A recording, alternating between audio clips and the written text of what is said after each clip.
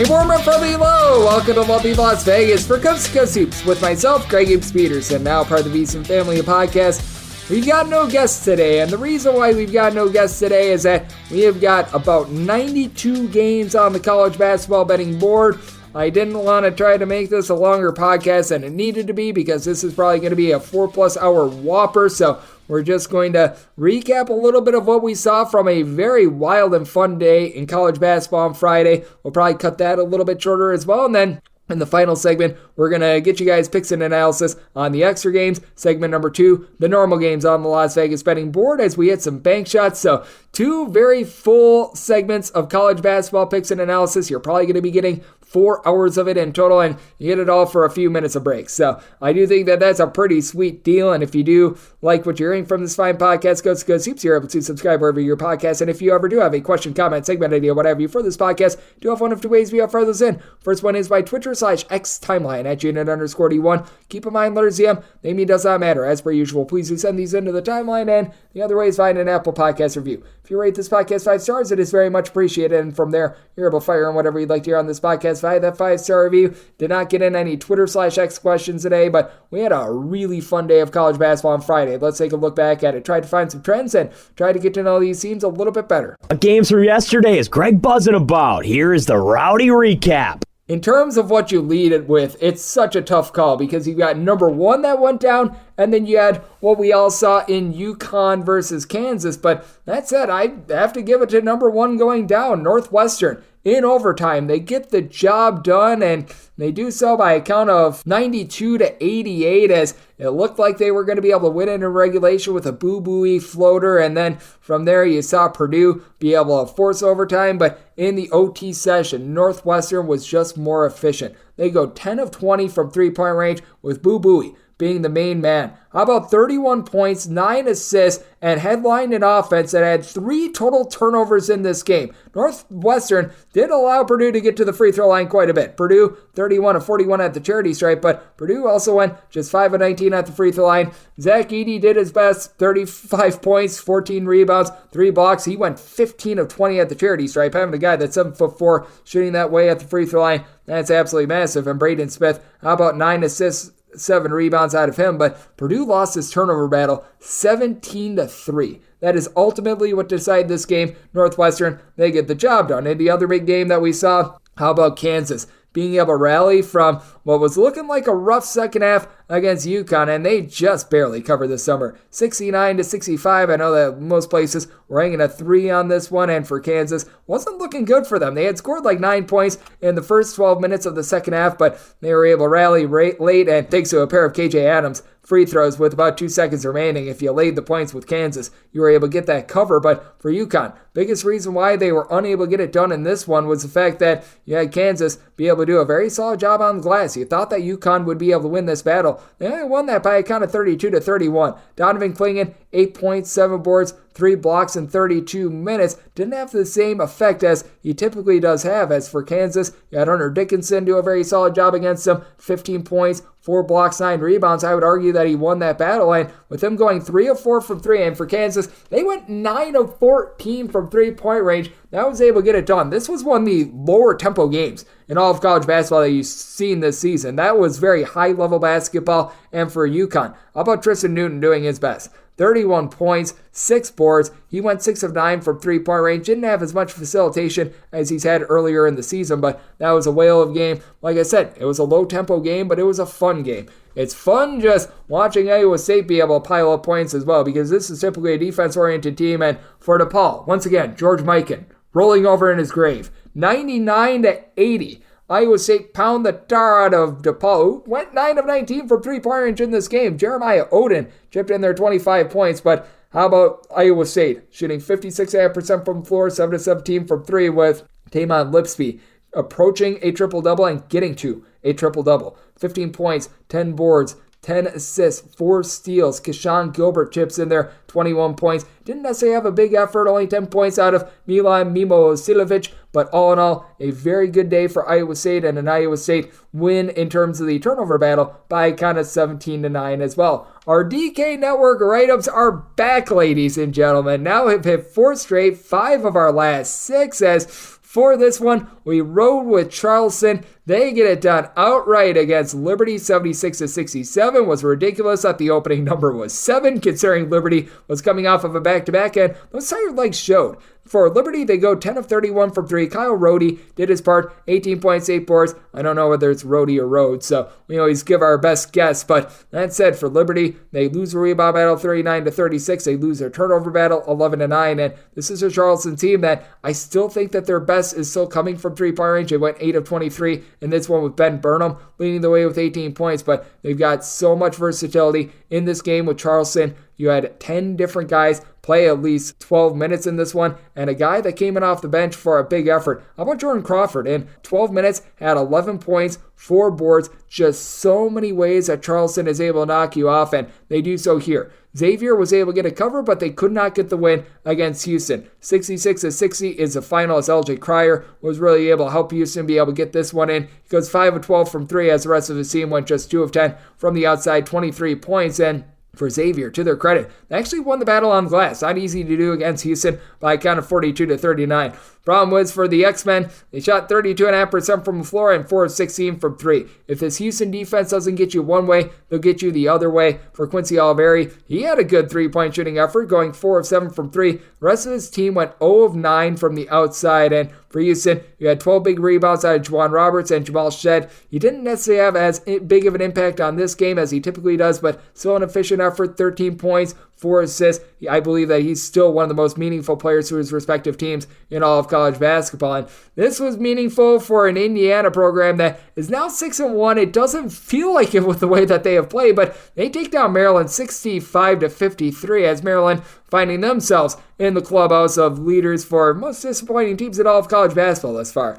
Maryland goes 2 of 16 from 3-point range. Jameer Young had 20 points, Julian Reese had 14, and everyone else laid a turd. Meanwhile, for Indiana, Khalil Ware took things over down low, 18 points, 14 rebounds as Indiana clobbers Maryland on the glass, 46-30. For Indiana, they do need to cut down on the turnovers, 16 turnovers in this one, but you had some relatively solid production out of Anthony Walker off the bench with 6 points, so it was a good win for an Indiana team that, once again, holds down a Maryland bunch that they are shooting less than 25% from 3-point range as far this season, so has been rather ridiculous there. You saw Iona get a nice win and cover on the road as Metro Atlantic Conference play began. They won that game by a count of 78-67, and Siena. You do want to be taking note of this team, a team that was ghastly towards the beginning part of the season, but now they've got some of their top players back at the fold. Michael Ealy only played 2 minutes in this game, so you do want to note that, but they did get back Zek Tekken. He was out for about 2 or so games. He had a big impact with 23 points. Siena is an underdog of about 5.5 points. They went outright against Rider, 67-65. Our nation's first president could not hold up, though, against South Carolina. 89-67. South Carolina now 7-0, and for South Carolina, this team has been covering most of these games as well. I think the only game that they did not cover were against VMI, and then that DePaul game as well, which they covered the opening number, did not cover the closing number. And for George Washington, they lose this game by 22 points despite going 11 of 22 from 3. The biggest reason why is that you had South Carolina go 18 of 35 from 3-point range with BJ Mack Truck going 4 of 8 from 3, 20 points. You had 24 points out of Michi Johnson, Taylon Cooper, 14 points, 8 assists, and 1 turnover for South Carolina. Just 3 turnovers. 10 for our good friends in George Washington. Massive win for South Carolina and a good win for St. John's as they go on the road. They take down West Virginia 79-73, just barely covering the closing number of 5.5. Just a miserable night for Seth Wilson, by the way. 2 points for a West Virginia team that, prior to this, they had a little bit of a tough time throwing it in the basket. And for St. John's, this wasn't even their best shooting effort. They go 7 of 27 from 3-point range, but you had Chris Ledlum be able to compile a double-double. Joel Soriano did it more on the offensive end with 24 points. So a nice win and learning experience in general for our good friends the Red Storm. You saw LSU get another tough test. They were able to win, but not even close to covering the double-figure spread against Southeast Louisiana, 73-66 the final, as LSU was laying 16.5. You did have Bo Baker have 18 points, but got to have your concerns with this LSU team. 17 turnovers, and with them not having the man that they were expecting in the backcourt and Jalen Cook, they just have been getting cooked thus far. And then we did see Boise State be able to pull it off against St. Mary's in some late night action, 63-60. Boise State was an underdog in their home state, and this was a very ugly game to look at, to say the least. As for St. Mary's, where they lose this game, they shoot 12 of 24 at the free throw line, and they weren't a good free throw shooting team last year as well. Ada Mahaney was able to chip in there 19 points. He got 17 out of Augustus Melisolinas, and for Mahaney and Melisolinas, they went a combined 8 of 8 at the free throw line. So that means that everyone else went a combined 4 of 12 from the free throw line for the St. Mary's team. Good grief. Meanwhile, for Boise State, they needed Dyson Dagenhart to be the best player on the team, and he was. 17 points, 5 assists, versatile player that only popped 1 3, but he was able to make that 1 3. And then we did see a late night scare with San Diego State on the road against UC San Diego, and for UC San Diego, just a few short years ago, was at the D2 level. They were up 57-43 with 7.5 minutes remaining, and they made like your buddy at the bar. They could not close. They allow a 20-5 run in the final 7+ minutes at San Diego State. They find a way to pull it out. As for UC San Diego, Francis Nowakwe was able to give you 15 points, 4 of 10 from 3. And this does look like an improved UC San Diego team, though it is one that's all over the place, because they also took a loss earlier in the season, Idaho, so that's not necessarily the world's greatest showing. But for San Diego State, Jaden Ledee was able to lead the team with a double-double, 13 points, 10 rebounds. Micah Parrish also had a double-double with 15 points, 10 rebounds. But the real question is, Darian Trammell, where has he been all season long? He did have 5 assists, but only 4 points. Do feel like they're going to need a little bit more out of him in the backcourt moving forward. So after a very fun and exciting college basketball day on Friday, let's take a look at where we are trend-wise in college basketball. And the trend has been, overs have been very, very hot. They continue to at 52% for the season, 603 overs, 557 unders, and I believe we're at 10 pushes right now on the total. Favorites have dried up a little bit, still profitable for the year. They're at 580, 572, and 16 against the spread, and home underdogs. After they were miserable to begin the season, they're back above 50% against the spread, 132, 129, and 6 against the spread. I am not surprised by that one bit, as if you look at home underdogs over the last 7 days, they have really heated up. 37-25 against the spread. If you did nothing but bet home underdogs, you're up 9.5 units on those games. Meanwhile, the over this past 7-day stretch, 146 and 131, so they have been hitting at about a 52.5% clip, and favorites hitting at just 46.5% in this time span, 128 and 148 against the spread. So that's what we all saw in college basketball on Friday, and that's what we're getting trend-wise. Coming next, 2 segments of picks and analysis. It's a loaded college basketball board for Saturday, 92 games in total. I give you picks and analysis on all of them, starting next with some bank shots here on Coast to Coast Hoops with myself, Greg Peterson, now a part of the VSiN Family Podcast. Sports Betting Innovative Analytics has taken the guesswork and emotion out of sports betting to bring you an innovative and trustworthy resource to enhance your journey to becoming a winning player. With industry-leading money-back guarantee options backed by their sophisticated modeling, they want to introduce you to a system that's not widely seen or available to help you beat the bookmaker. Specializing in NBA, college basketball, and WNBA, your first week is always free. Get started at SBIA1.com today.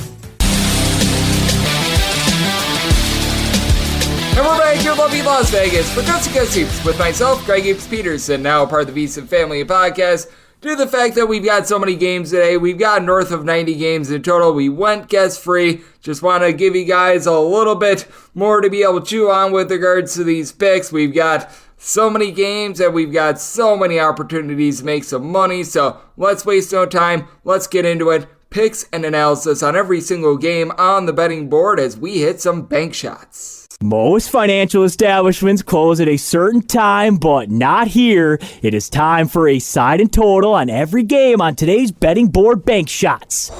Do note that as per usual, any changes that are made to these plays will be listed up on my Twitter/X feed at unit_81, and we are going to be going in Las Vegas rotation order. This is where we go with the games that are mostly in time order in terms of the bigger conferences first, and then the Atlantic Sun, the MEAC, the SWAC, the Big South, the America East, the Southland, the Patriot League. Those games, they're listed with 6 digits. Those are at the bottom. Let's get things started with 601, 602 on the betting board. IUPUI plays Western Northern Kentucky. The Norse of Northern Kentucky find themselves as favorites of 9 points, open up at 7. Totals anywhere between 140.5 and 141. Wholeheartedly agree with this move. I set mine at 12.5. I am still willing to lay it with Northern Kentucky. This Northern Kentucky bunch has certainly had their issues thus far this season, especially on the glass. You really don't have anyone that's able to give you north of 6 rebounds per game. They're clearly missing Chris Brandon, but for IUPUI, you don't have a single guy that's able to give you north of 5 rebounds per game, and quite frankly, for IUPUI, this is a team that's really not doing anything good. Sans having Jalen Counter in the fold.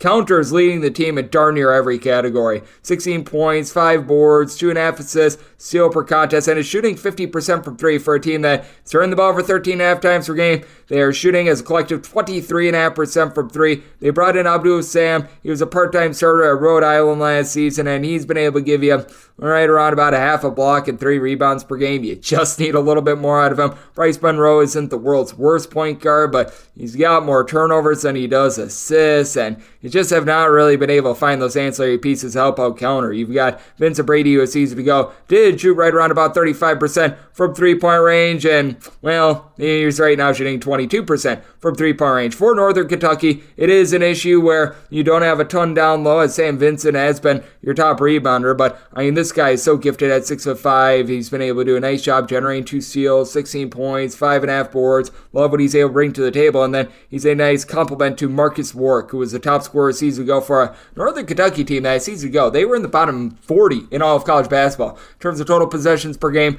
they're very much a defense-oriented team. For Warwick, he shot 38% from distance last year, more like 32% this year, but still giving you 18 points. This is a Northern Kentucky team that they themselves are going to look to cut down on the turnovers just a touch, about 13.5 per game, but they still generate about 8.5 steals per game. Each of their top 4 scorers have been able to give you at least a steal per game, and they do have some upside down low. 6'9", Keon Idejeri, he comes in from Marquette, was a former top 200 recruit. This is a Northern Kentucky team that should take it to an IUPUI team that they're just not a functional basketball team, and for Northern Kentucky, after they gave up the 90 spot to Cincinnati, they've kicked it into high gear on defense, giving up a grand total of 123 points in their last 2 games, and for this IUPUI team, in terms of actual regulation, they have scored now 63 points or fewer in 3 of their last 4 games, with one of those games being an overtime game against non-Division I Cleary. So, set Northern Kentucky is a 12.5 point favorite. I'm going to be one to lay with them. Semi total 136.5. I think Northern Kentucky takes it to IUPUI on defense. So, looking under and looking to lay with Northern Kentucky. 603, 604 on the betting board. It is Notre Dame, and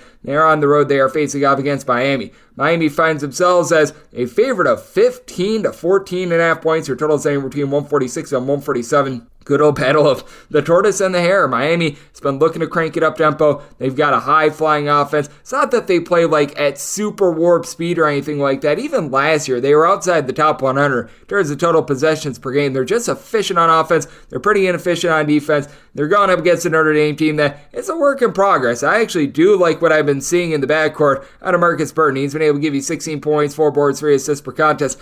Only guy in the roster that's giving you north of 8.7 points per game. You have Julian Roper is able to give you about 5.5 rebounds per game, and if I'm able to say something nice about this team, you do have 5 separate guys giving you north of 4.2 rebounds per game. They are all your main scorers, but this team is shooting 28% from 3. They're really not there defensively. Micah Shrewsbury is a very good coach, but he's just not surrounded by talent. No Chad Omier is going to be able to win the battle down low, 16.5 points, 8.5 boards. Now, the one thing I will caution you with Miami, and it's a big reason why I do look at the under, they just can't continue to shoot 43% from 3-point range. This is a really good 3-point shooting team. It's darn near impossible to go through an entire season shooting north of 43% from 3. Wooka Poplar is shooting 55.9% from 3. 18 points, 6.5 boards. Once again, very good scorer. It's not 55% good. Matthew Cleveland, good scorer. He's not 53% from 3-point range. Good, but this is also a bunch in Notre Dame that I think is going to have a tough time shutting down both Bentley Joseph and Nigel Pack in a combined 24 points,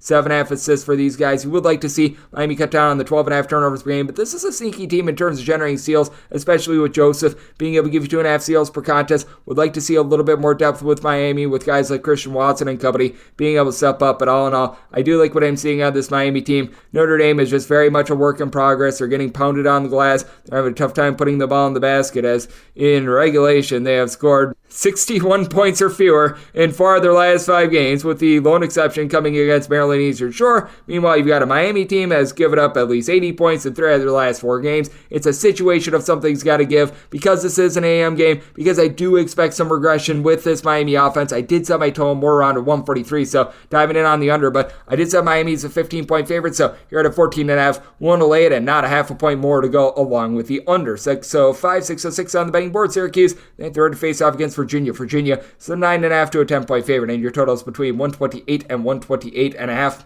Did set my number at 11. I'm going to be willing to lay the 9 to 10 with Virginia. Virginia just once again doing a great job slowing games down. They're back in the top 15 in terms of total possessions per game, in terms of the negative, in terms of just how slowly they are playing it. They're just far ahead of the Syracuse team defensively. Syracuse, they used to run the 2-3 zone under Jim Boeheim. They're now switching it over with Mr. Autry taking over. And I mean, for Syracuse, it's not like the defense has been atrocious. They're right around 80th in the country. In terms of total possessions per game, you've got a Virginia team that's currently 9th. And with them playing so slowly, I think that this is going to be a Syracuse team that has a tough time being able to find a way to put the biscuit in the basket. Set by total at 125. Now, what I will say for Syracuse, Judah Mintz has been awesome. How about 20.5 points, 4 assists, 2 steals on 43% three-point shooting? Who's going to be able to help him out? J.J. Starlin, in my opinion, has been a little bit of a disappointment in terms of his scoring. He's able to give you 5.5 boards. He gives you 4 assists. He's a pretty solid defender, but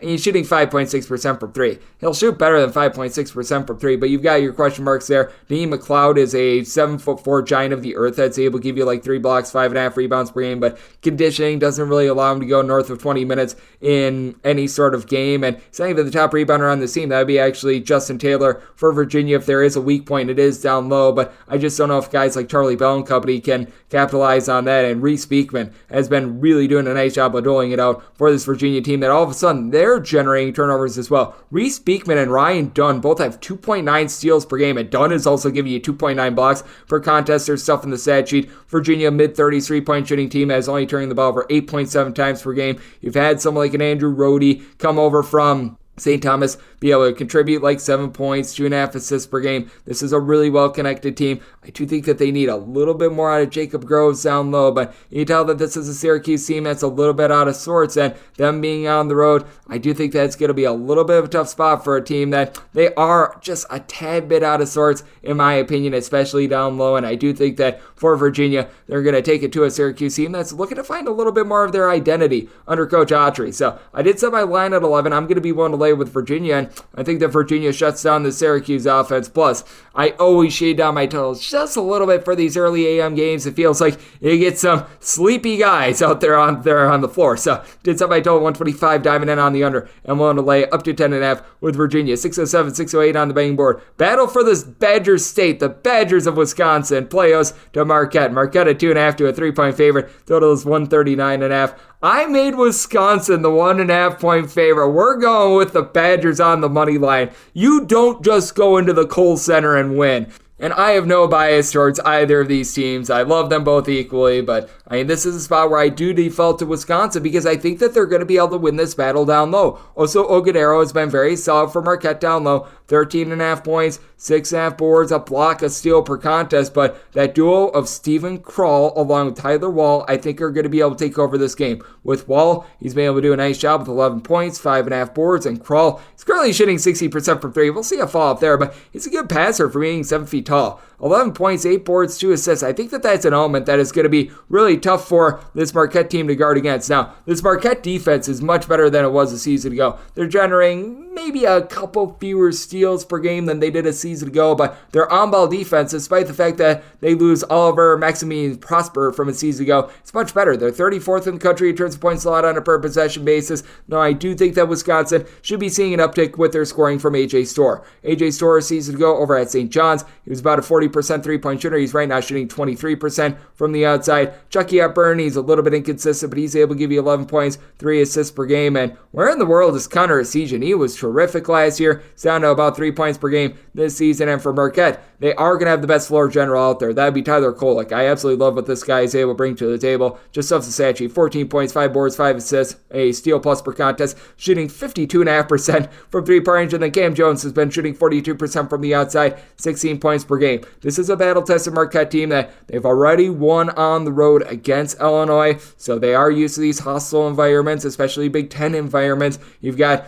some other guys like David Joplin, who's a good sixth man that's able to give you scoring. Chase Ross, who's able to give you 7.5 points per game. But I do think that the Marquette defense is going to have a little bit of a tougher time down low with these Wisconsin bigs. And I think that Wisconsin, with that tremendous home court environment, wins from within. I set Wisconsin as a 1.5 point favorite. I'm taking them outright on the money line. This Wisconsin team playing just a little bit faster this year, and I do think that this is a game that comes down to late game felling. I set my total at a 139.5. I've seen a 138.5 pop up. If we get back there, I'm going to be taking a look at the over, mostly seeing 139.5. So if we get to a 140 or higher, looking at the under with 139 or less, going to be taking a look at the over. 609, 610 on the betting board. South Florida, it's a road face-off against UMass. UMass is a favorite of between 6 and 6.5 points. Your total is between 146.5 and 147. And with UMass, I did set them as a favorite of 3.5 points. So I'm going to be willing to take those points with South Florida. South Florida brings in Abdul Rahim, who is the coach over at Kennesaw St. He brings with a lot of his guys, and just been a little bit of a mismatch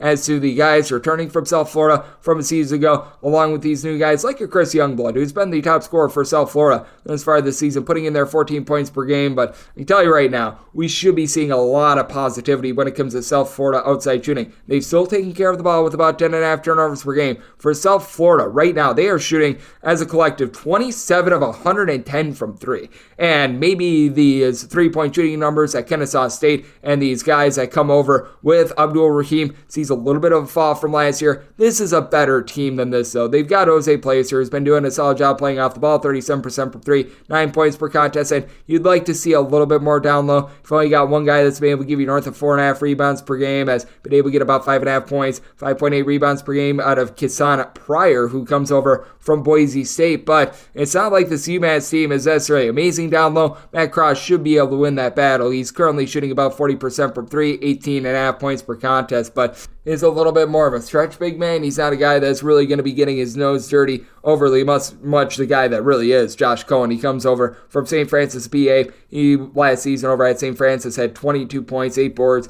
He has been pretty tremendous, but this is a very top-heavy UMass team. You've got these two guys along through Sudal Diggins, give you about 9 points, 3 assists per contest, shooting 38.5% from three, and then from there, you've got a big giant drop-off in production. Now, what I will say is that some of the ancillary pieces have been able to do a good job of doling out the balls. You get a combined 7.1 assists per game out of Jalen Curry along Keon Thompson. These guys have been nice helpers for a UMass team that's currently only turned the ball over 9 times per game, but you also have to wonder if UMass having north of a week off, last time they played was the 22nd of November, that's going to be affecting them a little bit. And you take a look at the competition that UMass has played. Central Connecticut State, they lose at home in overtime to Harvard, and then they play Quinnipiac and Albany. That's not necessarily the world's greatest competition. Now, it's not like South Florida's been playing monsters of the Midway themselves. They're coming off of a rough loss against Hofstra, but I do think that with Jaden Reed being able to give you an assist-to-turnover ratio that is north of 3 for South Florida, this team is going to be able to hold in there against a UMass team that just feels a little bit top-heavy, and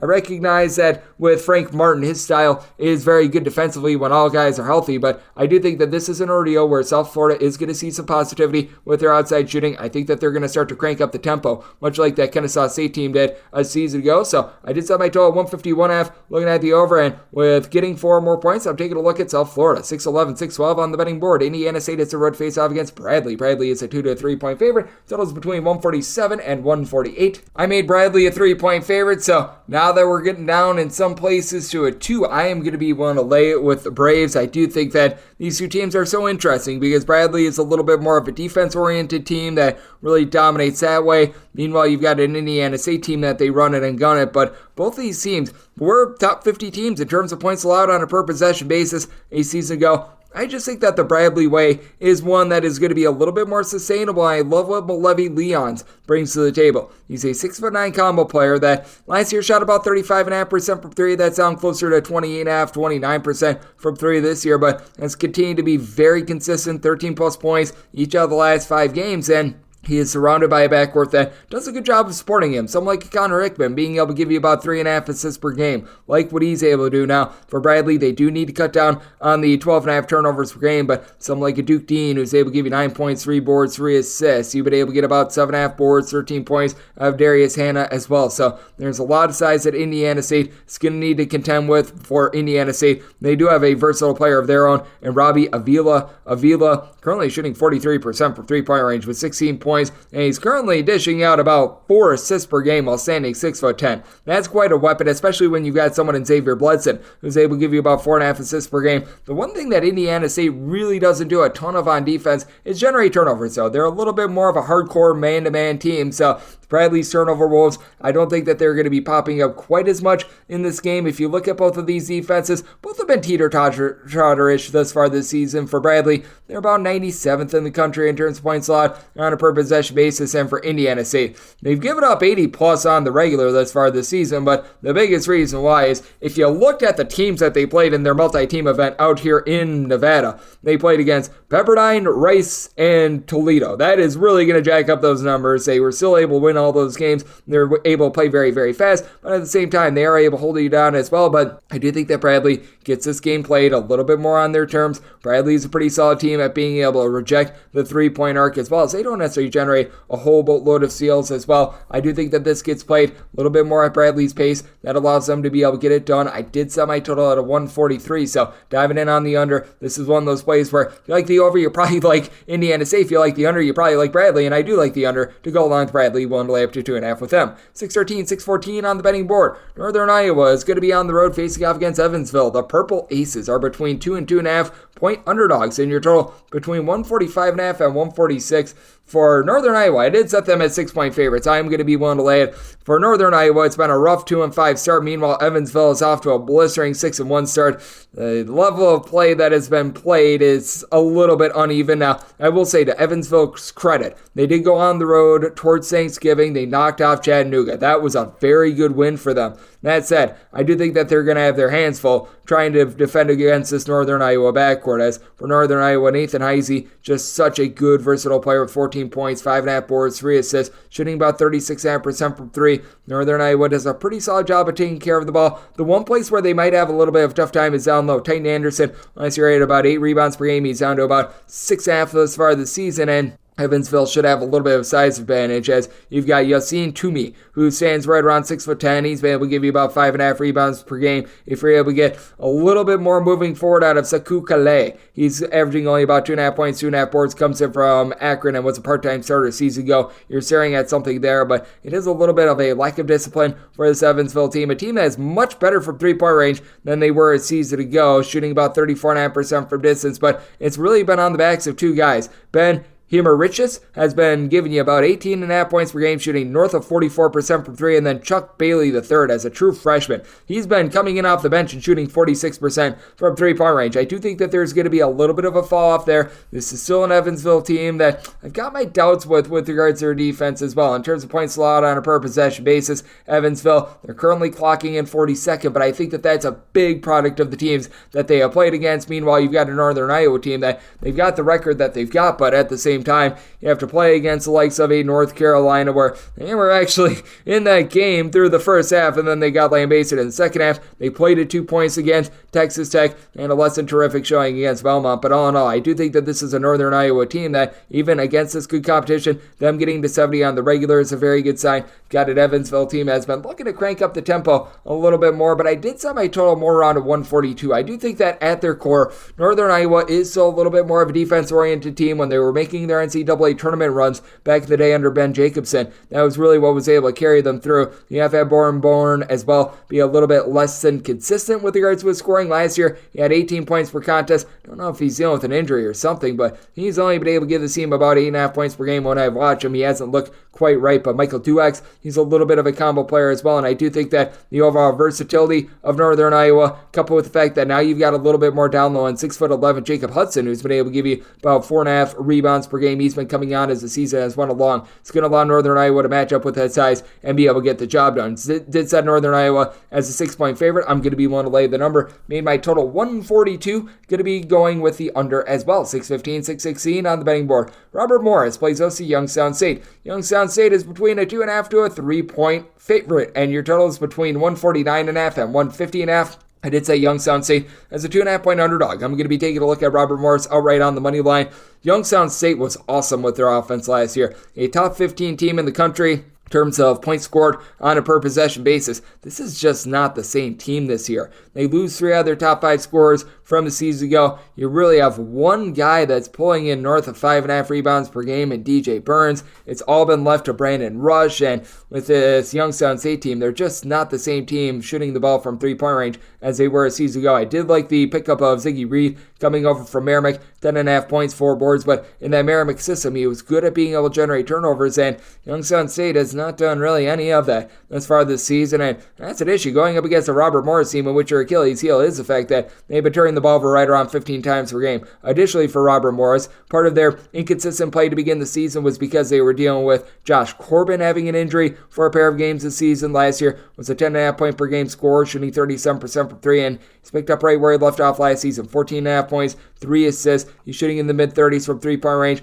On top of that, I do think that Marquise Hastings is going to be able to win this battle down low at 6'7". He's been able to pull in there 14 points, 9 boards, comes in from the MAC. I absolutely love what he's been able to bring to the table for this bunch. You've got a Robert Morris team that as well shoots about 80% of the free throw line. We have seen free throw shooting percentages be very inconsistent in college basketball this season, and for Hastings, he was dealing with a little bit of an injury prior to the team's last game, but was out there. He was firing on all cylinders, and you also now have an alpha dog scorer in Justice Williams as well. Williams logging 15 points, 3 boards, 3 assists, a former top 250 recruit that doesn't shoot it well from 3, but he's got guys around him like Corbin that are able to do so. And for Youngstown State, with having just so much on the plate of Brandon Rush, not necessarily having a whole ton of depth as well, I've got my concerns with them. They've been able to pile up 75 plus points in 4 out of their last 5 games, but 2 of those games came against non-D1 teams. Another game came against Utah Tech. You got a Robert Morris bunch. I do think that they're going to kick it into gear with their offense as they have scored 68 or fewer in 4 of their last 5 games. Robert Morris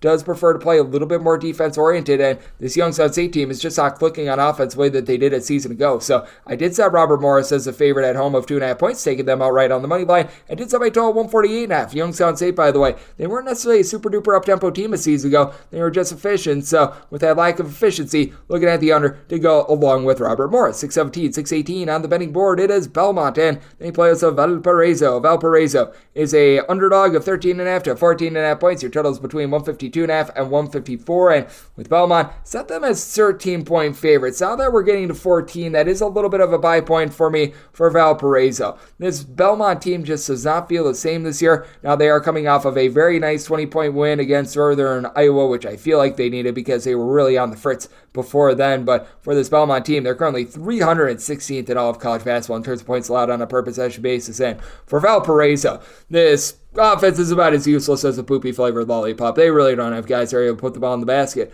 but they're not terrible on defense. They're about 122nd in the country in terms of points allowed on a per possession basis when you consider the fact that they have to play against some pretty good competition. Illinois was on their ledger a few weeks ago, and I remember they gave them a good first half before fading into the abyss in the second half. They did have to play against Drake, teams like this. I'm actually halfway impressed by what they've been able to do on that front. They have come in, given up 66 points or fewer in 3 out of their last 5 games. Meanwhile, for this Belmont bunch, they have given up at least 69 points in every game against a D1 foe thus far this season. For Valparaiso, they have also found a go-to scorer. Isaiah Stafford, he's been able to chuck in there 39% from distance, 18 points, 5 boards, 2.5 assists per contest. With Jackson Edwards, the Murray State transfer, being able to give you 6.5 rebounds per game, they should be able to play Belmont relatively strong on the glass, as Belmont does not have a single guy that's able to give you north of 5.5 rebounds per game. Now, what I will say for Belmont is that each of their top 4 scorers, they have all been able to give you at least 4.4 rebounds per game, including Cade Tyson. He's a 6'7", nice combo player that shooting 46.5% from three-point range, and Belmont is one of the best three-point shooting teams in all of college basketball. Shot right around 38% from three last season. They're shooting 37.5% from three this year, but they've been turning the ball over a little bit too much, and it's very concerning that Keyshawn Davidson has had a drop-off from what he was a season ago. Last year, 8.5 points, shot 35% from three with 4.4 assists and 2 turnovers per contest. As far as this season, 6 points per game on 25% three-point shooting. Now, he, along Jacoby Gillespie, have been able to work in tandem to give out a little bit over 7 assists per game, and Malik Dia being able to give you 5 boards, 16.5 points per game does add some versatility, but for Valparaiso, having a guy that is very much pass first in Darius DiViero, he's been very instrumental in this offense, just being able to get online a little bit more in general. Hasn't been great, but you know what? They've exceeded 70 points in 2 of their last 3 games. And for DiViero, 4.7 assists and 2 turnovers per game. He gives you a steal per contest. I do think that Valparaiso going to be able to do a halfway solid job down low. I do think that this game gets bogged down just a little bit as well. And I do think that we will see Belmont cool down just a little bit with their three-point shooting, giving us a good look at the under semi-total at 149. And here at 14, I'm going to be willing to take the points with Valparaiso, set them as 13-point dogs. 619, 620 on the betting board. Ole Miss is going to be playing us in Memphis. Memphis is a 1.5 to a 2-point favorite, and your total is between 141 and 141.5. It's a Moussa Cisse revenge game, and I set Ole Miss as a 2-point favorite. I'm willing to take them out right on the money line. Now for Ole Miss, it's been a teeter-totterish team. We talked about this with Blake Lovell of Southeastern 14 on the podcast yesterday, but I like what I'm seeing at the Ole Miss team right now. Alan Flanagan has become that guy for Ole Miss. 19 points, 7.5 boards, steal and a half, block and a half, shooting 55% from three-point range. That is certainly going to be taking a little bit of off, just like Matthew Morrell. His 25% three-point shooting should be coming up. So the overall shooting of about 33.9% from three, I think is actually quite sustainable for the team. But now you add there Moussa Cisse, who just won the best overall defensive big men in all of college basketball, along with 7'5" giant of the earth, Jamarian Sharp, who last season over at Western Kentucky, he averaged north of 4 blocks per contest. This year in 20 minutes per game, he gives you 5 boards, a steal and a half, 2.7 blocks per game. This is a disruptive Ole Miss defense. They are very much taking on the identity of their coach in Chris Beard. The offense is going to be a little bit of a work in progress, but for Memphis, this is a team that they get very sloppy with the ball as well, and they just don't play the same way on defense. Ole Miss right now about 59th in the country in terms of points allowed on a per possession basis. Memphis 92nd, and for Memphis, 13.3 turnovers per game. That is a little bit unsightly because you do have a lot of moving parts. They have found their main floor general in Javon Quinterly. It's a little bit of a downgrade to what Kendrick Davis was a season ago, but this guy is solid. 11.5 points, 4.5 assists per contest, not quite the shooter that he was pre-injury over at Alabama, but all in all has been solid. And David Jones, he's already had a few triple-doubles throughout his career. He's shooting 44.5% from three, and I do think that with Memphis, that 37.5% three-point shooting, it should calm down, including Nick Jourdain shooting 66% from three-point range and 47% out of Ashton Hardaway. But this Memphis team, they certainly do have a lot of versatility. They do have a lot of just depth in general. Jordan Brown, who comes in from Louisiana, 7 points, 4.5 rebounds per game. So in terms of true size, Ole Miss is going to be a little bit outgunned, but that reinforcement of Cisse, that is going to be able to help them out so much in this game. And I do think that with Ole Miss turning the ball over just 9.5 times per game, they're going to be the more efficient team. And I do think that with Moussa Cisse beginning his career at Memphis, there's a little bit of a chip on this Ole Miss team's shoulder to be able to continue this 6-0 start and to be able to get the job done here. I did set Ole Miss as the favorite of 2 points in this spot, so I'm going to be willing to take them out right on the money line. I do think that Cisse is going to be able to elevate an Ole Miss team that in order to win, they're going to need to win on defense. I think that they're going to be able to do so here. So my total of 140, diving in on the under. And I'm going to be taking a look at Ole Miss outright on the money line. 621, 622 on the betting board. Ohio plays host to Delaware. The Blue Hens are a 7-point underdog with your total between 149.5 and 150.5. And with Ohio, I did set them as a favorite of 8 points. So here at the 7, I am going to be willing to lay it. Delaware is a team that I still have a few question marks on. Christian Ray is a very solid rebounder. Over the last few seasons has been someone that has been able to log right in the neighborhood of about 8 or so rebounds per game. Began his career at LaSalle. He's been rock solid. And Jair Davis, because they did lose Jameer Nelson Jr. in the offseason, has had to step up, become that number 1 scorer, and so far so good. 18 points, 7.5 boards. Not a great three-point shooter at about 28%, but he's able to impact the game in so many different ways. But this is an Ohio team that is willing to go bombs away from three-point range. They're shooting about 35% from the outside. You've got the AJs, AJ Clayton, AJ Brown combining for about 23 points per contest. With Clayton, he's shooting 56% from three-point range. And then you've got the Creighton transfer in Sharif Mitchell. He's just a little bit of a cast-off over there at Creighton. He's come in and he's made a big impact for a steal and a half, 14.5 points per game. That very much helps out Jalen Hunter, who's been able to give out 4.7 assists per contest himself for Ohio. Does the team have ideal size? No, but when they need to go big, they do have 6'11" big man Gabe Woods-Nitzer, who comes in from Louisville. It has been a little bit of a rocky Ohio defense, to say the least, and really both of these teams were outside the top 200 in terms of points allowed on a per possession basis a season ago, and both of these defenses do look a little bit better. Delaware more around 106th in this category, Ohio 161st, but Ohio just has more guys that they're able to lean on for scoring. For Delaware, you just don't have as much sharp shooting as you did a season ago. You have a bunch as currently shooting 36% from the outside. Gerald Drumgoole, he was the top scorer over at Albany. He's been able to give you 12 plus points per contest. Kayvon Riley, he's coming off of shooting 45.5% from three on higher volume. He's been able to give you 12.5 points, shooting 41% from the outside, but you really don't have much of an outside force with someone like Jelon Trent, who's been very versatile for the team. 8.5 points, 4 boards, 3 assists per game, but for Delaware, they're going to have a little bit of a tough time with really not a lot of rebounding outside of Ray and Jair Davis. Coupled with that, this is an Ohio team that they just come at you with waves in the backcourt, and this is a Delaware defense that when they've had step-up games against the likes of George Washington, against UNC Greensboro, they haven't been cratering very much. Meanwhile, this is an Ohio bunch that they've been proving that they're able to do it a little bit more on the defensive end as well. If you count out that double overtime game against George Washington, because that was a little bit harebrained, they've now given up 74 points or fewer in 3 out of their last 4 games, while being able to get to at least 71 points in regulation in each out of their last 5. I do think that Ohio just has too many weapons in the backcourt. I do think that Delaware is going to have a little bit of a tough time with that, so as a result, I did make Ohio the 8-point favorite. I'm going to be willing to lay the number and did set my total at 148. Neither of these teams are super duper fast. I think that you fall a little bit short in terms of the total possessions, and both of these defenses improved from a season ago. So diving in on the under, I'm going to be willing to lay it with Ohio. 623, 624 on the betting board. It is Old Dominion, and they're going to be hitting the road face-off against Northeastern. Northeastern is a 1.5 to 8.2 point favorite, and your total is 141 to 141.5 with Northeastern. I did set them as a 3-point underdog. I'm going to be looking at Old Dominion outright on the money line.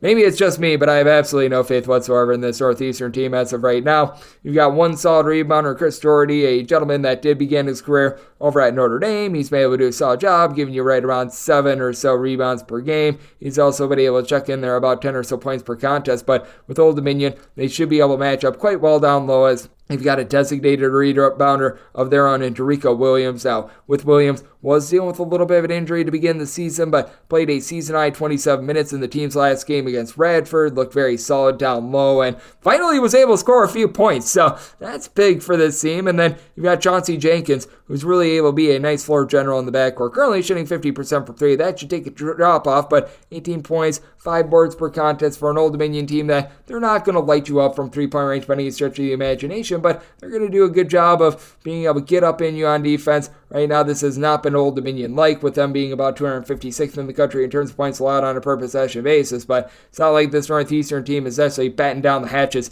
in terms of their defense as well for Northeastern. In terms of points allowed on a per possession basis, 334th. Not terrific, to say the least. In the backcourt for this Northeastern team, you just have a bunch of question marks as well. Lucas Okota has come over from Harvard, 11 points, 2.5 assists per contest. He's been fine. And Joe Pridgeon has been able to give you 10.5 points, right around 5 boards. So remember when he was in the Patriot League during the 2019-20 season. He's putting up like 16 points, 7 boards. It looked like he was going to be one of the more impactful mid-major players in all of college basketball. And if there is one thing to be said about this Northeastern team, they do have balance. They pretty much have 7 different guys that give you at least 8.9 points per game, with nobody giving you north of 11.3 points per contest, so you really do get it from everyone. But with Northeastern, this is a low-tempo team that has turned the ball over 13.5 times per game. They don't generate those turnovers, and despite being a low-tempo team, Northeastern has given up at least 76 points in 5 straight games. Meanwhile, you've got yourself an Old Dominion team that has scored fewer than 70 points in 4 of their last 5 games, but has been able to hold up quite well on defense ever since they have gone past the Arkansas and Princeton game. So this is a spot where I did set my total at 133. I do think that we're going to be seeing very much a slowed down game. I do think that Northeastern is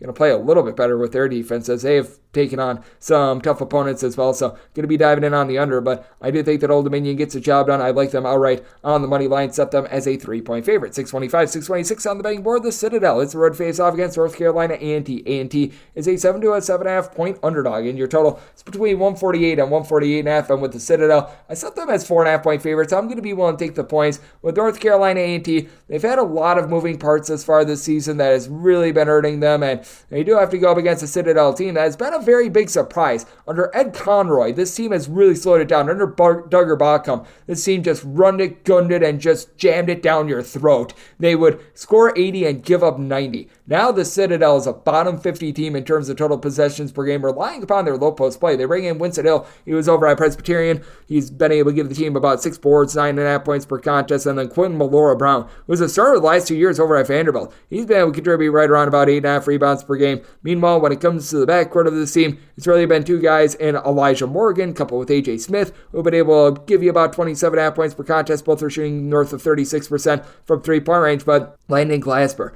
has really been able to step up for this A&T team now. He needs help around him as he's been able to log about 19 points per contest. Shoots right in the neighborhood about 32% from 3-point range for a bunch that currently does not have a single guy that's able to give you north of 4.5 rebounds per game. Been a little bit rough in terms of shooting in general, but you do have a pair of teams that just a little bit interesting with them in terms of their backcourt as well, because they are both very much dominated by 1 or 2 guys that just take over the game. Now for North Carolina A&T, also ghastly for the team. Out of 362 Division I teams, they are currently, you guessed it, 362nd in terms of points allowed on a per possession basis. Citadel is able to do a much better job on that front, but for A&T, looks like you're getting quite a bit more right now out of Uchenna Kelman Nicholas. He comes over as a true freshman, and he's been able to now shoot 35% from 3, a combined 29 points in the last 2 games. And for A&T, this team got absolutely destroyed, number 1 against Pittsburgh, and in general, first few games were very rough for this team. They have been able to get it going with their scoring, though. They've been able to score 70-plus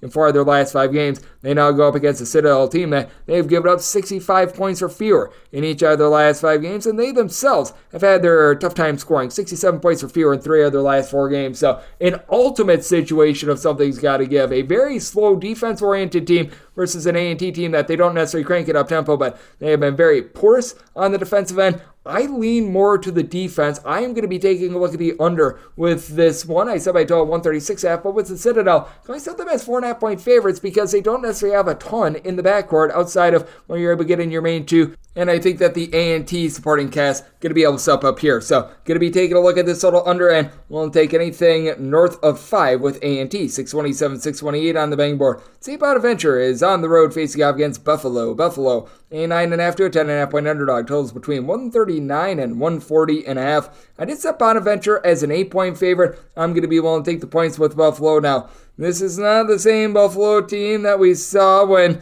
you saw like Nate Oates in the fold, when you saw Bobby Hurley and company. This is a diminished Buffalo team, but I do think that they're going to be able to hold in this game against a Bonaventure team that they return a lot of minutes, but feels like it's been a little bit clunky thus far this season, as you've been able to get right around 13 points per contest out of Charles Pride. They've got much better depth than they did a season ago, but that said, with regards to rebounding, you've only got one guy that's been able to give you north of 5 rebounds per game, and that would be Pride. You've got what used to be Jan Farrell. He's now Asa Amasovis, something like that. I don't know why the name changed, but that said, he's seen a little bit of drop-off this year with 8 points, 4.5 rebounds per game. For Bonaventure, they're only shooting about 30.5% from 3, despite the fact that Darrell Banks III, Micah Adams-Woods were combining for about 21.5 points per game. These guys, throughout their career, have been relatively good shooters. Now, with Buffalo, this team has been rough in the backcourt, to say the least. They're right now relying upon Anquan Bolden Jr. and Sean Fulcher,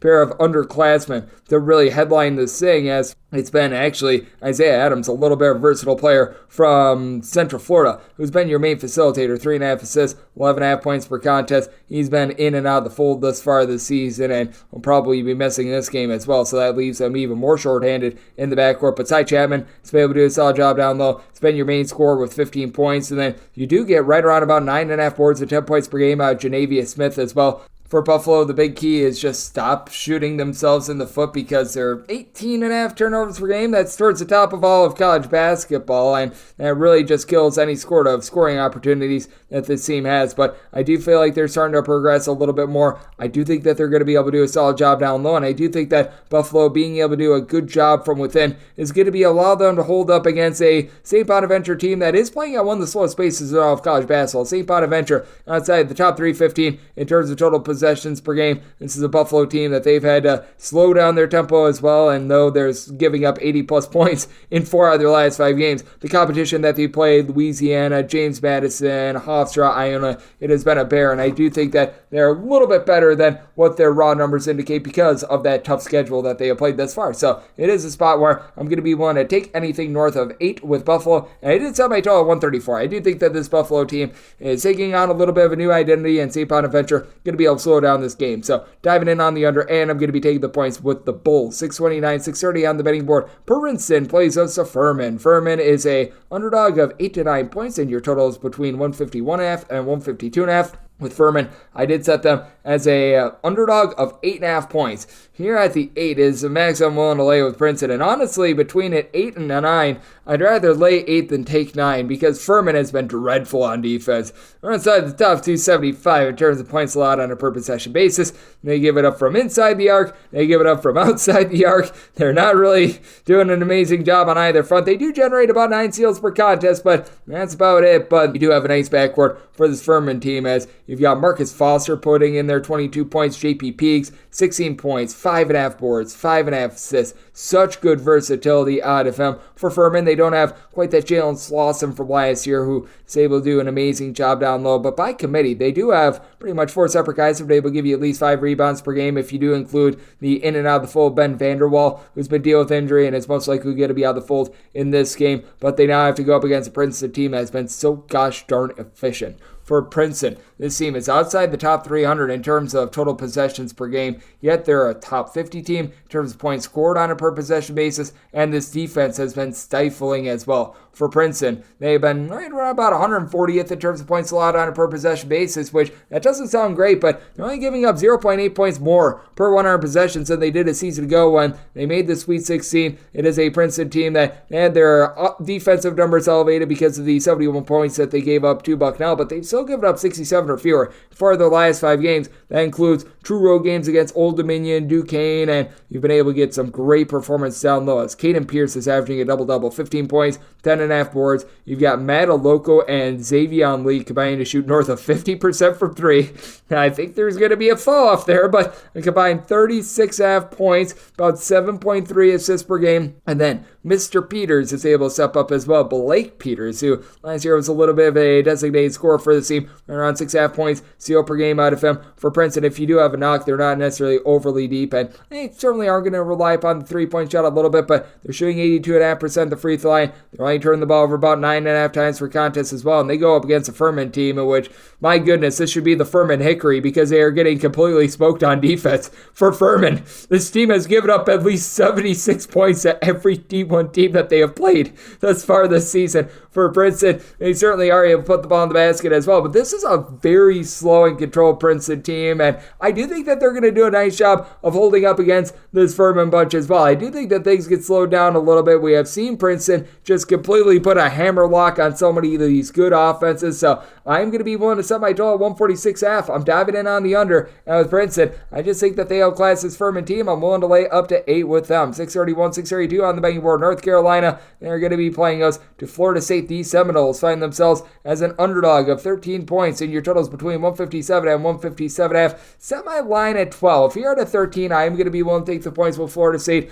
Less than savory outcome for our good friends the Seminoles a few days ago when they were up double figures against Georgia, and then they made like your buddy at the bar, and they could not close. They're going to have their hands full going up against Armando Bacot. Bacot has been absolutely tremendous down low, logging 11.5 rebounds, 16.5 points per game. We all know what to expect there. The question mark is, can North Carolina continue the prosperity that they had in their last game against Tennessee, where they lit them up for 100 points? That's by far the best that this backcourt has looked all season long. They're shooting 38% from three, and last year North Carolina was highly suspect from three-point range, shooting 31.5% from the outside. I think that they're better than how they shot a season ago. I don't think that they're quite a 38% three-point shooting team, though, as well. And Elliot Cadu, the freshman that comes in from the great state of New Jersey, has really been able to make some good contributions as well. He had 10 assists to 0 turnovers in that game against Tennessee, and that's exactly what the doctor ordered, with a lot of moving parts. Now, I do have a little bit of a concern with North Carolina as well, in that they just rely maybe a little bit too much on Bacon, because you've only got one other player giving you north of 3.6 rebounds per game. That'd be Harrison Ingram. Good versatility, 15 points, 7 boards. Meanwhile, for Florida State, this team always just comes at you in waves, and right now they're going back to the 9-man rotation, which all 9 guys give you at least 13 minutes. Josh Stickleberry's a little bit of a designated three-point shooter from LaSalle. Darian Green is someone that's able to really light it up from three-point range to 38% three-point shooter. And you've gotten some good versatility in general at the VCU transfer in Jameer Watkins. At 6'7", he's really done a nice job doling out 4 assists, 6 boards, 13 points per game. And we've seen some moments of brightness from Florida State. They win that overtime game against Colorado. They take it to UNLV. They also get lambasted against Florida as well. So we've seen the best of it and we've seen the worst of it. And for this Florida State team, they really do need to elevate their defense in terms of points allowed on a per possession basis. They were just absolutely ghastly a season ago, and thus far this season they're right around 87th. Meanwhile, North Carolina, they do look a little bit improved on their defense as well, right around 94th in the country in terms of points allowed on a per possession basis as well. I do think that this is going to be a higher scoring game. I think that maybe we've went a little bit too far. I did set my total at a 156 with North Carolina. It's not like this team is looking like a slug or anything like that, but you could tell with some of the pieces that they brought in via the transfer portal, they're not absolutely just ripping it down your throat. They're playing a little bit faster than a season ago, but I do think that that's a little bit of a product of the teams that they have been playing recently. And for this Florida State team, they are more around 35th in the country in terms of total possessions per game, but that game that they played against Colorado has a big hand to play in that as well. So I'm going to be diving in on the under, set my total at 156, and being able to get north of 12, I'm going to be willing to take the points with Florida State. 633, 634 on the betting board. Duke gets the road face-off against Georgia Tech. Ramblin' Wreck of Georgia Tech are 12.5 to 13-point underdogs. Your totals between 148 and 148.5. I set Duke as a 14.5-point favorite. A lot of people are going to be a little bit off-put by the road loss that Duke took. I'm actually encouraged that Duke decided to play a road game. I mean, thank goodness gracious. This Duke team, never ever plays road games. So I actually give a little bit of credit. Good job, John Shire. Unlike Coach K, you're willing to play a team on the road. So someone give him a gold star for that. And I do think that it's actually going to help out this Duke team moving forward. You've got Kyle Filipowski, who's going to be able to dominate down low, 20 points, 8 boards. He's able to pop threes, not necessarily going to shoot at an amazing clip, but he's shooting right around 30.5% from three with a block and a half per contest. And then you're able to pair that up with some of these guys that should be able to make an impact around him, like Tyrese Proctor has been able to give you an assist to turnover ratio that's right around 5. We'd like to see the outside shooting come alive a little bit, and they do go up against the Georgia Tech team that this team has been really all over the stinking place. They got completely romped by 35 points against Cincinnati and then bounced back to win at home against Mississippi State. They've already lost at home to UMass Lowell. They played a 3-point game against Howard. I mean, this is just a whining adventure for Mr. Damon Sotomayor, who has a primary scorer, Miles Kelly, who's been able to give you 19 points, 6.5 boards, good versatility there, but this is not a Georgia Tech team that's going to light you up from three-point range either. They're shooting a little bit less than 30% from three-point range. It's a Georgia Tech team that's looking to upgrade their tempo a little bit. They're playing at a clip of about 80th in the country in terms of total possessions per game, so this is faster than they did in the John Pastner era. They're a mid-level defense, about 141st in the country in terms of points allowed on a per possession basis. And with Duke, they really have taken on the entity of a defense-oriented team under John Shire. They're still in the top 50 despite that loss against Arkansas in terms of points allowed on a per possession basis. And for Georgia Tech, I think that they actually have a lot of upside. They just need to figure out what they've got in some of these transfers. Like Amari Abraham was pretty solid over at Ole Miss a season ago. He's only been able to give you about 5 points per contest. Kawasi Reeves, feels like he's starting to find his way as well. 11 points, 4.5 boards, and Deshaun Claude is able to give you 5.5 rebounds coming up from Western Carolina, but I don't think that there's anyone that's able to match up with Kyle Filipowski. I like the overall game of Mark Mitchell as well, and a little bit of a rough go of it against Arkansas a few nights ago, but this is a Duke team that has been able to do a solid job of valuing the ball, just 9 turnovers per game. They go up against a Georgia Tech team that they're a little bit of an opportunistic defense that has not been able to generate the turnovers that they did with Josh Pastner at the helm, and for Georgia Tech, this is an offense that has been all over the place this season. I do think that Duke going to be able to get back to their very good defensive ways, much like we saw prior to that game against Arkansas. So this is a spot where I did set my total at a 140.5. I'm diving in on the under of Duke. I'm going to be willing to lay 14 points with them. 635, 636 on the betting board. Oakland plays us to IPFW, aka Fort Wayne. Fort Wayne is an underdog of 7 to 7.5 points. Totals anywhere between 148.5 and 149, and with Oakland, I did set them as a favorite of 6.5 points. So being able to get north of 7, I'm going to be willing to take the points. You've got two teams that have experienced prosperity thus far this season. Oakland, they get a nice road win against Xavier. Doesn't look as good now, but Fort Wayne opened up the season going on the road and knocking off DePaul, which George Mikan is rolling over in his grave watching this DePaul team. I mean, there's just so much sadness. But with this Fort Wayne team, this team has a lot of really good shooters. Their shooting is a collective 37.5% from 3, and I don't think there's going to be much of a drop-off, what has typically cost them Fort Wayne, because traditionally, this is a team that they shoot well from 3, but they also typically turn the ball over north of 13 times per game. That's not the case this year. They bring in a guy that I like in Rasheed Bello. He played over at UW Parkside, the lone D2 university in the great state of Wisconsin,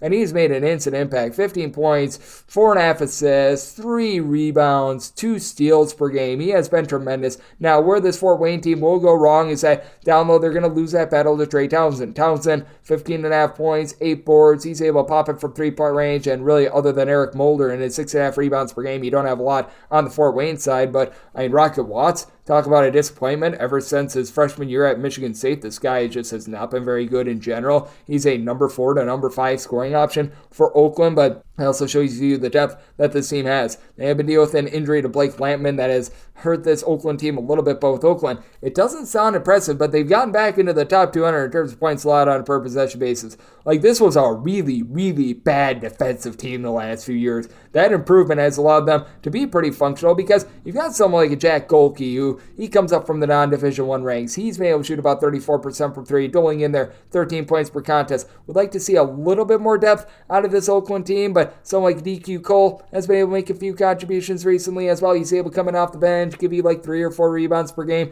That's been big, but for Fort Wayne, you've got so many guys in this backcourt, like a Quentin Morton Robinson who's giving you 13 points per game. Anthony Roberts is giving you about 14 points per contest. All these guys can shoot threes. All these guys are valuing the ball. I do think that Fort Wayne, with that terrific backcourt, going to be able to hold in there, and I do think that things get cranked up tempo just a little bit more than what we've been seeing in Oakland games. I do think that the defense is going to regress a little bit, but set my total at a 148.5. Here at a 149, it's really the minimum buy point for me on the under, but it is a buy point for me on the under, and with Fort Wayne, I'm willing to take 7 or more with them. 637, 638 on the betting board. Davidson plays us to Wright St. Wright St looks to be the right side, as they do find themselves as underdogs of 3 points. And your total on this game, it is between 153 and 153.5. In this one, I did set Wright St as an underdog of 5 points. I'm going to be willing to lay with Davidson. Now, we have to be asking the question, is what we saw from that multi-team event in which Davidson knocked off Maryland, they held in there with Clemson,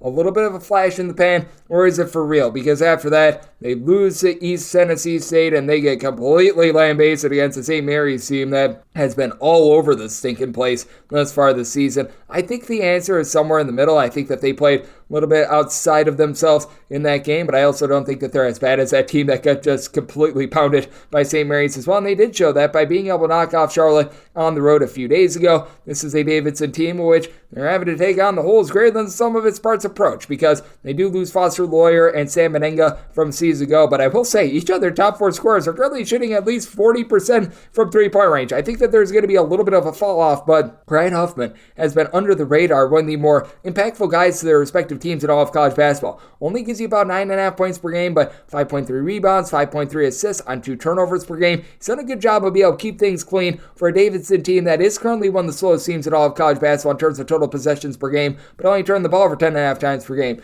Now they have to go up against a Wright State team that they're looking to push tempo. This Wright State team is a top 50 bunch in terms of total possessions per game.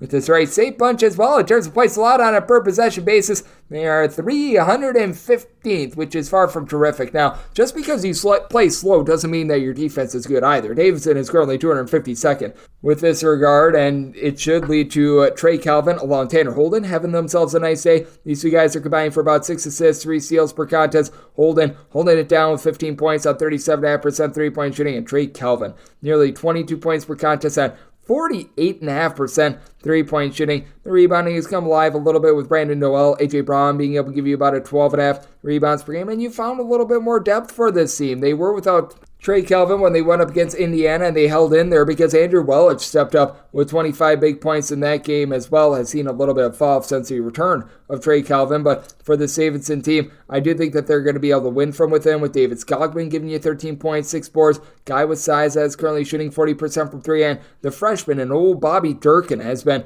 really a nice impact player, shooting about 40.5% from 3-point range. I think that you just have too many waves coming with this Davidson team. Davidson, I think, is just a little bit too efficient, and on top of that, they actually do an okay job of generating some turnovers as well with Angelo Breezy. Not necessarily being a tremendous offensive player with about 9 points per contest, but 2.4 steals, 2.5 assists per game. He really makes his mark felt on that side of things, and I do think that this is going to be a game which Davidson gets played more at their tempo, which is why I did set my total at 143. I do think that both of these teams are going to be able to get their stuff figured out on defense. And for this Wright State team, it has been a case where they've been improving a little bit more with their defense. They had to play a tough schedule to begin the season, and really both of these teams did have to do so, as well as for Davidson. Despite the fact that things have been a little bit ghastly for them recently, they still have given up 70 points or fewer in 4 out of their last 6 games. So I'm going to be willing to dive in on the under. And with Davidson, set them as 5-point favorites, so willing to lay the 3. 639, 640 on the betting board. Cleveland State is going to be playing against Detroit. Detroit is a underdog of 11 points. Their total is between 143 and 144. And with Detroit, I did set them as an underdog of 8 points. So I'm going to be willing to take them with Detroit. Life without Antoine Davis has been a little bit rough, but they have found their primary scorer once again. That'd be Jaden Stone, and he was really cooking prior to him going down with a season-ending injury a season ago. Was limited to 13 games, shooting 52% from the outside, 14 points per game, and he's really become a do-it-all scorer for this bunch. 21 points, 6.5 boards, 2.5 assists. I love what he's able to do for the team. And then for Cleveland State, they do have a Mr. Do-It-All of their own, Tristan Enaruna, who's been able to log 17 points, 6.5 boards, 3 assists, and is shooting 47% from 3. I have my question marks as to whether or not Cleveland State's current 36.5% three-point shooting is going to be sustainable as they return a lot of their pieces from last season that shot 31% from 3, and I don't think that they're as bad of a three-point shooting team as they were a season ago, but I still do think that maybe they're playing above their skis just a little bit. Drew Lauder has been able to make some noise, shooting about 39% from 3 assists, 14 points per contest, but this is a Cleveland State team that really doesn't have a lot down low. Outside of Vina Runa, you've got one guy that's able to give you north of 5.4 rebounds per game. That'd be Tevin Smith. Comes in from Denver, where he was the starter the last 2 seasons, and has some nice versatility. He typically has not been too much of a rebounder, though, so you do have your question marks there. Meanwhile, for Detroit, this is not a team that's gifted with a whole bunch of size or anything like that, but you've got a 6'8" combo player from Italy along with UNLV in Eduardo Del Cadia. He's been able to give you 10.5 points, 6.5 boards, 2.5 assists per contest, so he's made a nice little impact there. And for Detroit, this team has been dealing with off-and-on injuries with Donovan Totley, but looks like he should be back in this game. He was able to play against SIU Edwardsville a few nights ago, so certainly something to monitor there. They've also had Otan Jankovic, who's been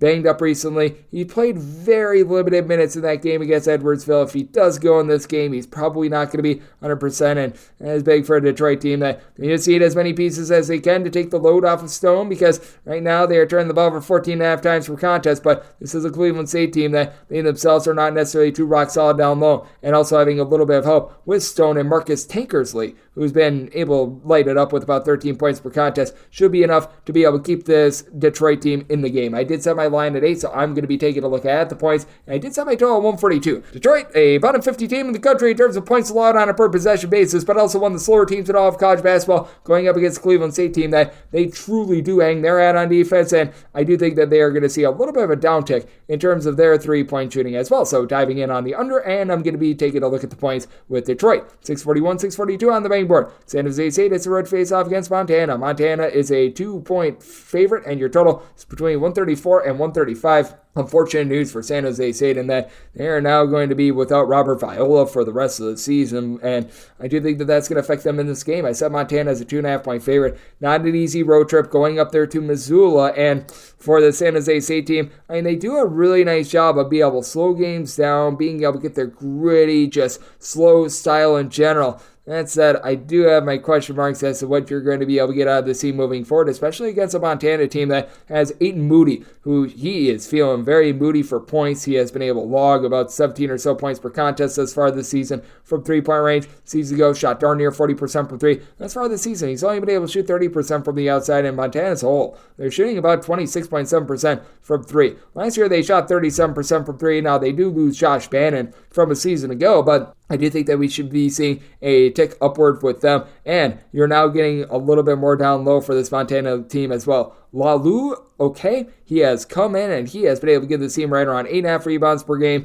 In his last three contests, a combined 37 rebounds. He's been able to come into his own, and that really takes the pressure off of Deshaun Thomas, who at 6'9" is a little bit more of a combo player. Last year shot 37% from three, now shooting about 43% thus far this season for a Montana bunch that they were able to hold in there against Nevada. It's not like they were able to win the game outright, but they were able to cover a spread there. And with regards to the San Jose State team, you got Tebek Gronair. He's got good versatility of his own. 15 points, 5.5 boards, shooting about 37% from three-point range. And to the credit of San Jose State, they do rebound by committee. 4 of your top 5 scorers have been able to give you at least 4.4 rebounds per game, but it's very top-heavy scoring. You've got 4 guys for San Jose State that are able to give you at least 12.8 points per game, and nobody else that's able to give you north of 5. Alvarado Cardenas, along with Myron Amy Jr., they able to combine for about 27 points, 8 assists out there in the backcourt, and you've got Amy Jr. shooting about 35% from three-point range, but I just feel like they need a little bit more in terms of their depth. This is a San Jose State team that they always play very slowly, but once again, just because you play slowly doesn't mean that you're necessarily the world's greatest defense. In terms of points allowed on a per possession basis last season, San Jose State was a nightmare. They have really been able to clean that up this year to their credit, but I wonder how much of it has been a little bit of a product of their competition. They're currently 62nd in the country in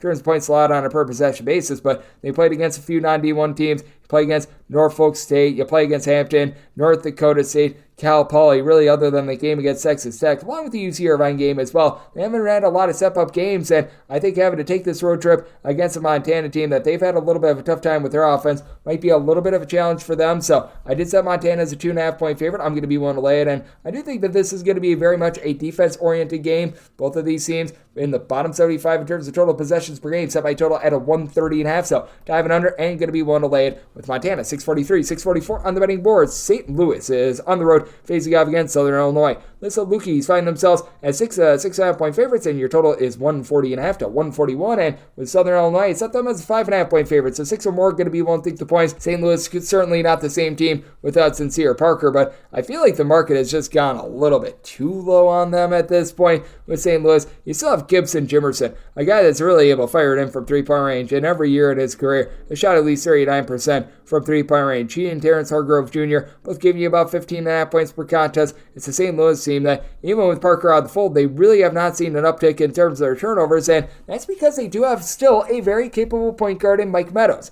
Mike Meadows not the same scorer as Parker is, but he's been able to do a nice job doling out 3.5 assists to less than a turnover per contest. You take a look at the way that he has been able to perform in the team's last 3 games. He's had a combined 13 assists to 3 turnovers. Now, he's been averaging about 10 points per contest, so once again, that scoring sees a little bit of a drop-off, but he's able to do a fine job there. You've got Terrence Hargrove along with Tim Dulger as well. They combined for 11 rebounds per game, going up against a Southern Illinois team that they don't have a ton down low. Clarence Rupert was part of that Elite 8 team of St. Peter's a few seasons ago. He's coming along as a big man, 9 points, 7.5 rebounds per game. He's the only guy in the roster that gives you north of 4 rebounds per game. And Southern Illinois, much like they did with Marcus Domask a season ago where they featured him and they relied upon him for a little bit of everything, they're doing that with Xavier Johnson this year. Xavier Johnson has been awesome. 22 points, 4.5 assists, shooting 37.5% from three-point range, but past that, you've got Jovan Stulic, who comes over from Little Rock. He's been able to give you 9 points per game, and he's shooting right around about 40% from three-point range. I do like what he's able to bring to the table, but got really nobody else has been able to log north of 9 points per contest, so I've got big question marks as what you're able to get outside of Brown. This is a Southern Illinois team that, once again, is playing at one of the slower paces in all of college basketball. St. Louis, typically they like to play a little bit more up-tempo, and for St. Louis, the defense has not necessarily been too terrific in recent years. It hasn't been thus far this season, as well as they've given up at least 78 points in 3 of their last 4 games, but I do think that St. Louis going to be able to hold in there against a Southern Illinois team that's just very, very suspect with having limited scoring options, in my opinion. So getting 6 or more, going to be willing to take the points with St. Louis. And with regards to the total, I did set mine at a 141.5. I do think that you put yourself in position for some late game following. We have seen Southern Illinois rise up a little bit more with their offense, getting to at least 70 in 4 of their last 5 games. And I mentioned the woes for St. Louis ever since they have been without Parker. So I do think that that's going to be playing a big role in this game. So getting a 140.5, going to be looking at the over along 6 or more with St. Louis. 645, 646 on the betting board. Oregon plays us in Michigan. Michigan an underdog of 2 to 2.5 points, and your total is between 151.5 and 152.5. I did set my line at 2, so being able to get a 2.5 with Michigan, I'm going to be willing to take those points with Michigan, no question about it. A dysfunctional squad that has been all over the place this far this season. After that win against St. John's, I, along with many others, thought that this was going to be an awesome team, and then battle for Atlantis, well, they were battling, just trying to be able to get any sort of a win in that event, so that was not great to say the least. But I do like what I'm seeing out of the duo of Olivier Kamwa along with Doug McDaniel. These two guys are combining for about 36 points per contest. McDaniel has been pretty efficient with the ball. 5.6 assists to 2.3 turnovers per game. Kamwa has been able to give you 3 assists per contest as well. And it's a Michigan team that's shooting 37.5% from 3. I do question how much they're going to be able to continue to duplicate this. I do have my question marks with regards to some of the depth as well. I feel like you could be maybe utilizing a little bit more out of someone like Trey Jackson, who comes in from Seton Hall. He's been able to give you about 6.5 points per contest. Nabari Burnett, he has flashes of brilliance like we saw in that game against St. John's where he had like 16 points in 8 minutes and then he just sort of disappears. But at north of 2, I'm going to be willing to take the points because with Oregon, they once again are dealing with injuries. Nate Biddle and N'Faly Dante are probably going to be out until the new year, and these are your top 2 scorers. And for Dante, he played in 1 game this far this season. He had 21 rebounds in that game. He's right now still in the top 5 for the team in terms of rebounding, and they've played 6 games, and you only have 1 player that's more than 5 rebounds clear of him.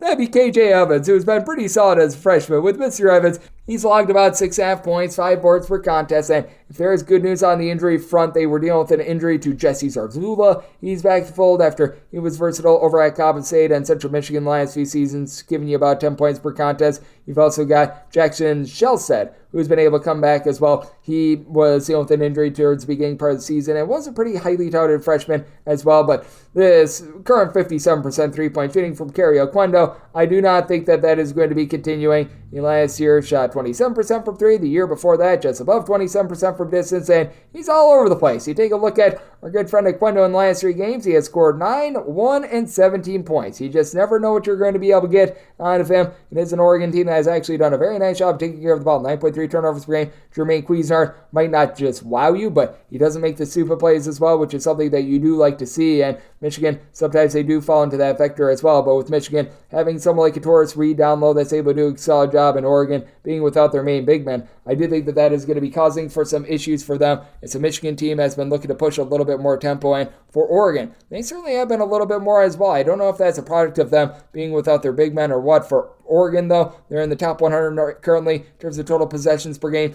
I do think that we're going to see quite a bit of three-point shooting regression, though, with this Michigan team, and I do think that they're going to D up a little bit more with having a pretty solid defender in Olivier Kamwa in the fold. So I did set my total at 148. I'm going to be looking at the under and being able to get north of 2, 2.5 or higher, taking the points with Michigan. 647, 648 on the betting board. It is Drake, and they play us Missouri State. Missouri State is an underdog of 6 points, and your total is between 147 and 147.5. And with Drake, I did set them as favorites of 6 to 7.5 points. I'm going to be willing to lay the 6 to 6.5. With Missouri State, they actually open up as 4.5 point underdogs, and I do wholeheartedly agree with the line movement that we are seeing. This is a Drake bunch that has by far the best player out there on the floor, Tucker DeVries. He's leading the team in darn near every category. 19.5 points, 7 boards, 3 assists per contest, which means that you could use a little bit more down low out of Darnell Brody, who's been able to give you 14 points, 6 6.5 boards, was dealing with a little bit of an injury, but returned in that game against Valparaiso, 21 points in 23 minutes. I would say that he's right back in line. You've got a Drake team that has also done a nice job of being able to take care of the ball, which has been surprising because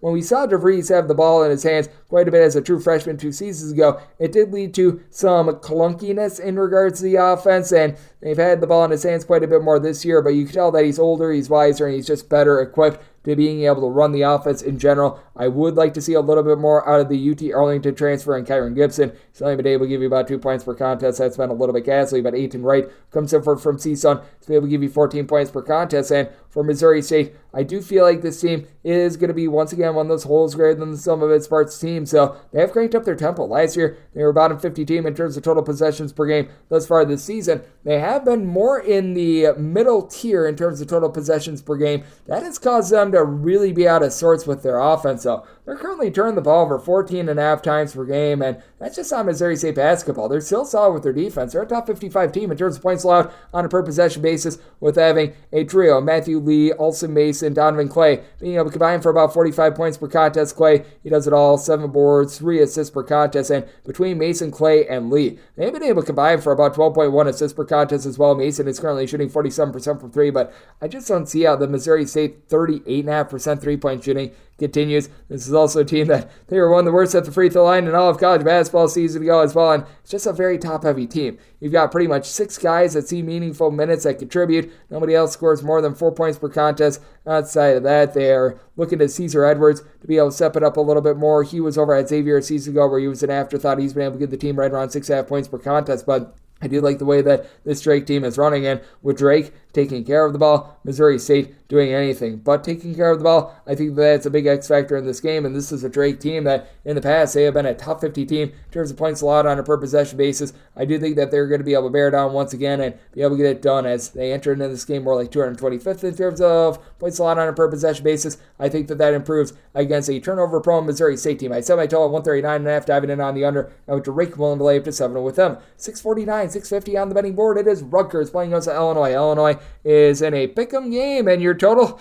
is anywhere between 135 and 136. Typically, I have so much respect for the RAC. I never want to be going up against teams in the RAC. I just look at this Rutgers offense, and I've got so many question marks, and I am going to be willing to back Illinois here. I did set them as a 3.5 point favorite. I really like this Illinois bunch. I would perhaps like to see maybe a little bit more of a number 2 scorer emerge for the team because it's been all about TJ Shannon. He's been able to give you 19.5 points, 3 assists, shooting 43% from 3-point range, and team needs to improve his 57% free throw shooting, but past that, you've got the likes of Luke Goody, Dane Danger, along with Marcus Domask, who have all been able to give you between 8 and 10.5 points per contest. You've been able to have this team have pretty much 7 different guys who are able to give you at least 4 rebounds per game as well, so that has been quite remarkable, and it is a Illinois team that has been able to do a solid job down low as well. Even though you don't have a single guy that gives you north of 1.3 blocks per contest, they're able to give you about 5 blocks per game as a collective. Would like to see a little bit more scoring out of Coleman Hawkins, but he's able to do out the ball, he's able to rebound, and that's going to be big going up against a very tremendous big man in Cliff Amarui. 12 points, 9 boards out of him, but this is a Rutgers team that they've been a little bit out of sorts on offense ever since Muat Mogg went out with an injury a season ago. You tell that this isn't quite the same defense as they were a year ago. Now their defense is back in the top 10 in terms of points allowed on a per possession basis, but I think a little bit of that is a product of the competition that they played in. For Illinois, they've already taken a loss this year, but they had to play against Marquette in a very toughly contested game. Meanwhile, for this Rutgers bunch, they lose to Princeton to begin the season, and they play St. Peter's, Howard. I recognize that they did play a power conference team in Georgetown, but it's Georgetown, ladies and gentlemen, Boston U, so they've been playing against some shoddy competition, to say the least. You've got a little bit of an upside guy in Derek Simpson who's been able to give you 10.5 points, 3.5 assists per contest, but with this Rutgers team, they're just a little bit ghastly with their offense, even though Noah Fernandez has been able to step up a little bit more recently with 9 points per contest. I do trust in Illinois being able to do a solid job on the glass, and I think that TJ Shannon being that go-to scorer is going to be able to elevate Illinois to a victory as they've really improved their defense as well. So this is a spot where I did set my total at a 131.5. I think that this is going to be a rock fight and a slog. Illinois has been slowing down their tempo a little bit more this year, so I'm diving in on the under. And when it comes to this Illinois bunch, set them as 3.5-point favorites. So take them on this pick'em line along with the under. 651, 652 on the betting board. Loyola Chicago is going to be playing as Harvard. Harvard, these smart kids, are between a 4 to a 4.5-point underdog, and your total is between 140 and 140.5. And with Loyola Chicago, I did set them as a underdog of a point. So here with them laying pretty much 3.5 to 4 points, I'm just going to bypass points. I'm going to be taking a look at the money line with Harvard. I've really liked what I've seen out of this team thus far this season, as they've got the Mac truck who's been able to do an absolutely tremendous job, as they're right now getting a little bit north of 21.5 points per game out of Malik Mack, shipping in there 5 assists, 4 boards per contest, shooting 49% from 3, which I'm going to see a little bit of fall from, but for this Loyola Chicago team, they don't have a single guy down low that's averaging north of 4.5 rebounds per game for a team that turns the ball over 13.5 times per contest as a mid-tempo team. That's just not going to win you a lot of games. I mean, they're dealing with an injury to Philip Olsen. He should be returning back in the fold soon, but he's still very questionable for this game. He was their top scorer from a season ago. That leaves them with one guy that's currently averaging double figures. That'd be Desmond Watson. He's coming from Davidson, and he's currently shooting 48.5% from 3 with 14 points per contest, but with having Braden Norris having the ball in his hands quite a bit, it forces guys around him to create, and they just don't have those creators. Greg Dolan, you tell he's been a little bit of fish out of the water ever since he left Cornell. He's been able to shoot 38% from 3, but with the ball in his hands a little bit less, he has certainly diminished. They were expecting a little bit more out of Sheldon Edwards when they picked him up from Valparaiso. He had 14 points in the team's previous game, but the last 6 games combined, he had a combined 6 points, so he has been all over the place as well. Patrick Bawamba was supposed to help out this team down low, coming over from Oral Roberts. He's been about as useful as a poopy-flavored lollipop, and for Harvard, they should be able to win this game down low with Justice Ajabar, who's been able to do a nice job down low, giving you about 8.5 points, 7.5 boards per contest. You've also got a pair of guys in Luis Lesman along Chisholm Opara. They're both shooting north of 40% from 3. Lesman has been able to give you 10 points per contest. Opara, 16.5 points per game. Now, Opara was dealing with a little bit of an injury, but has come back, came back with a vengeance, had 23 points in the last game against American, so he's all good to go with this one. I will say with Harvard, they might be a little bit of a top-heavy team, but this is also a Harvard team that they still will get after you on the defensive side of things. Last year, they were a very good defense. They were a terrible offense. This year, they're more around 200th in the country in terms of points allowed on a per-possession basis, while the offense has been able to elevate. But this is a Loyola Chicago team that's just completely out of sorts, and I do think that Harvard could be able to do a nice job of being able to take it to them and get the job done outright. I did set my total at a 139, so here at a 140 to 140.5, I expect a lower tempo game. Looking at the under and Harvard outright on the money line, 653, 654 on the betting board. Northern Colorado is going to be playing us to CSUN. Cal State Northridge is a underdog of 4 points, and your total is between 152.5 and 154. And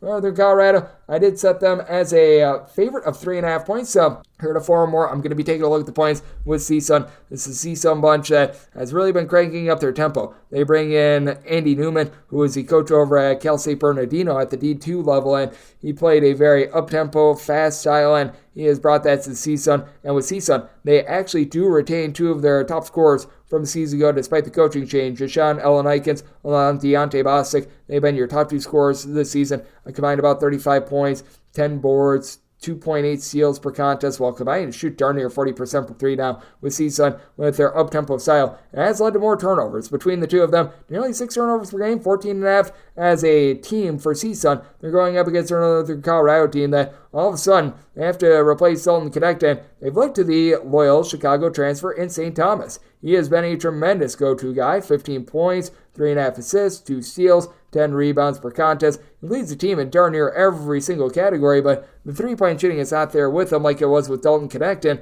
right now, your top 4 scorers for this Northern Colorado team are all shooting 30% or worse from 3-point range. Riley Abercrombie has been able to give 10 points, 5 boards. He's currently shooting about 39% from 3-point range, but that's about all the outside shooting that you've got. Really, other than Abercrombie, you don't have a single guy other than Thomas that is really able to hit the glass as well. Meanwhile, you've got Keontae Jones, who comes up from the non-D1 level for CSUN. He's been able to give you about 7 rebounds per game. It is a Northern Colorado team that, over the last few seasons in general, this has been one of the worst defensive efforts in all of college basketball in terms of points allowed on a per-possession basis this year. They have been, once again, struggling as they ranked well outside the top 200 with that regard as well, 244th to be exact. And I do think that for CSUN, even though their defense, it is as well quite a bit of a work in progress. They're still like 77th in this category, which Andy Newman, I think, has done a very good job of coaching up the team. And even though it's not easy to be able to go to Greeley, Colorado, I do think that the CSUN team is going to be able to hold in there. So it is a spot where I did set my total at 153.5. Here at a 152.5, I'm going to be looking at the over, and with getting 4+ with CSUN, I'm going to be willing to take those points. 655, 656 on the betting board.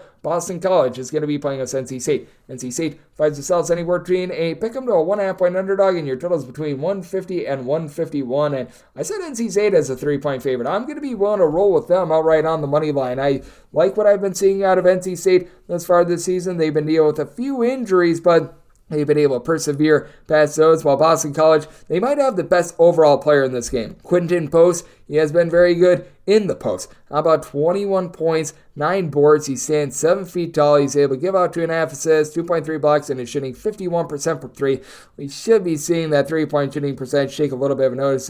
Meanwhile, Jaden Zachary, Wacky Zachary, who shot over 45% from 3 2 seasons ago. He should be seeing an uptick from his 21% 3-point shooting. As all in all, Boston College is shooting 83% free throw line, but just 33.5% from 3. And these are two teams that are very similar. They both are doing the little things well. Boston College, only about 10.5 turnovers a game with that good free throw shooting. NC State, they're shooting about 74.5% of the charity stripe, just 9.5 turnovers per game, despite the fact that they are a little bit more of an up-tempo team. You've got DJ Burns down low, who's be able to give you about 5.5 rebounds per game, along with Mohamed Diarra, who's also able to give you 5+ rebounds per game. But in the backcourt, got a nice trio. Jaden Taylor, DJ Turner-Horn, Casey Morcell. They've been able to combine for about 39 points per contest, with Taylor being your designated shooter, shooting 46% from 3-point range. They don't necessarily have that one main facilitator out of those 3, but they do have a guy in a 4-guard rotation that's able to get you the ball in Michael O'Connell. O'Connell comes over from Stanford, where he wasn't much of a scorer last year. He's not much of a scorer this year. Only about 6 points per contest, but 3.3 assists to 1.2 turnovers per game. He's been able to make sure that this thing runs very efficiently. You've got good depth with the team, with being able to have Ben Middlebrooks come in, give you about 4 rebounds per game. And I did think that for NC State, they're going to be able to get up in Boston College, a Boston College team that overall has been pretty solid with their defense, giving up 71 points or fewer in 4 their last 5 games. Meanwhile, for this NC State bunch, really other than when they got lambasted against BYU, they've been able to do a solid job holding up defensively as well. But we did see them have a few cracks in that Las Vegas tournament as well in terms of points allowed on a per possession basis. This has been traditionally an NC State team under Kevin Keatts has had a little bit of a tough time. They're back at 100th with this regard. And for Boston College, they've been able to have a little bit of a rise up, but they're still about 130th. And I do trust in the overall backcourt of NC State a little bit more. So looking at NC State outright on the money line, and did somebody total at 143. It's Boston College team that they're still playing relatively slowly this year. And NC State, we've seen them really crank down their tempo as they're outside the top 180 in terms of total possessions per game. So looking at the under, and I'm going to be taking NC State outright on the money line. 657, 658 on the betting board. Northern Arizona plays Joseph Pacific. Pacific is a 4.5 to a 5-point underdog, and your total on this game is anywhere between 142.5 and 144. And with Northern Arizona, I did set them as a favorite of 5.5 points, so I'm going to be willing to lay it. Talk about a winding road for Pacific, by the way. This Pacific bunch, they really made a big statement at the beginning part of the season, knocking off Cal on the road. And most recently, they were hosting Mississippi Valley State, and they got taken overtime after blowing a 15-point lead to one of the worst teams in all of Division I college basketball, if not the worst team in all of Division I college basketball. And a big reason why is that the team has absolutely nothing down low. You don't have a single player for Pacific that is able to give you north of 5 rebounds per game. You've had Judson Martindale along Donovan Williams in the backcourt, combined for about 21 points per contest. They're both shooting in the mid-30s from 3, but when you got a team that doesn't have a single guy that's really giving you north of 5 rebounds per game, you're shooting as a collective 60% the free throw line, 30.5% from 3 with 14 turnovers per game.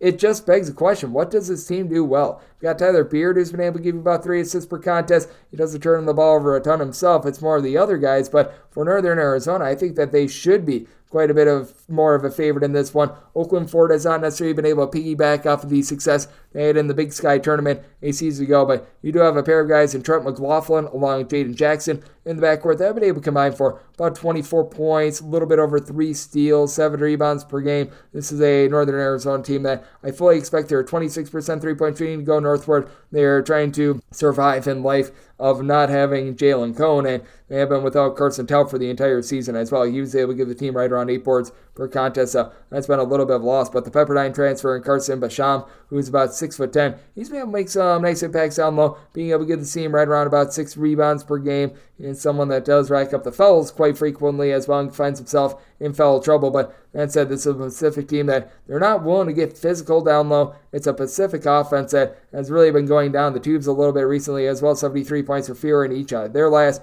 4 games. You've got a Northern Arizona defense that they've actually been able to improve quite a bit. 70 points for fear surrendered in 4 of their last 5 games. So I do think that this is going to be a little bit more of a controlled game. I do, though, think that we get a little bit of late game fouling. And for Pacific, I do think that they're going to need to try to go bombs away from the outside. I do think that they're going to see a little bit of positivity with their 3-point shooting along Northern Arizona. So did set my total at a 143.5, getting a 142.5, looking at the over with Northern Arizona. Going to be willing to lay up to 5 points with them. 659, 660 on the betting board. It is Southern Indiana. They play some Bowling Green. Bowling Green is a favorite of 5 points in your totals between 142.5 and 144. And with Bowling Green, I did set them as a 3-point favorite. I'm going to be willing to take the points with Southern Indiana. Lots of moving parts with the Southern Indiana team, but how about the inspired effort that we saw right around Thanksgiving? They led at the half against Duke. They got steamrolled in the second half of that game against Duke, but they led at the half against Duke. We are going to take our wins where we can get them with Southern Indiana, and this is a Southern Indiana team that they're not the same 3-point shooting team from a season ago. They lose Jacob Polakovic, who was just such a good rebounder in general, but A.J. Smith has turned into a nice do-it-all player for the team. 12 points, 9 boards, a little bit over a steal per contest for a bunch, and he's currently shooting about 31.5% from 3-point range. You really need the up transfers to be able to do something for the team. Kyron Boom Boom Powell began his career decent, only about 5 points, 4 boards per contest out of him. You've been able to have the leading scorer from Florida A&M a season ago, Jordan Tillman, make some good contributions as well with about 9 points, 3 rebounds per game himself. And then you take a look at Bowling Green, and Rashawn Agee was one of the main holdovers from a season ago. He's able to do a solid job, giving you right around 6 rebounds per game, and I really do like Todd Simon as a coach. He brought Jason Spurgeon over with him from Southern Utah. Very versatile player, give you a block, 6 rebounds, 10.5 points per game, but it does feel like a little bit of a top-heavy team. Marcus Hill has been tremendous, coming up from the non-D1 ranks, 3 assists, 4 boards, 20 points per contest, but he only shoots right around about 23.5% from 3, and Bowling Green as a whole, they've got a little bit of a shooting issue. For how fast they play, the 12 turnovers per game is relatively acceptable, but 59% at the free throw line, 31% from 3-point range. You'd like to see that go a little bit more northward, and I do think that Todd Simon is going to look to get this team playing a little bit more up-tempo as well. They're currently about 180th in the country in terms of total possessions per game. When he was over at Southern Utah, this was always a team that played very quickly. Meanwhile, for Southern Indiana, they've had to throttle down after last season. They were playing quite a bit more quickly with having so much experience in the backcourt, but I do think that in a battle of a pair of teams that are in a little bit of transition, I do lean a little bit more to the Southern Indiana side to fully recognize that they gave up 80 points in that game against Duke, but they've been able to come along a little bit more with their defense, giving up now 67 points or fewer in 3 out of their last 5 games. Meanwhile, you do have a Bowling Green team that in themselves have given up at least 72 points in 4 out of their last 5. So this is a case where I did set Southern Indiana as a 3-point underdog, so I'm going to be willing to take the points, and did make my total a 145 as well. I do think that both of these teams could have looked up their tempo a little bit. So looking at the over and looking at the points with Southern Indiana. 661, 662 on the betting board. Portland State is the road face-off against Washington State. Washington State is a favorite of 11.5 to 12 points, in your total is between 140.5 and 141.5. And with Washington State, I did set them as favorites of 12 points. So here at 11.5, it's max I'm willing to lay, but I'm going to be willing to lay it. Portland State is a team that's in quite a bit of transition from a season ago. Last year, this team did not really have a lot down low, but they had a very good point guard in Cameron Parker, and now they've got KJ Adams down low, who's been able to do a relatively solid job. He's chipping in there in the neighborhood about 11.5 points, 6 boards per contest. Isaiah Johnson has been able to do the exact same as well, but don't have a single player that's able to give you north of 2.5 assists per game. Meanwhile, for Washington State, very much a new-look team. They have been looking to Mr. Rice, and Miles Rice, who's come in as a pretty star-studded freshman. He played just 1 game during the 2021-22 season, has dealt with ailments, and now that he's fully healthy, he's firing on all cylinders. 2.5 assists, 17 points per game on 45% three-point shooting. That should dry up a little bit, but Washington State has done is really what they haven't done. They haven't turned the ball over, only about 10 turnovers per game. Now, you'd like to see Joseph Yesu Sufu be able to get back to what he was over at Drake. When he was at Drake during the 2020-21 season at 13 points per game.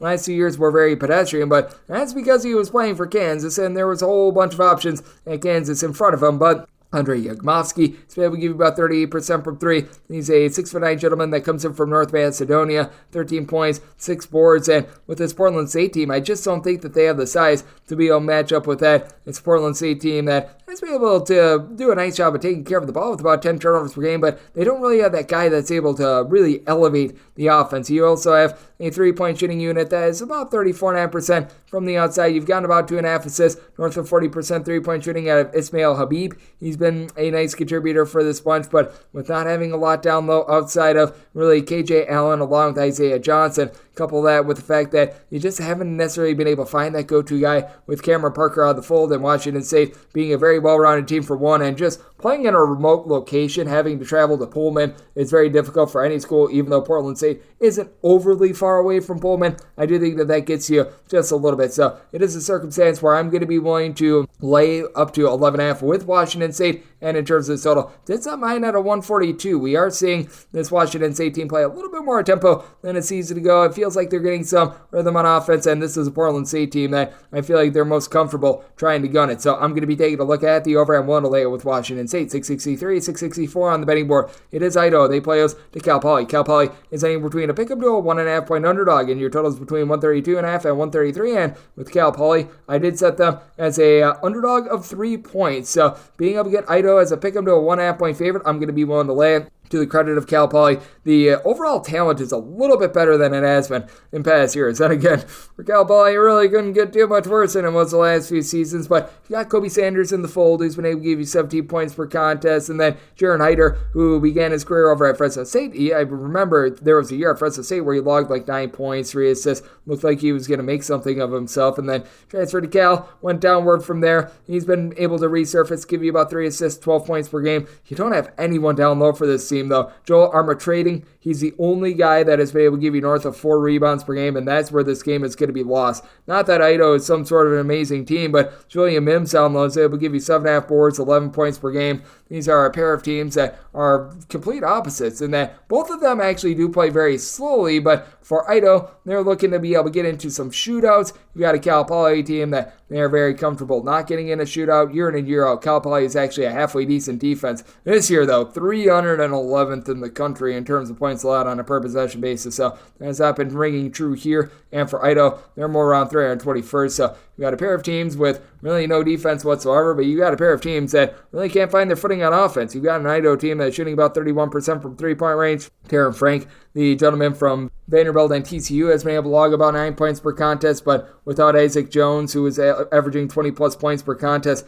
in the fold, it's been a little bit rough for this team. They've also been dealing with a little bit of an injury to E.J. Neal. He's a non-Division I transfer that they were hoping would be able to rise up. He's missed 3 games thus far this season. It's gotten to the point where Fairleigh Dickinson transfer Trevon Blossom game, who really didn't play much for them last season. He didn't even see action in all their games, averaging 2 points per contest. He's been a priority player for them, but having to go up to Moscow, having a Cal Poly team that in general just cannot rebound to save their lives, and a Cal Poly bunch has scored 61 points or fewer 3 of their last 4 games. I just do not trust them in this spot, even though for Idaho, it has been a little bit up and down. They are coming off of a nice neutral court overtime win against UC San Diego, held in there against Denver. I like what I'm seeing a little bit more out of Idaho, especially on the glass. So this set Idaho as a 3-point favorite. I'm going to be willing to lay the number and laid it out. Both of these teams are in the bottom 55 in terms of points allowed on a per possession basis. Semi-total 135, so also looking over 665, 666 on the betting board. It is UT Rio Grande Valley on the road facing off against Tarleton St. Tarleton St is an 11.5 to a 12.5 point favorite, and your total between 140 and 140.5. Semi-line at 12.5. So 12 is max I'm willing to lay with Tarleton St, but I'm going to be willing to lay this number with Tarleton St. The same year in and year out does a tremendous job of being able to generate steals. The question is, are they going to be able to get enough in terms of outside shooting, and are they going to take care of the ball themselves? Because they have been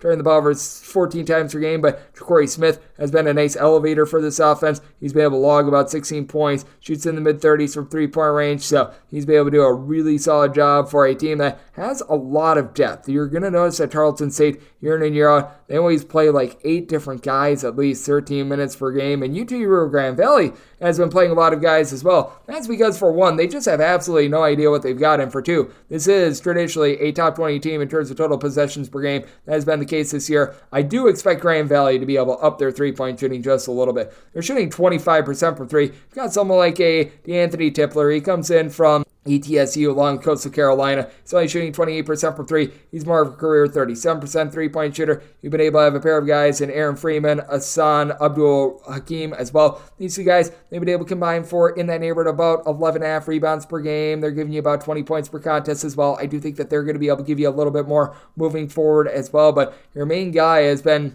really Elijah Elliott, who's giving you 16 points, 2.5 assists per game, comes in from Mount St. Mary's, where he was a complete and utter afterthought, though, and I got my question marks with this Grand Valley team against a Tarleton St team that does a good job of being able to pickpocket, because they are turning the ball over about 14.5 times per game, and despite the fact that Grand Valley plays at a super up-tempo pace, they have scored fewer than 70 points in each of their last 4 games against a Division I foe, and for Tarleton St, they're just locking up teams. They have given up 66 points or fewer in 4 out of their last 5 games. I do think that's going to be an uphill battle for UT Rio Grande Valley, but I do think that the scoring is going to be getting going. I do think that for UT Rio Grande Valley, the scoring is going to be seeing an uptick, and this is also one of the worst defensive teams in all of college basketball. For Grand Valley, they have given up at least 75 points in each of their last 4 games against D1 foes as well, so it is a spot where I did set my total 146.5. I think that Tarleton State is going to be able to get their offense going, turn these steals that they get off of UT Rio Grande Valley into offense. So looking at the over, and want to lay up to 12 with Tarleton State. 667, 668 on the betting board. It is Georgetown, and they're going to be playing us at TCU. TCU finds themselves as 10.5 to 11.5 point favorites, and your total is between 155 and 156. And with this total, I did set it at a 151. I'm looking at the under. With TCU, they're actually playing at a top 30 pace in terms of total possessions per game. I do think that they're going to play faster this year. I do think that we are going to see this taper off just a little bit, though, and with TCU, I do think that this should be pretty sound domination. I did set this line at 11, between 10.5 and 11.5. Personally, I would rather lay the opener of 10.5 just because I have no faith in this Georgetown team. Not that I don't have faith in Ed Cooley. I think that he's going to do amazing work with this program moving forward, but certainly some question marks with regards to the talent that you currently have for Georgetown. You do have Jaden Epps, who's able to go off for about 18 points per contest, but this is a Georgetown team that's right now turned the ball over about 14.5 times per game. Epps is shooting 47% from 3. I just don't think that that's sustainable for a bunch that, as a whole, they are shooting 37.5% from 3-point range. I think when it's all said and done, they'll probably be more around 34% from 3-point range with this Georgetown team. They're also about 156th in the country in terms of points allowed on a per possession basis, and you just look at the competition, and they should be better than that. They played against Holy Cross, Lemoyne, Rutgers, Army, Jackson St, Merrimack, and Mount St. Mary's. Like, where's the good offense that they played against? The lone power team that they played is Rutgers, and Rutgers is not some sort of a juggernaut on offense. Now, for TCU, they have played a cream puff schedule, and boy, have they played a cream puff schedule, but they're 6th in the country in terms of points allowed on a per possession basis. Jacoby Coles has been able to do a really good job with about 15.5 points per game, and they're doing a nice job of just rebounding by committee. You've got Coles along with Emmanuel Miller, your top 2 scorers, combining for about 11 rebounds per game. You've also got, out of your top 5 scorers, 4 of them doling out at least 3 assists per contest as well. I do think that as the competition gets a little bit tougher, TCU is going to start to slow down, because I do think that they're going to try to hang their head on defense, even though TCU has been playing at this breakneck pace. They have given up 64 points or fewer in 4 of their last 5 games, and for Georgetown, they've scored 80-plus points in 3 out of their last 4 games, but again, that's against Jackson State, Mount St. Mary's, American, and overtime, so big-time question marks there. With TCU, I'm willing to lay up to 10.5 and not a half a point more, and I did set my total 151. I do think that TCU and their just efficient defense going to take hold here. So looking at the under, and going to be willing to lay it with TCU. 669, 670 on the betting board. It is Seattle. They play OC Southern Utah. Southern Utah is an underdog of 11 to 11.5 points, and your total is between 147 and 148. And with Southern Utah, I did set them as an underdog of 8 points. I'm going to be willing to take these points. Rob Jeter, I don't think is the world's most amazing coach, but I think that he's been getting dogged a little bit too much. It's clearly a little bit of a downgrade to Todd Simon, but he's a capable guy that I think is going to be able to have his team fighting hard in this one. With Southern Utah, you've got a guy in Zion Young that did play under Rob Jeter over at Western Illinois a few seasons ago when he was over at Western Illinois during the 2019-20 season. He had by far the best year of his career. 4.5 boards, 13 points per game, shooting over 41% from three.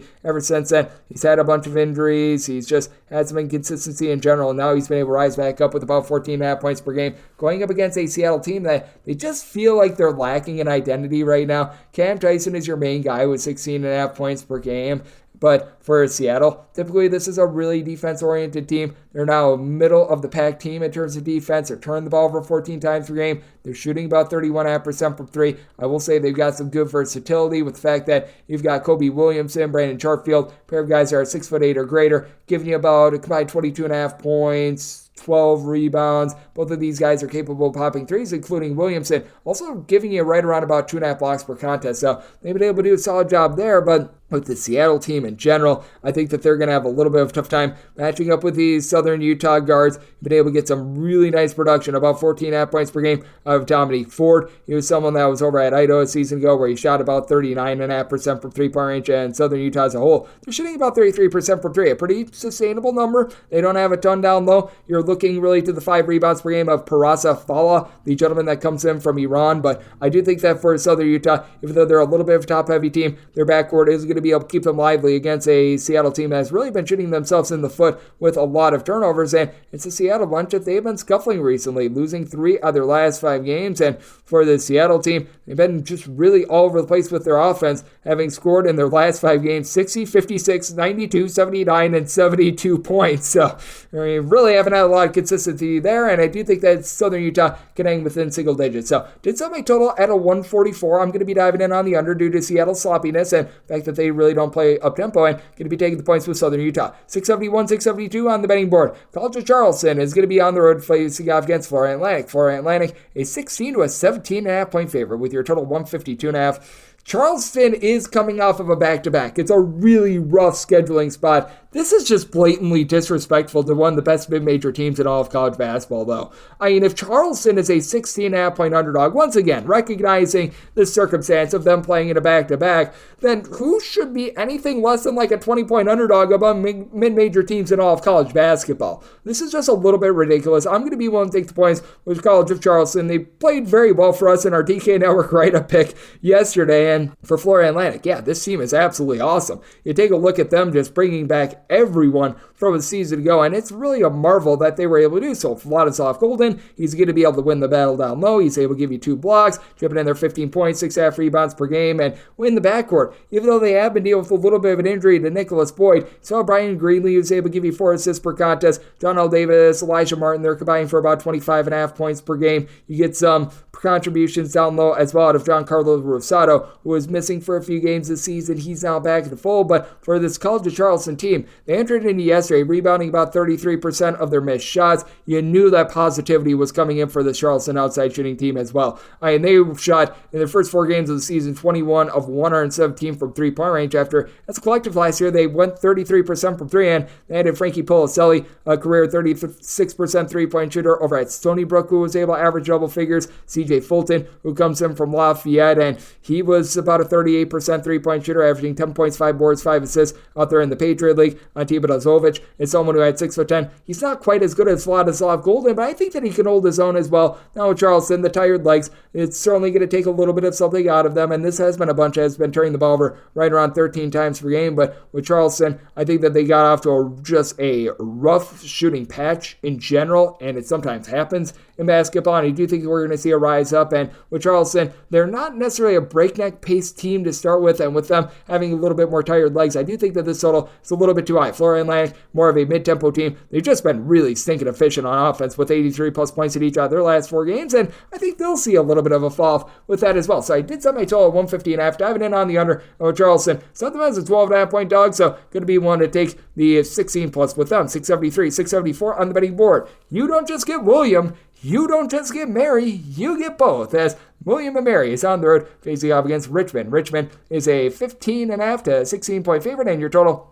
is between 145 and 145.5, and with old Richmond, I did set them as a favorite of 12 points. I'm going to be willing to take the points with William and Mary. For Richmond, it just feels like a little bit of a random hodgepodge of a team that you don't know what you're going to be able to get out of them night in and night out. You've been able to get some really good scoring out of Jordan King, the King has been able to give you 20 points per contest from 3-point range. He's hitting at about a 47% clip. And then Neil Quinn, the 7-footer, he's got all sorts of versatility. 2 blocks, 4 assists, 5.5 rebounds, 14.5 points per game. But what are you going to be able to get out of these guys like a Jason Roche, Delani Hunt, more of these ancillary scorers? And on top of that, with Hunt, he's been dealing with a little bit of an injury as well. He might not be able to go in this game as he's missed each of the team's last 3. Meanwhile, for William and Mary, you've got Gabe Dorsey, who's been just a tremendous 3-point shooter over the last 2 seasons. Last year shot 44% from distance. He's even better this year. 46% from the outside, doing it on volume with 17 points per game. Now, you need a little bit more facilitation. Right now, your main man for doling out the ball is Charlie Williams, a 6'10", do-it-all guy who's been able to give you about 5.5 points, 3 assists per contest, also shooting 40% from 3-point range, but need to be able to build that up a little bit more. But getting back Noah Collier for the team down low has been big as well. He missed the first few games of the season, and he's just been in and out of the fold in general. Last year, he was their top rebounder with 8.2 rebounds per game. He's very questionable for this game because he returned for their multi-team event. He missed their last game against Norfolk State, so if he does go, he's probably going to be a little bit less than 100%, but not like Richmond necessarily has tremendous rebounding of their own. And when it comes to this William and Mary bunch, Chase Lowe is someone that's able to get low with regards to his production as well. Not a guy that's going to bomb it from 3, but gives you 5 boards, 12 points per game. It is a William and Mary team that was one of the slowest teams in all of college basketball in terms of total possessions per game. They're more of a mid-tempo team thus far this season that, in terms of points allowed on a per possession basis, is clocking in right around 330th. That has been a little bit less than terrific. Meanwhile, it's a Richmond squad that it feels like they either give up like 60 or they give up 90. You really don't have a whole lot of in between. They're right now 79th in the country in terms of points allowed on a per possession basis. Richmond is clearly the better team in this spot, but I do think that with Richmond, their slow, controlled style is actually going to allow William and Mary to be able to hold in this game. It is a William and Mary team that scored 70 points or fewer in regulation in 3 out of their last 4 games, so I do think that we're going to see a little bit of a taper back game. I did set my total at a 140 diving in on the under end. Going to be willing to take the points with old William and Mary. They've got reinforcements coming in to help out the tag team, so taking a look at the under and willing to take anything north of 12 with the tag team. 675, 676 on the betting board. Evelyn Christian is going to be playing us to Stephen F. Austin. Stone cold Stephen F. Austin. In between a pick 'em to a 1-point favorite, and your total is between 145.5 and 146.5, and with old Stephen F. Austin, set them as a 2.5-point favorite. So this is a spot where at a 1/pick 'em, I am going to be willing to ride with them. Stephen F. Austin just has that such unique style of being able to generate so many turnovers. And Abilene Christian, up until this year, they always played a style to where they would just try to generate a whole bunch of turnovers and everything like that. We've only seen Abilene Christian get about 6.5 to 7 steals per game, so it's been a little bit intriguing there, and thus far it's worked. They went off the season by being able to go on the road, getting a nice win against Oklahoma State. They're a relatively slow and controlled team. Meanwhile, Stephen F. Austin, they're looking to run it and gun it, and with Stephen F. Austin, it really is a whole is greater than some of its parts approach, as even though they do play super up-tempo, they've only got one guy averaging north of 9.1 points per game. That'd be Day-Day Hall. He's also been their leading rebounder with 5 rebounds per game. You've got AJ Kajuse, who's been really a facilitator for the team with 3.3 assists per game for a team that they turn it over 18 times per game, but they generate 9 steals per game. And while they do turn it over a lot, much like last year, they're shooting about 38% from 3-point range. Nana Atiwi Boasiko has been able to do a solid job, giving you about 8 points. He's shooting north of 50% from 3-point range, a guy with size. You do like to see that. And for Stephen F. Austin, they've just given teams all sorts of fits this season. They knocked off Drake by 24 points. This is a very hit-or-miss team because if they get figured out, they are completely cooked. If they don't get figured out, they can absolutely blow you out. And for Abilene Christian, they don't have a lot of rebounding themselves. These are their top 3 scorers. That'd be Arion Simmons, Hunter Joe Ben, along with Ali Abdu-Diba. These 3 guys, they've been able to give you a combined about 38.5 points per contest. They'll give you between 4 and 5 rebounds per game, but past that, you do have a team that's able to go about 9 or so deep with regards to rotation. They've turned the ball over about 12 times per contest, but they just really don't have those guys down low that are able to lock it down as much as Stephen F. Austin does, so that is a little bit of a concern, and I think that with Abilene Christian, they're looking to get back to their roots a little bit more, and for Abilene Christian, their new-look defense, it has been getting a little bit more exposed, giving up north of 70 in 4 of their last 5 games. Meanwhile, for Stephen F. Austin, they've had a pair of cold shooting nights against Utah State and Tarleton St, which is why they enter with a 2-game losing streak. I do think that Stephen F. Austin, able to refine it in this one, did set them as a 2.5-point favorite, and I do see a mid-tempo game coming just with a lot of sloppiness in general, so I did set my total 144.5, diving in on the under, and Stephen F. Austin on this pick 'em line. 677, 678 on the betting board. It is Marshall. They play us to Miami of Ohio. Miami of Ohio finds themselves as a 9 to a 9.5 point underdog with your total between 153.5 and 154. And with Miami of Ohio, I did set them as an underdog of 11.5 points. I'm going to be willing to lay with Marshall. It is very much a new look Marshall team, and they're not the same as last season. They had Tavion Kinsey. They also had Andrew Taylor, both giving you about 20 points per contest, but they also are going up against the Miami of Ohio team that they've got Travis Steele as their coach, and that should be about all the handicap that you need. But that said, they have been very much reliant on Darwishi Hunter. He comes over from Northern Illinois, and he's been solid for this Miami of Ohio team, right around 14 points per game for a team that is shooting about 36% from three, but it's not like Miami of Ohio is cooking up the tempo at all. They turn the ball over 14 times per game, and the Marshall specialty has always been generating turnovers. It's not quite as good as it was in past season, but Kavion Foles, who comes over from Maryland Eastern Shore, he's generating a little bit over 2 steals per game, 15 points per contest. Not a great three-point shooter, at right around about 24.5% from the outside. And for this Marshall team, they've been dealing with some ailments down low, but they get back Obiana Onchile Killian, and this is absolutely massive for this bunch. Onchile Killian, in non-conference play 2 seasons ago, was getting 4 blocks per contest. Right now, he's averaging 16 points,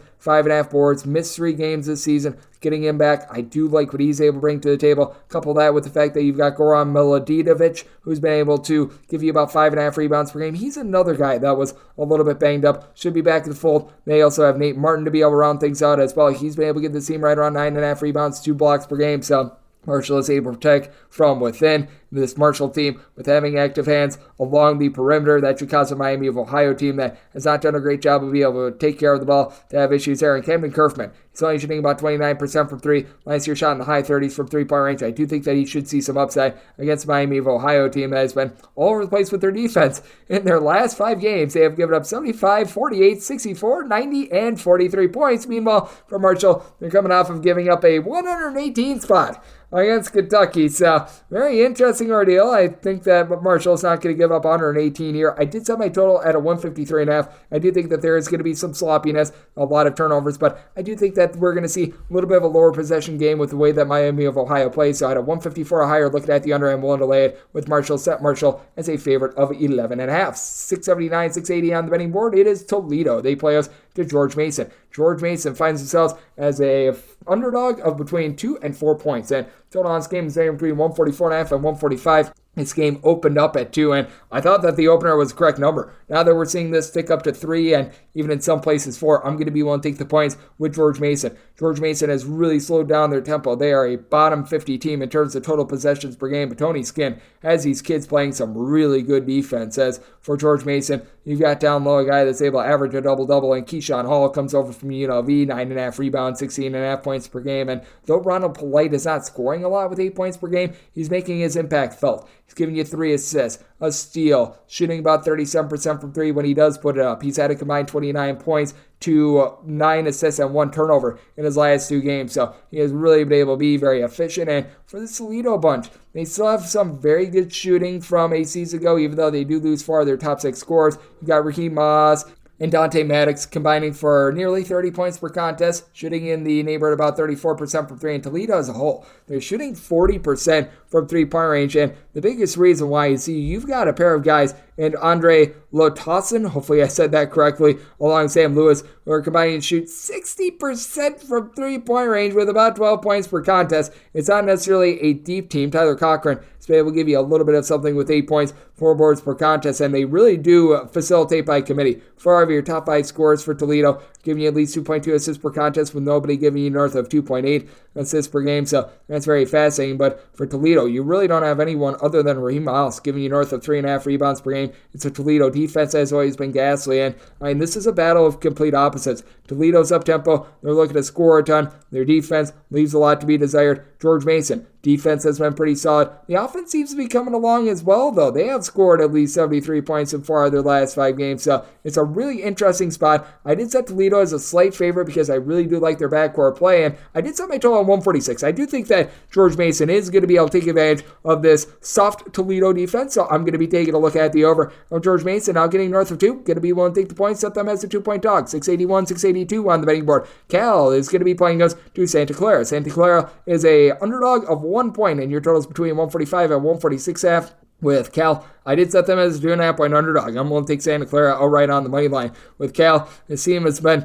just all over the place with their defense. You can tell that Fardaws Amick is starting to get back to that guy that he was last time he played under Mark Madsen, which last time he played under Mark Madsen, this guy was just absolutely tremendous. Right around 18 points, 12 plus boards at 6'11". He was shooting about 43.5% from three. He's shooting 44.5% from three thus far this season. And Jalen Tyson, 20 plus points per contest, comes over from Texas Tech. Real disruptor with 8 boards, 3.5 assists per game.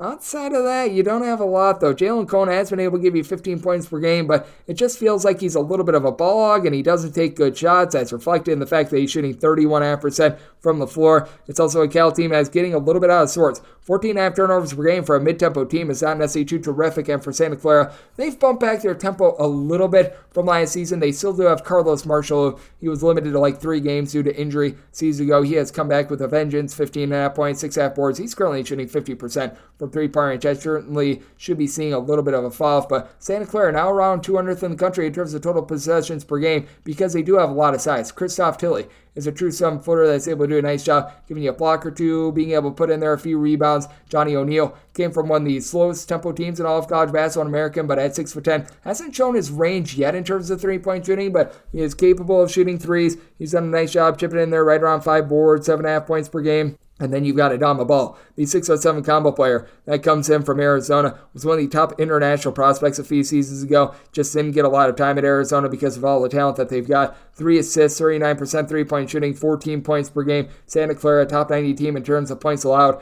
on a per-possession basis. And Santa Clara looking for their 3rd Pac-12 win. They've already knocked off Stanford. They've already knocked off Oregon. There might be someone in the Pac-12 this year that doesn't get to 3 conference wins. I do think that Cal probably will be able to do so, but I mean, for this Cal bunch, it has been rough for them on defense, giving up 75-plus points at each of their last 3 games. As they get closer to full staff, the offense has been better, but the defense has been worse. It is a circumstance where I do think that Santa Clara could hold up on defense, get it done. I said Santa Clara is a 2.5-point favorite. I like them outright on the money line. And did set my total 144.5 with Santa Clara playing slower this year. So diving in on the under and Santa Clara outright on the money line. 683, 684 on the betting board. Washington and Colorado do battle from MGM Grand Arena in lovely Las Vegas. Colorado State is aiming between a 4 to a 4.5-point favorite, and your total is between 155.5 and 156. I made Colorado State a 4-point favorite, so getting the hook, I'm going to be willing to take the points with Washington at a 4.5 or greater. With Washington, they've got Keon Brooks, who's really done a nice job of leading this offense. 22 points, 8 boards.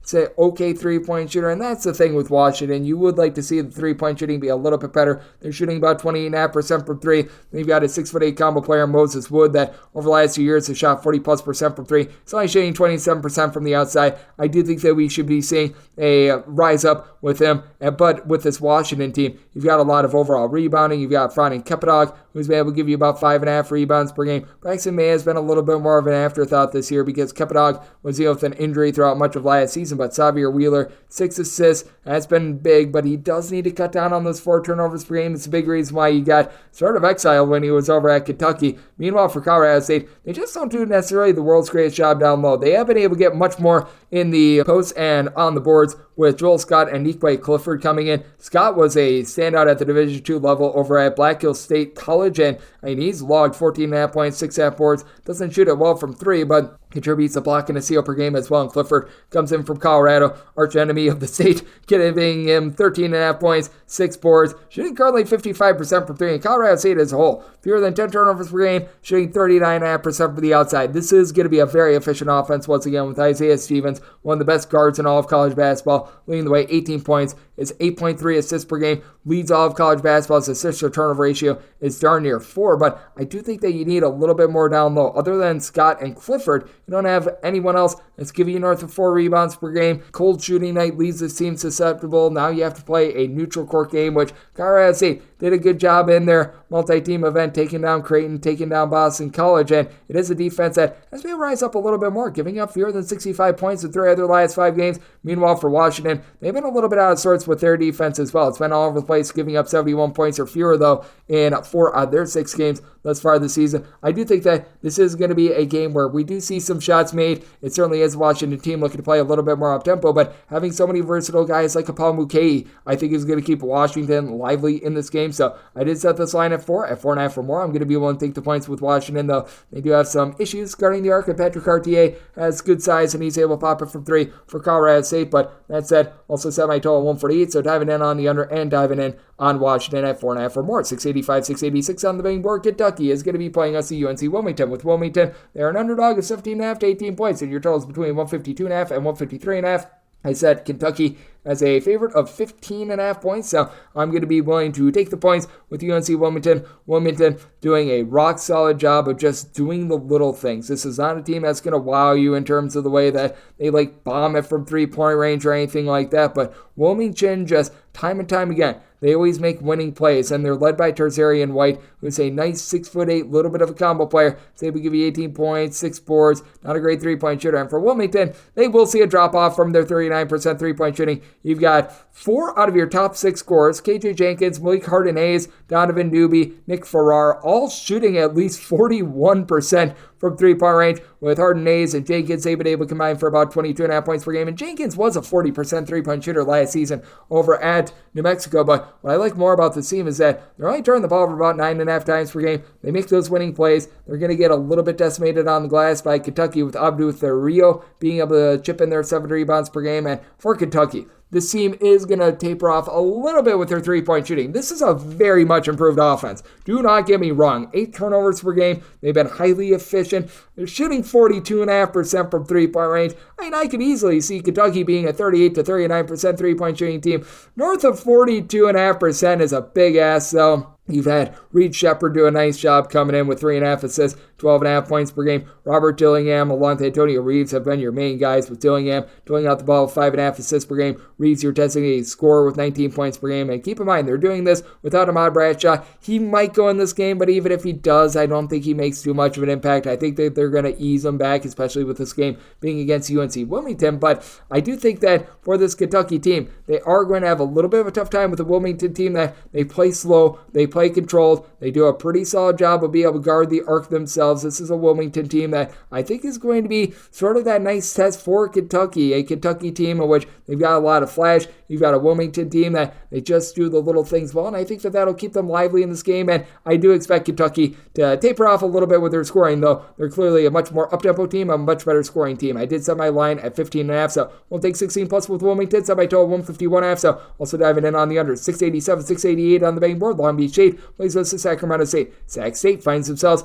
as an underdog of 11.5 to 10.5 points, and your totals between 153.5 and 154, and with Sacramento State, I did set them as an underdog of 9 points, so I'm going to be willing to take these points. You've got a Long Beach State team that has the Traores really running things down low. Lucina Traore, he was a double-double machine last season that really wouldn't get versatile or anything like that, but he would pull in 10-plus rebounds per game. He would do a very solid job in the post. And then you got Abakar Traore, who's a little bit more versatile at right around 6'5", does a nice job being able to pop a few threes. He gave out 3.5 assists per contest a season ago. These were like one of 2 combos in the country last season, along with Arizona, with Umar Ballo along with Zula Sabelis, in which both players logged north of 10 points and north of 8 rebounds per game. Meanwhile, Marcus Siones has been your main scorer. He is a bit of a wild card, though. He shoots 31.5% from 3, 18 points per game. It really doesn't turn the ball over like a lot, but Long Beach State last year, they were a bottom 30 team in terms of three-point shooting percentage. They're picking up right where they left off a season ago at 32.5% from distance. Started out very hot, starting to taper off, and you need a little bit more out of Visa Silva. He comes over from Stanford. He's only been able to give you 3.5 points per contest. Meanwhile,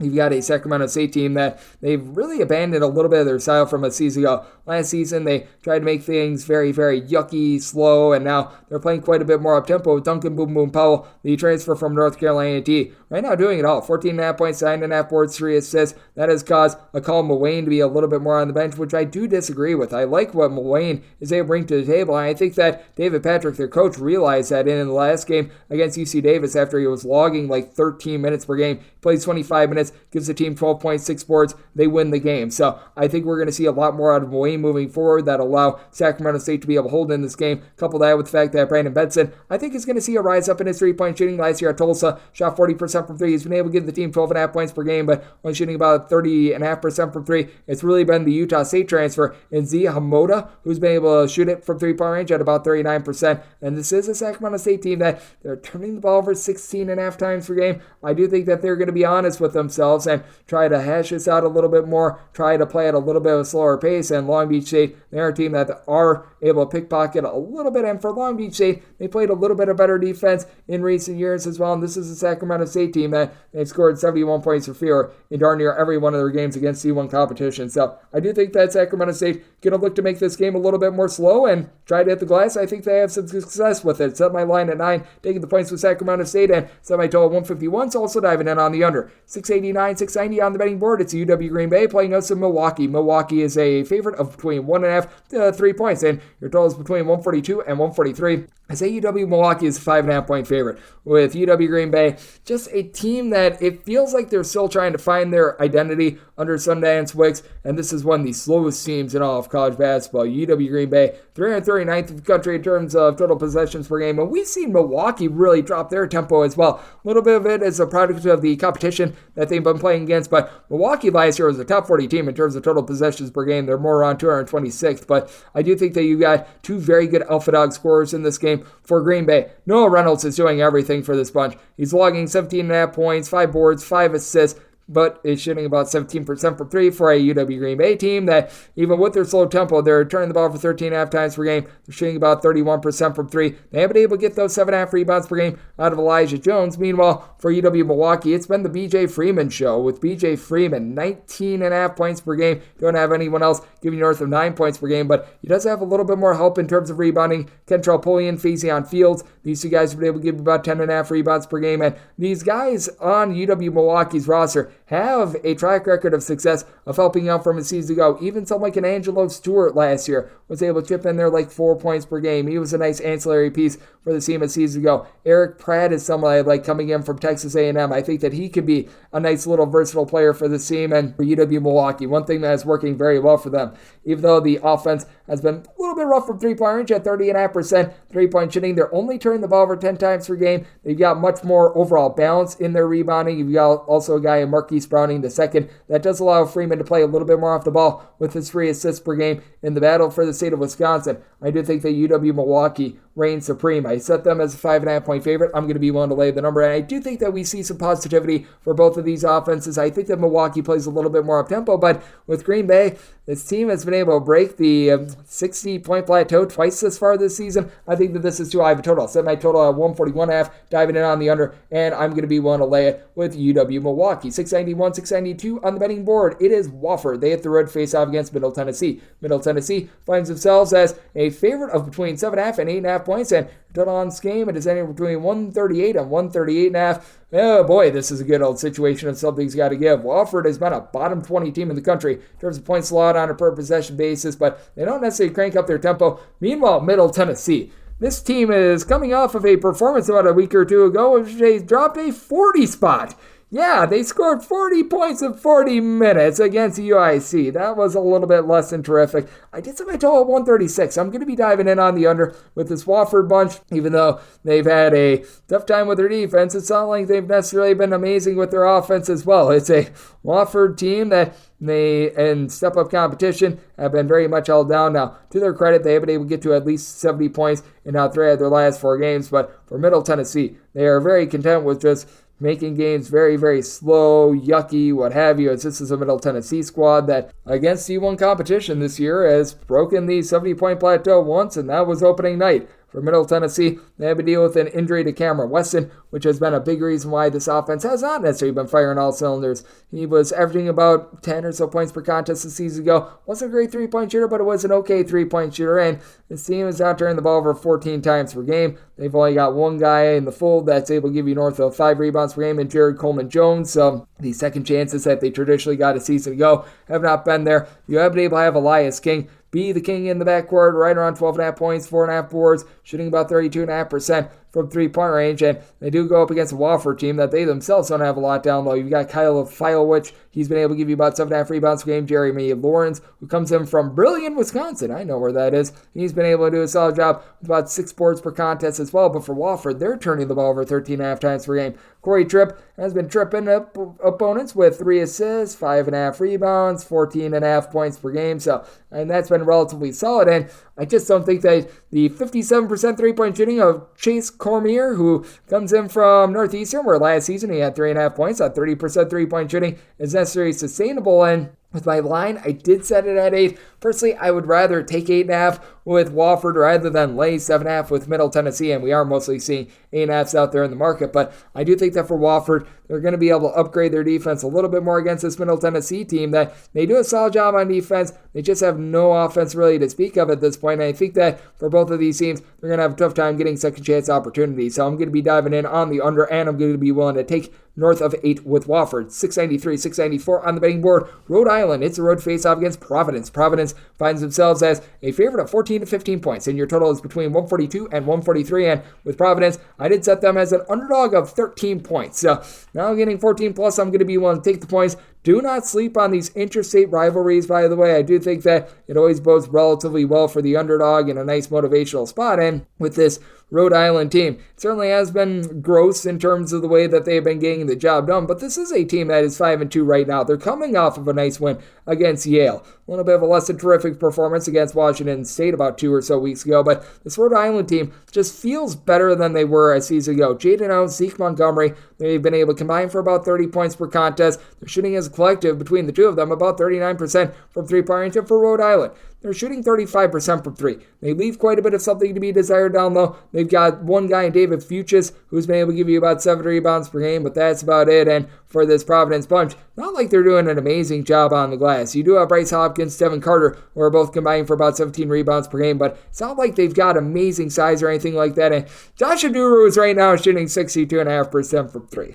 He's not going to shoot 62.5% from three-point range moving forward, though I will say Hopkins, Carter, Aduru, they're combining for about 45.5 points per game. I love what they've been able to bring to the table. This is like a 50-50 split between George Mason's teams last season and Providence's team from a season ago as well. You've had the freshman and Gary duel actually get into a duel thus far this season with the punch that he threw. I believe it was in the Bahamas, but he's been able to add in their 2.5 assists per game as well. But for Providence, the 14 turnovers per game is a little bit costly. It's a Rhode Island team by no stretch of the imagination is doing an amazing job on defense, but I do think that they're going to be able to generate some turnovers against a team that is really trying to find their way. Rhode Island about 231st in the country in terms of points allowed on a per possession basis, and with the way that Providence has played, they're 12th in the country in terms of points allowed on a per possession basis. But they've been quite fortunate with teams just all of a sudden bricking shots from 3. We saw that in that game earlier in the season against Wisconsin where they had a bunch of open looks that just didn't go. And I do think that for Rhode Island, they are going to be able to knock down a few of those looks. I did set my total at 139.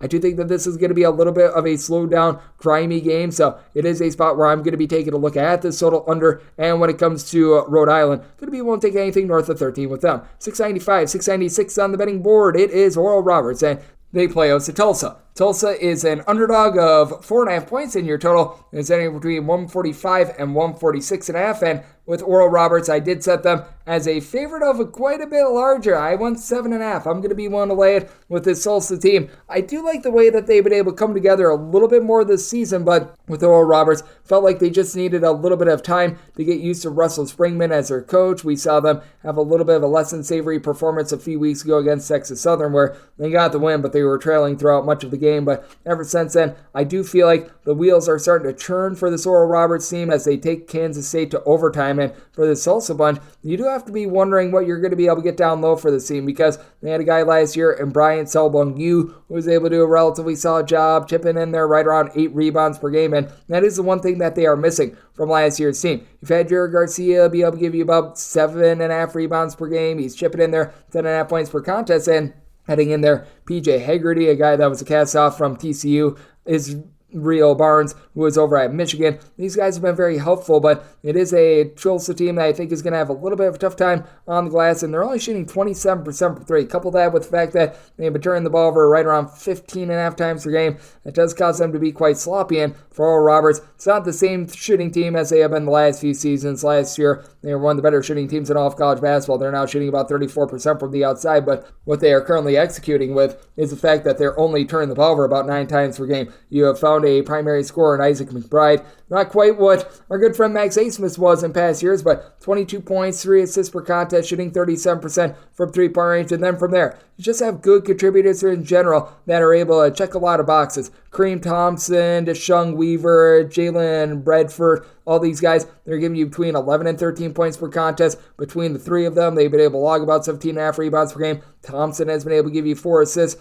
per game as well. And if you have past that, a lot of guys are just little contributors. Like they give you a few points, they're just able to spell minutes. It is a little bit of top-heavy Oral Roberts team, but with Oral Roberts, I did think that they're going to do a solid job against a Tulsa team that I don't necessarily trust down low, and a Tulsa team that has been turning the ball over quite a bit. Oral Roberts hasn't necessarily had that breakthrough win, but they also played Texas A&M to single digits, and for Tulsa, they have a 4-1 record, but those wins came against Jackson State, South Carolina State, Incarnate Word, and Central Arkansas. Just a big, giant cupcake schedule, and I do think that this is where the rubber meets the road, and I don't think that they're going to be able to meet it. I said Oral Roberts as a 7.5 point favorite, so I'm going to be willing to lay it, and I did set my total at 149.5. Oral Roberts playing a little bit slower than they did a season ago, but Tulsa, they've been a team that has been turning the ball over a lot. I think that Oral Roberts is going to be able to turn that turnovers / that defense into offense. And for Tulsa, their 11th ranking in terms of points allowed on a per possession basis, I feel like is built on sand. So going to be taking a look at the over, and I am going to be taking a look at Oral Roberts. 697, 698 on the betting board. Grand Canyon is going to be playing us at UT Arlington. Arlington finds themselves as an underdog of 10.5 to 11 points with a total of 150. And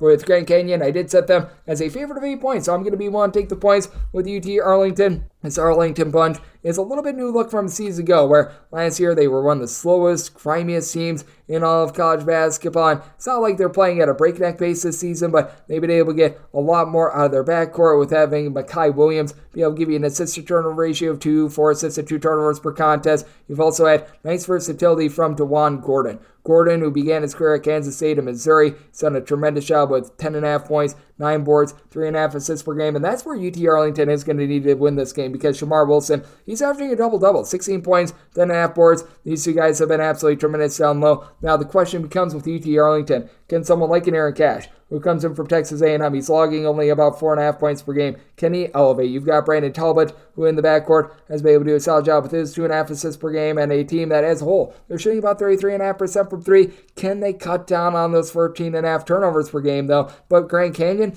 they on the flip side, they turn the ball over about 13.5 times per game. They're doing a little bit better job of generating steals, especially the 2.5 steals per game that they get out of the Georgia State transfer in Colin Moore, who has been able to give you more. And this is a Grand Canyon team that, up until last year, they were always perennially one of the best teams defensively in all of college basketball. We really saw that slip this year for Grand Canyon. They've been more in the middle. They're not back to being that top 30 defense, but they're 51st in the country in terms of points allowed on a per possession basis. Meanwhile, it's a UT Arlington team that's right around 260th. And for Grand Canyon, after they were so good from three-point range a season ago, they're now about a 33% three-point shooting team. I think that this will rise up, especially with Rayshawn Harrison, their top scorer from a season ago, only shooting 16% from three. I don't think he's going to shoot like 40% from three, but certainly I think he's a little bit better than that. And for UT Arlington, they probably are going to meet their match on though, with Gabe McLaughlin, Sidney Curry being able to log 13 rebounds per game, and then Tyon Grant Foster, who was the top junior college transfer in all of college basketball a few seasons ago. He's showing why.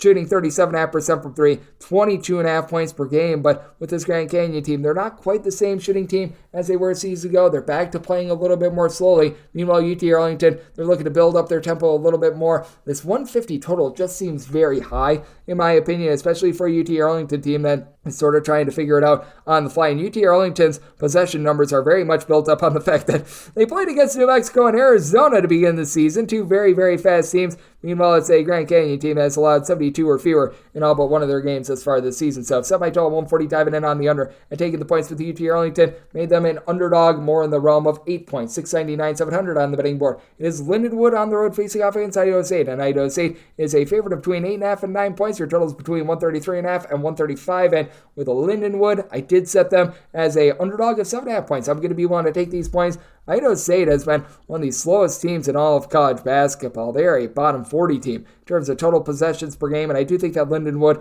going to be able to hold in there with what they've been able to get out of Keenan Cole. I love the way that he's been able to perform with about 17 points, 5.5 boards. Last year, he shot 46.5% from three. You knew that was not going to be able to be duplicated, but he's chipped in there 17-plus points in 4 of the team's last 5 games, 13-plus in all 5 of them. Meanwhile, for Idaho State, you don't have that go-to scorer. Braden Parker has been your main man, 11.5 points, 6 boards per contest. He's able to give you a block per game, and this team is relatively solid down low. You've also been able to get 9.5 points, 6 boards out of Kyrie Huey, who's come over from the non-Division I level, but Idaho State, 13.5 turnovers per game. Despite being a slow and controlled team, you've been able to have about 3.5 assists per game out of Malik Arrington, who's been able to take strides forward after being more of a reserve a season ago. But for Lindenwood, even though they haven't necessarily found their main point guard, I thought that was going to be Darius Bean coming over from Northern Illinois. He's only been able to give the team, though, 2 assists per game. They've been able to find a way with their offense of 13.5 turnovers per game. Not necessarily too terrific, but Bean has been able to give you about 12.5 points per game. And now you've got a nice sharp shooter in Jeremiah Tolton, who's been able to shoot about 38% from three-point range. Has come over from the non-Division I ranks,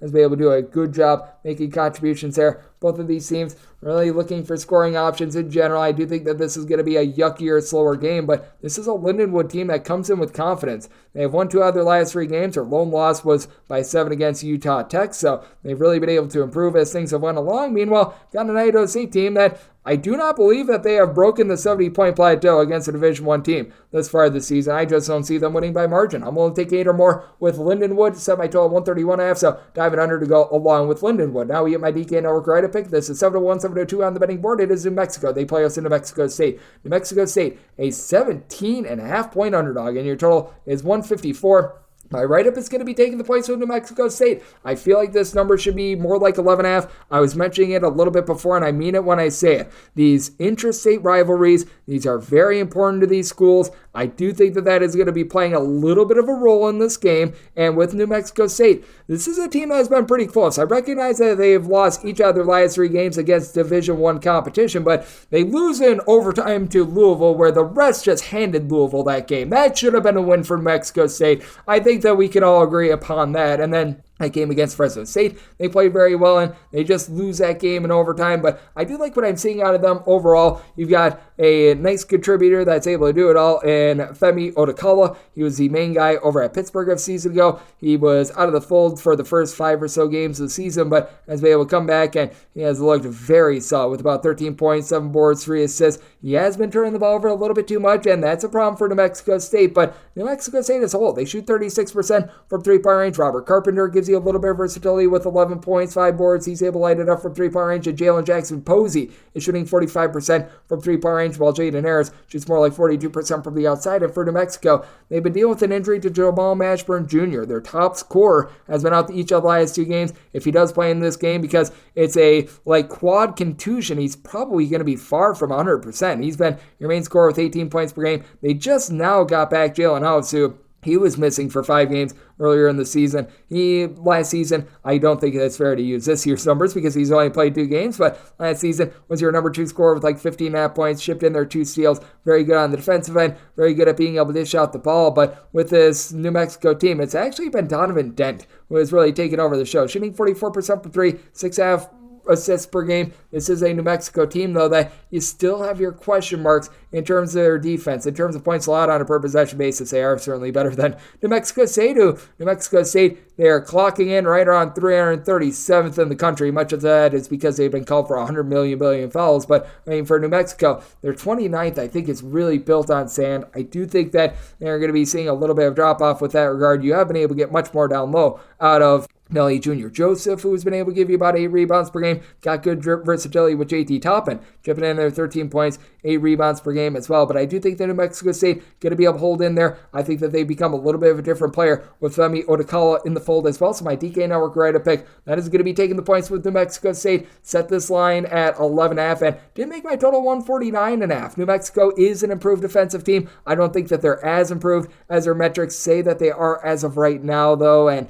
I do think that for New Mexico State, they're a little bit more of a lower tempo team moving forward. So I'm going to be diving in on this total under, and my write-up is on New Mexico State catching the points. 7-3, 7-4 on the betting board. It is Utah State playing up to UC Irvine. That's off for the Anteaters as they do find themselves as a underdog of between 5 and 5.5 points. 139 to 140.5 is your total. And with Utah State, I did set them as an underdog of a point. I'm willing to go with UC Irvine outright on the money line. This opened up at 4, which is why it didn't make the cut as my write-up, because had I known that this would move to 5 to 5.5, I would have just made that one it. But that said, good value here on UC Irvine, in my opinion. I still have my question marks with this Utah State team, who's been getting great contributions out of Great Osabor, by the way. I know Sabor, a season ago, he was solid. He was giving Montana State right around about 9 points, 5 boards per contest. He's become a double-double machine with 21 points, 10.5 rebounds per game. But for UC Irvine, it's one of those cases where the whole is greater than the sum of its parts. They have been dealing with an injury to Bent Lutken in the last few games, so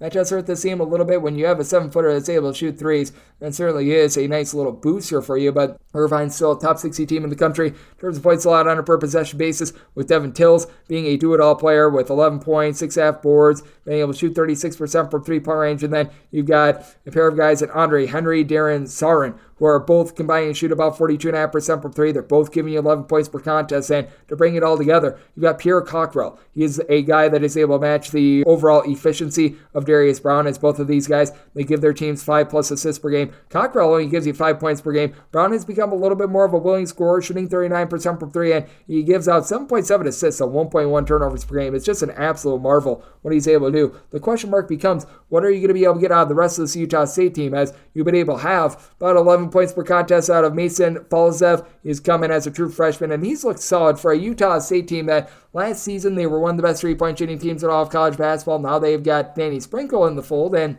they're still an okay shooting team, but they shoot much more inside the arc. 52.5% is their field goal shooting percentage. Only about 31.5% from three-point range. And to the credit of Utah State, an improved defensive team, top 45 team in terms of points allowed on a per possession basis. Sprinkle is a better defensive coach than Ryan Odom, but I do think that we see Irvine, all their versatility, having a point guard that's able to match up with Brown, they do get the job done in a game where I do think that gets a little bit more up and down. You've got an Irvine team that they have been putting up 76+ points in 4 of their last 5 games, and you've got a Utah State team that they themselves have lit it up for 79+ in 4 out of their last 5. Neither of these teams are necessarily looking to play slow, so I like Irvine outright on the money line, set them as a point favorite, and with my total at 143, you're getting 139 to 139.5. Looking at the over, 7-5, 7-6 on the betting board. Utah Tech plays us Utah Valley. Utah Valley is in a pick'em game, and your total's between 140 and 141, and with Utah Valley, I did feel like they should be the 1.5 point underdog. If this gets to 1 with Utah Tech, I'd still be willing to lay it. Not willing to lay anything more than a 1, though, with Utah Tech. And for Utah Valley,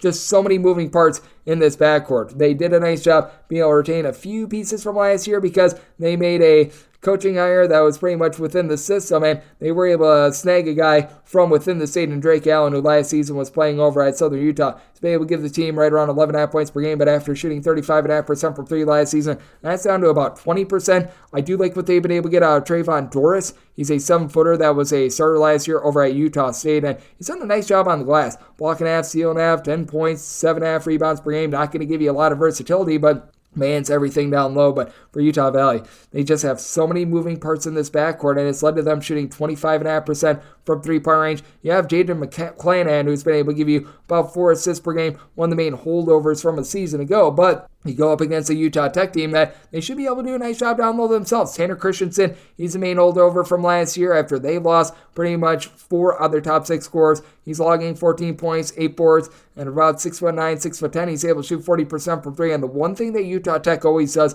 they find a way to make threes. And they're doing so once again this year, even with a lot of moving parts. They're shooting about 36.5% from three-point range, with your main man being David Elliott, coming up from the non-D1 ranks, shooting 58% from three with 14.5 points, 2 steals per game. I think that that's going to take a little bit of a fall off, but you do like the fact that for Utah Tech, you've got good balance scoring. 6 different guys are giving you at least 9 points per contest. Now, after that, there's quite a bit of a fall off. It's a little bit of a thinner rotation, and as a result, Utah Tech not playing at some sort of a warp speed or anything like that, though they'll still play with quite a bit of tempo. This is a Utah Tech team that is 75th in the country in terms of total possessions per game. Utah Valley has become a little bit more of a mid-tempo team, but I do think that home court advantage reigns supreme, set Utah Tech as a 1.5 point favorite, so one lay up to 1 with Utah Tech, and with regards to the total, did some mine at a 145.5 with the way that Tech is lighting it up from 3-point range. So looking at the over and looking at Tech in a pick'em game. 707, 708 on the betting board. Nevada plays host to Loyola Marymount. The Mount finds themselves as an underdog of 8.5 to 9 points, and your totals between 147.5 and 148, and with Loyola Marymount, I did set them as an underdog of 7.5 points. Going to be willing to take A+ with them. This is a Nevada squad that has been very dominant to begin the season. And they got that nice road win over Washington. They're doing it on the offensive end. They're doing it on the defensive end. But not a Loyola Marymount team that they've got a lot of good pieces on their front as well. Dominic Harris, he comes over from Gonzaga. He's been the main scorer to this point with 14 points per game, shooting 50% from 3-point range. That is going to be falling off just a little bit as a whole. Loyola Marymount shooting about 37% from 3-point range. The Loyola Marymount defense, you'd like to see it be a little bit better. We have seen them get lit up quite a few times as far as this season. Meanwhile, this is a Nevada team. They're just checking every box. They're in the top 25 in the country in terms of points allowed on a per possession basis, while the Mount is more like 103rd. But for the Mount, you've got so much good versatility with the team. On top of that, a very sure-handed point guard in Jalen Hill, who's never had more than 2 turnovers per game in his career. Currently 3.9 assists and 1.8 turnovers per game, shooting 41.5% from 3 with 11.5 points per game. And then you've got the NC Central transfer in Justin Wright, who is Mr. Wright. Last season, shot 41% from 3. This year, 44% from the outside, logging 12.5 points per game, and a 7-footer and large team in that it's going to be hard for Nick Davidson and company to overcome. Davidson, 10 points, 7 boards, part of a Nevada team that has been one of the best on the glass in all of college basketball. And Nevada is doing those little things well. They shoot 77% of the free throw line. They only turn the ball over 8.5 times per game. 6'6" Keenan Blackshear, so versatile. 5 assists, 6.5 rebounds, 18.5 points per game. And then Jared Lucas, he's able to play man-to-man. He's able to play zone. He shoots 37% from 3 with 18 points per game. But would like to see a little bit more out of some of the big men like KJ Himes, like Jazz Gardner. Gardner's a 7-footer that as a freshman I think is going to be able to grow into his role. But I do think with Loyola Marymount having all their experience and the Mount really stepping up on defense. First few games of the season, it was awful. They've now given up 63 points or fewer in each of their last 3 games. That'll match what we have been seeing out of this Nevada team. Has really been elevating with their offense recently with 77 plus points in every single game this season. I think it causes for a very interesting test match. I set my total 145.5. So here at a 147.5 to 148.5, I think that these defenses rise up. Looking at the under, and I'm willing to take A+ with the Mount. 709, 710 on the betting board. Battle from the great city of Las Vegas. Gonzaga and USC do battle. USC a 3.5 point underdog with a total between 150 and 150.5. I said Gonzaga is a 2-point favorite. So here getting north of 2, going to be willing to take the points with USC. USC has dealt with a few injuries, but they should have darn near everyone back in the fold. Victor Iwuchukwu was dealing with a little bit of an injury towards the beginning part of the season. He's back, and he's able to give you 5+ rebounds per game. Joshua Morgan has been a tremendous shot blocker with 3 blocks, being able to log about 6.5 points, 5.5 rebounds per game. And then Boogie Ellis missed a game or 2. He's back with his 21.5 points per game, currently shooting 48% from 3-point range with 16+ points in each out of his last 4 games. And that's going to be a load for Gonzaga to go up against. Now, with Gonzaga, last year, their defense, well, there really wasn't much to speak of because they didn't play any, but this year they have been much better with that regard. Gonzaga is actually a top 60 team in the country in terms of points allowed on a per possession basis, but this USC team has been able to rise up to the challenge as well. USC, they're right around 67th in the country in terms of points allowed on a per possession basis. Gonzaga is turning the ball over a little bit more this year with Ryan Nembhard. You can tell that there's a little bit of an adjustment for him as well, but Anton Watson, he's been able to do a nice job as a do-it-all player out there on the floor. 16 points, 8.5 boards, 2.5 assists per game, though this team isn't quite as good as they were down low as they were a season ago, but Graham Ike during the Maui Invitational, he was really able to show off some range, so I do think that that's going to be encouraging for them. Shooting 44% from three. I don't think he's going to be finishing up the year shooting 44% from distance, but this USC team has the athletes to be able to match up with them. They might have the number one overall pick on the roster when it's all said and done. Maybe I'm hyping him up a little bit too much, but absolutely love what Isaiah Collier brings to the table. 4.5 assists, 17.5 points per game. He's shooting 40% from three. Kobe Johnson, I think, is going to be able to match up well as well. And with this USC team, traditionally being one of the top 2-point shooting defenses in all college basketball, I think that that'll allow them to remain lively in this game. I do like Gonzaga a little bit in the spot, but I could only set them as a 2-point favorite, so I'm going to be willing to take the points with USC. Gonzaga feels a little bit slower. They feel a little bit more defense-oriented as well, so I set my total at a 148 on a neutral court, so diving in on the under end, going to be taking the points with USC. 7-11, 7-12. All three of these games are going to be from the Wells Fargo Center before we hit a break and we hit the extra games. Drexel and Villanova do battle. Villanova is a 11 to a 12-point favorite, and your total is 125.5. I set Villanova as a 10.5 point favorite. I'm going to be willing to take the points. I do lean a little bit more to underdogs when it comes to this Philly 5 just expose in general, because we have seen it time and time again with these Philly 5 teams. They really treat this rivalry big time, and they always show up. And it's a Drexel team that they do a tremendous job with their defense. They are tremendously slow. They're in the bottom 50 in all of college basketball in terms of total possessions per game. And I do think that for Villanova, they're going to be finding themselves in a big giant slog as they themselves are a very slow-moving team, which makes it tough to be able to win by margin, especially with the Drexel team that is 22nd in the country in terms of points allowed on a per-possession basis. And when it comes to this Villanova team, certainly they're doing a pretty solid job on defense, but it's still not necessarily up to snuff in comparison to what we've seen in past years. They're currently right around about 80th in the country in terms of points allowed on a per-possession basis. Fortunately for them, Drexel does have some shooting issues. You've got Amari Williams. He saw 13 points, 8 boards.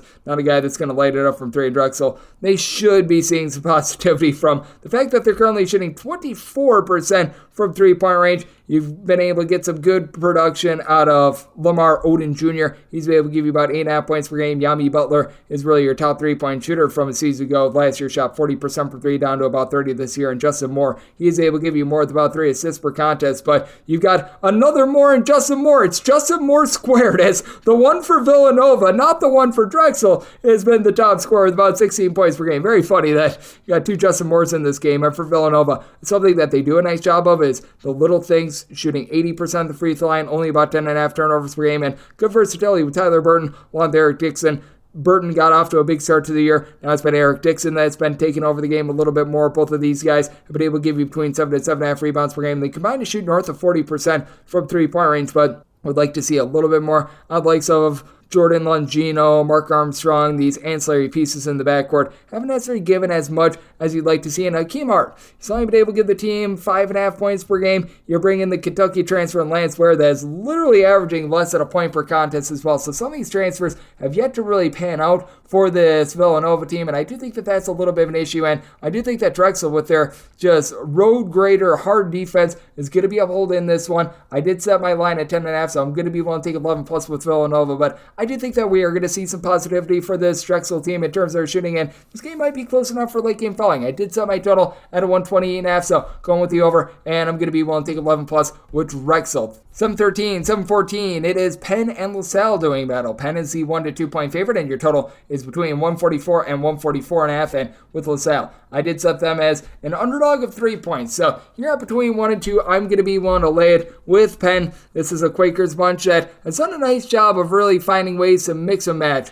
with losing their top scorer in Jordan Dingle. They've been really featuring a lot of Clark Slashert. He's been able to do a tremendous job with about 15 or so points per contest. He'll chip in there a few assists per game. And with Penn, they didn't have one guy try to pick up all the scoring for the aforementioned Jordan Dingle, but they're doing it as a collective, and I think that that's a proper way of being able to do it. Meanwhile, on the flip side, you do have a LaSalle team that just so well coached under Fran Dunphy. He's gotten the most out of Jamari Brickus, who's been able to log about 18 points per game, 4.5 assists, currently shooting 50% from three. For a bunch as a collective, they shoot about 34.5% from the outside. Khalil Brantley's also able to give you about 17.5 points per game. He's been able to hold the ball with 4 assists per game. As a matter of fact, Brickus, Brantley, and Anwar Gill, a little bit more of an ancillary guard with about 3.5 assists, 13.5 points per game. I mean, these three guys, They're, between the three of them, averaging 12 assists per contest. It's what you're able to get down low that is a little bit of a question mark. Deshaun Shepard has been able to give you about 6 boards per contest, and Rokas Josias, who comes over from Lithuania, he's been logging about 7 rebounds per game, 9+ boards in each of the last 3 games. Really doesn't give you a lot on the offensive end, and it is a LaSalle team dealing with a little bit of a depth issue, but that is going to be big against Nick Spinoza, who's got good versatility for this Penn team. 8.5 points, 7.5 boards, 3.5 assists. I love his overall game, and it is a Penn team as a collective. They're shooting 37% from three-point range. They do sometimes get a little bit careless with the 13 turnovers per game, especially considering the fact that they're not a super-duper up-tempo team. Meanwhile, LaSalle, they're only turning the ball over about 10 times per contest, but I do think that for Penn, they're going to be able to do a nice job down low. I also love the 16 points per game that they get out of Tyler Perkins, who's really been an impact player as a freshman. So I do think that Penn gets the job done against a LaSalle team that still have a few question marks down low with them, and it's a LaSalle team that sometimes gives up the arc a little bit too much. So semi-total 145 here, 144 to 144.5, looking over, and with Penn, one lay up to 2.5 with them. This is the final game on the normal Las Vegas betting board before we head a break and the extra game. 7:15, 7:16. It is St. Joe's, hoping to not be average Joe's against Temple. We give our Ode to Lane Kiffin go Owls, as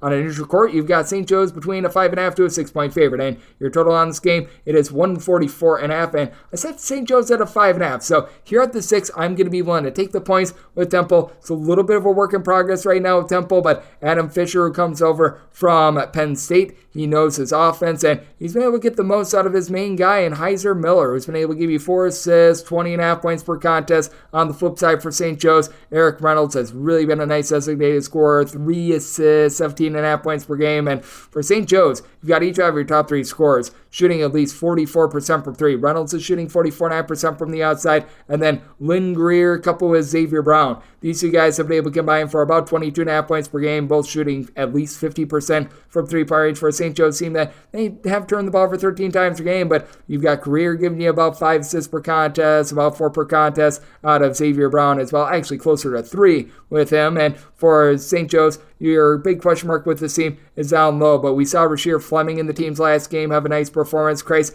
Adesan Doko has been able to give you about 6.5 rebounds per game as well, and that's something that's going to be a little bit tough for Temple, but you've got Steve Settle, who's turned into a little bit more of a primary rebounder for this bunch after when he was at Howard. He would pop some threes at about 6'10", wasn't necessarily a gifted three-point shooter, so I think he's found more of his role with this team. And then Micah Piccarelli has been able to give you about 40% three-point shooting. He's done a nice job chipping in their 13.5 points per game. It's been a little bit up and down for the Temple team because they have been dealing with a few injuries. I know that Jaleel White has been in and out of the fold for this team, and he's most likely going to be out for this game as well after he had to miss that triple overtime thriller against LaSalle. But for the Temple team, I do think that they're going to continue to improve with their three-point shooting. They've been able to have Sam Hoffman be able to give you some rebounding as well, and I do think that what Temple is able to provide down low is going to be able to keep them lively in this game. I did set my total at 147.5. Temple, not necessarily a super up-tempo team, but a team that is getting more and more efficient with their offense by the day, and they are only turning the ball over 9 times per contest, despite the fact that they played 3 bonus sessions a few days ago. So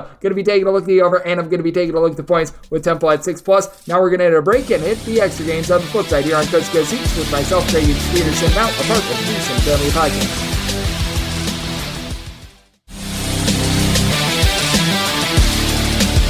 And we're back here in lovely Las Vegas for Coast to Coast Hoops with myself, Greg Peterson, now part of the VSiN Family Podcast. We have gotten through the normal Las Vegas betting board, and now it is that time that we go into a little bit more lightning round, but we're going to be hitting the extra games. These are all the games that involve these smaller conferences, so let's dive right in. The normal betting board picks are complete, but there are some extra games today, so we go into the bonus. 306-501, 306-502. It is Bucknell on the road facing off against Penn State. The bracket Buffs and Bison find themselves as underdogs of 19 points, and your totals between 143 and 144.5. I set Penn State as a 26-point favorite. I'm going to be willing to lay this number. This is just not the Bucknell teams of past years. You are not going to have Chris McNaughton walking through that door. That's the guy that hit the hook shot that knocked off Kansas in that old 14-3 upset. But for this Bucknell bunch, they are playing at one of the slower paces in all of college basketball, and they've just really had a tough time with their backcourt. I do like what they've gotten in the St. Joe's transfer in Jack Forrest. He's been able to log 15.5 points per game, has some size. He's shooting about 37.5% from 3, but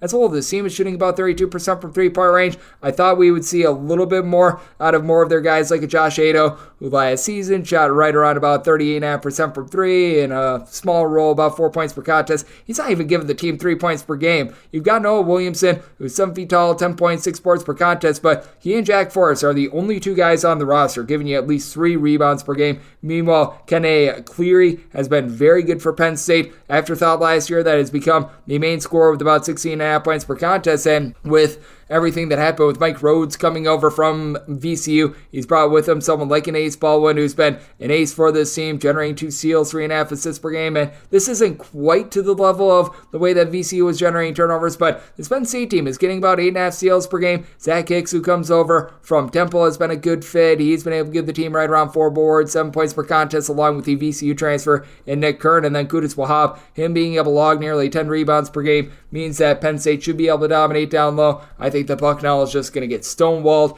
They had a little bit of a hot shooting performance against Princeton to be able to cover that number, but this is a bunch of they've scored now 67 points or fewer in 4 of their last 5 games, and it is a Penn State team that they themselves, even though their defenses went through some doldrums, they have scored 74 or more in each of their last 5. I just think that Bucknell doesn't do their part with regards to this total, especially with them playing quite slowly, so I did set my total at a 138, diving in on the under, and made Penn State a 26-point favorite. I'm going to be willing to lay the number and taking a look at the under as well. 306-503, 306-504. Presbyterian is going to be on the road facing up against VMI. VMI finds themselves as a underdog of 2.5 to 3 points, and your totals between 147.5 and 148.5, and I did set this number at 6. I'm going to be willing to lay it with Presbyterian. Certainly the Presbyterian win that we saw over Vanderbilt to begin the season has been diminished by the fact that, well, Vanderbilt has not been very good this year, but still, I do like what I'm seeing out of this Presbyterian bunch against a VMI team that last year was second worst in all of college basketball in terms of points allowed on a per possession basis. They've been slightly better this year, but not like they're amazing. They have been able to have Tashad Jackson down low, do a solid job being able to pull in there about 10.5 rebounds per game, but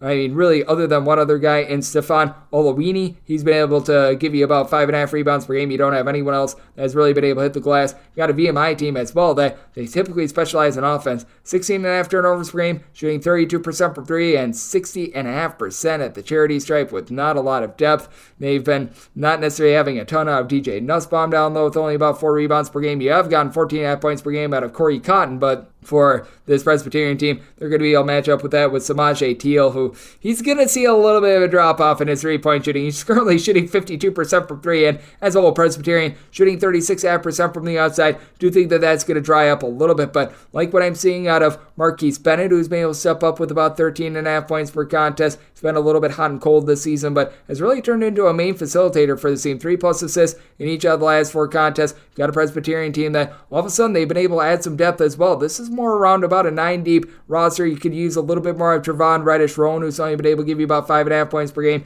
He's been around the program for quite a while, but with Crosby James shooting north of 50% from 3-point range, really finding his niche as a designated shooter, I do think the Presbyterian going to get it done against a VMI team that they just continue to be ghastly with their defense, not like VMI is some super-duper up-tempo team, though. So I did set my total at 146. You do have a Presbyterian team that they can be a little bit teeter-totterish with regards to their offense, but on defense, they've been right around about 150th in terms of points allowed on a per possession basis. Good enough to hold down VMI, so diving in on the under and was willing to lay up to 5.5 with Presbyterian. 306-505, 306-506. Holy Cross is on the road facing off against Central Connecticut. Central Connecticut is a 7 to a 7.5 point favorite, and your total is between 136.5 and 138. Set Holy Cross as a underdog of 6 points, so I'm going to be willing to take the points with them. Central Connecticut coming off of a very nice win as an underdog against Army. Why they were an underdog, I have no idea. For Holy Cross, it's been holy cow bad ever since they pulled off that win against Georgetown, but I still do like the backcourt that you've got with this bunch, because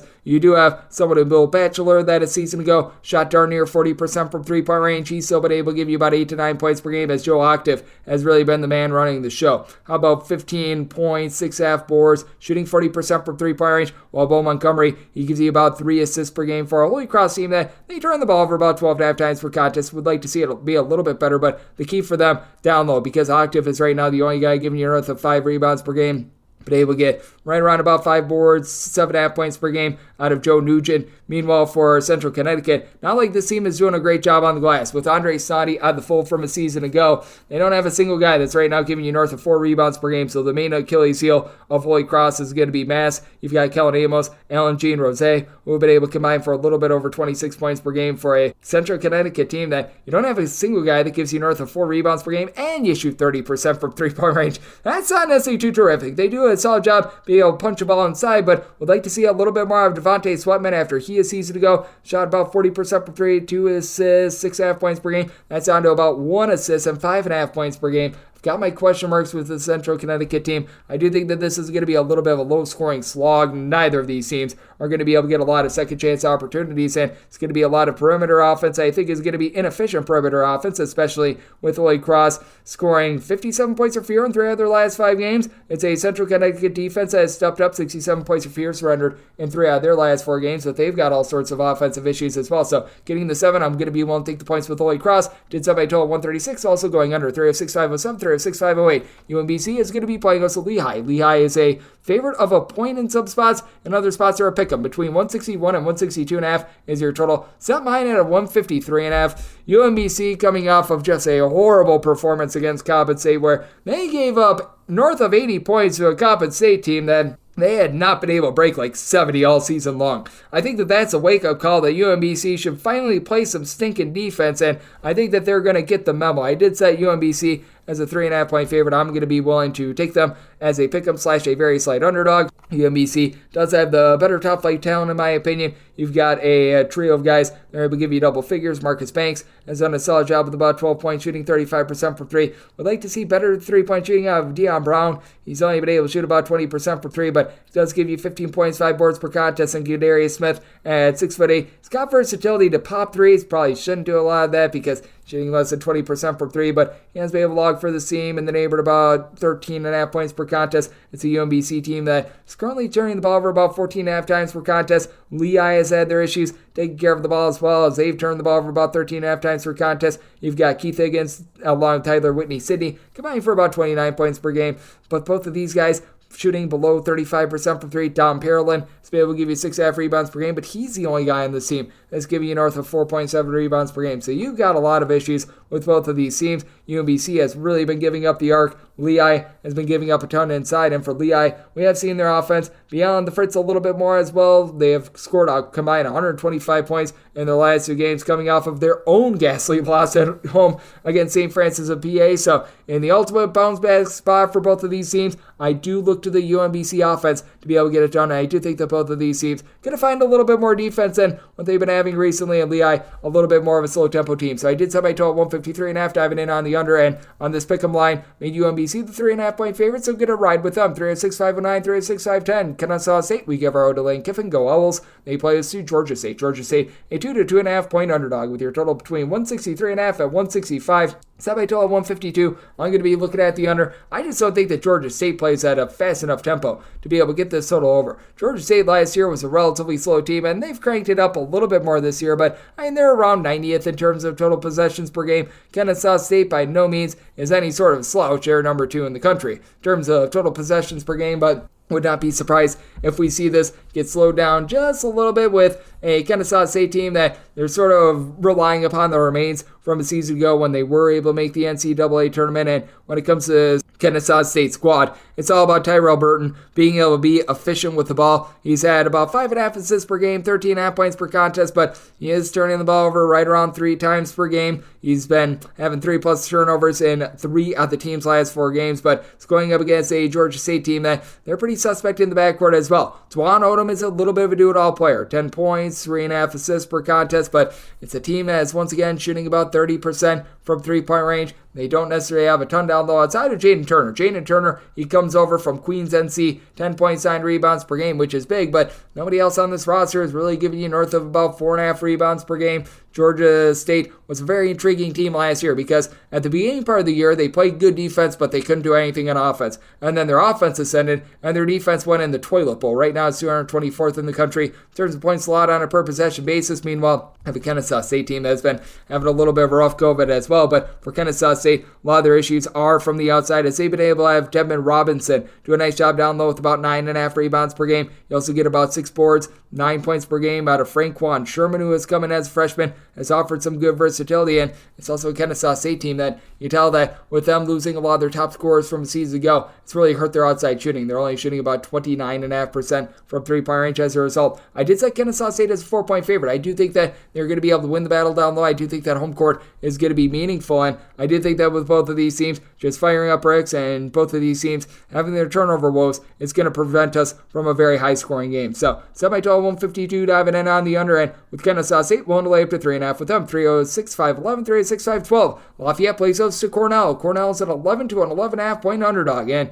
your total on this game is anywhere between 147.5 and 148.5. I did set Cornell as a favorite of 7.5 points. I'm going to be willing to take the points with Lafayette. Lafayette is playing a little bit faster than a season ago, but this is still a very slow and controlled team going up against the Cornell bunch that they're looking to play with their hair on fire. They've been consistently over the last few seasons a top 45 team in terms of total possessions per game. So it is a little bit of a situation of something's got to give. And for Cornell, this team is looking to take as many shots from three-point range as humanly possible. This is a team that it feels like they despise being able to shoot from two-point range. You've got a top scorer in Cooper Norred, who's able to give you about 12.5 points per game and is currently shooting 48.5% from three. And with Cornell, they're shooting as collective about 36.5% from the outside. I do think that we're going to see this taper off a little bit as they're going up against a Lafayette team that they do a little bit of a better job on the inside rather than the outside. And to the credit of Cornell, while they shoot it well from three, they've also done a good job of being able to guard the three-point arc.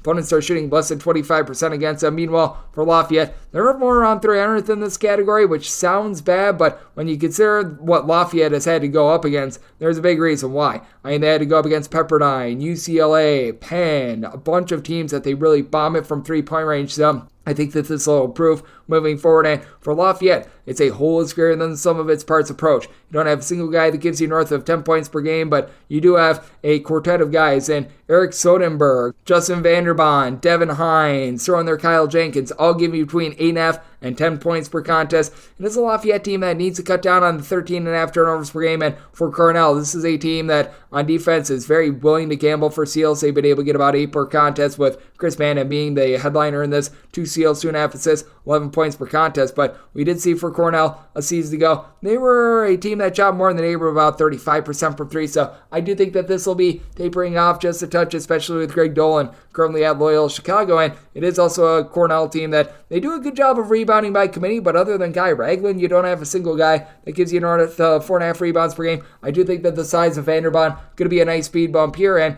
I do think then a battle of fast and slow, things do get slowed down just a little bit more here. I did set my total at 147.5, so I had a 148 diving in on the under. And Cornell can only set them as 7.5 point favorites, so taking the points with Lafayette in the under. 306-513, 306-514. Dayton is going to be playing us Grambling. Grambling is a 20.5 point underdog, and your total is between 135.5 and 136. Set my line at 20. So now that we've got the hook on 20, I'm going to be wanting to take a shot on Grambling. Clearly not the same Grambling team as the season ago. Last year, Grambling was a top 20 team in the country in terms of points allowed on a per possession basis. Didn't do a ton on offense, but was amazing on defense. For Grambling thus far this season, we've seen them continue their struggles on offense. They're shooting about 28% from three-point range, but the defense has taken a little bit of a dive because you had Keatari Gordon really doing a nice job of manning things down low, and now you've got Jonathan Aku, the 6'11" big man from Stephen F. Austin, doing a solid job giving the team right around 6.5 rebounds per game, but he's the only guy on the roster that's really giving you north of 4.7 boards per game. You've been able to have right around about 12.5 points per game out of Kentavious Dozier. Dozier is only shooting, though, about 24% from three, as Grambling just has not been able to find their footing from the outside. But this is also a Dayton team that still dealing with Malachi Smith out with an injury, out for the entirety of the season. So they're making the change over to Kobe Elvis, being more of your main ball handler, is only giving you about 7 points per game. That's a big fall from a season ago, but has done a good job with 4.4 assists to a turnover per game. Dayton is one of the bottom 50 teams in all of college basketball in terms of possessions per game, so they're playing very slow, very controlled. Dayron Holmes should be able to control things down low. 17 points, 5.5 boards, but it's not hitting the glass as much much because they do bring in Nate Santos, who was over at Pittsburgh. He's been able to log about 8 rebounds per game, but I do think that with Grambling, they're still going to do a solid job this season of being able to guard the three-point arc. And no doubt about it, has taken a little bit of a nosedive from a season ago when they were one of the better defenses in all of college basketball. So right now, they went from being in the top 15 in points allowed on a per possession basis last season to 356 this season. I do think that water is going to find its level with this Grambling team, and I do think that for Dayton, a team that they've had a little bit of a tough time putting the ball in the basket as well, 70 points or fewer in 3 out of their last 5 games, that they're going to be involved in a little bit more of a low-scoring slog. So at north of 20, I'm going to be willing to take the points with Grambling. Did set my total at a 126 as well, with a pair of teams that just really don't push tempo. So diving in on the under and taking the points with Grambling, 306-515, 306-516. Stone Hill is going to be playing us at Binghamton. Binghamton is a favorite of between 3.5 and 4 points, and your total is between 149 and 150.5. I set Binghamton as a 4-point favorite. At 3.5, I'm going to be willing to lay this number. It's a Binghamton team that has been a little bit all over the place, but they've really been relying upon the 2 transfers that they brought in the offseason. Temu Chenery has been one of your top scorers, coming in from Quinnipiac. Done a nice job lighting up with about 13 points per contest, and is the only guy on the roster currently averaging north of 10 points per game. But Samir Torrance, the transfer from Syracuse, he can go off for a triple-double on any given night. 9.5 points, 6 assists, 5.5 rebounds. Currently shooting 46.5% from 3 for a Binghamton team that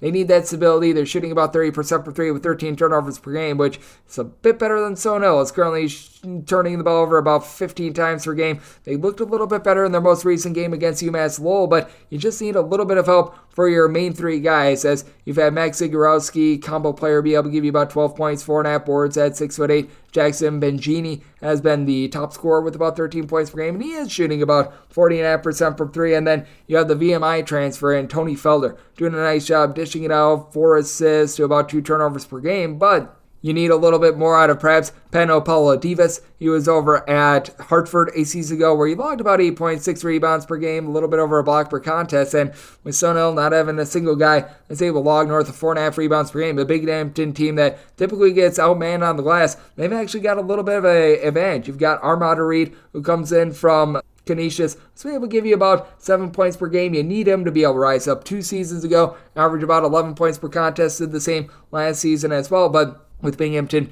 you've got 4 more options with the team. You've got a team that's a little bit better on the glass, and it is a Binghamton bunch that they got shut down by Colgate a few days ago, but prior to that, 75-plus points in 3 of their last 4 games. Meanwhile, you got a Stone Hill team that's gotten barbecued, 80-plus points, surrendered in each of their last 5 games. So, good old situation of something's got to give. Did set my total at 146. I do think that with a pair of bad defenses and rough offenses going at it with one another, things are going to taper off a little bit, but with Binghamton, want to lay it to 3.5 with them to go along with the under. 306-517, 306-518, North Alabama on the road facing off against Kansas State. Kansas State is between a 17 to a 17.5 point favorite. Totals between 152 to a 153.5. This one I set very high. I set my total at 162.5. I'm going to be taking a look at the over. Kansas State, not quite the same offense that they were a season ago, but certainly not a team that's really cranking down their tempo by any stretch of the imagination. Currently a top 50 team in the country in terms of total possessions per game, and got a rocket ship in North Alabama that is currently 14th in the country in terms of total possessions per game. And for Kansas State, you've seen him on the silver screen, now you're seeing him on the hardwood. Tyler Perry, 17.5 points, 5 assists per game, has come in from North Texas and has been highly effective. Now with Kansas State, they're only shooting about 33% from 3-point range, but you've had a very good pickpocketer in Cam Carter be able to do a nice job turning defense into offense. How about 17 points, 3 assists, 2.5 steals, 5.5 rebounds per game, and Arthur Kaluma. Never been the most bullish on him in the world. He does give you 16 points, doesn't necessarily stretch the floor too much, but David Ngesson,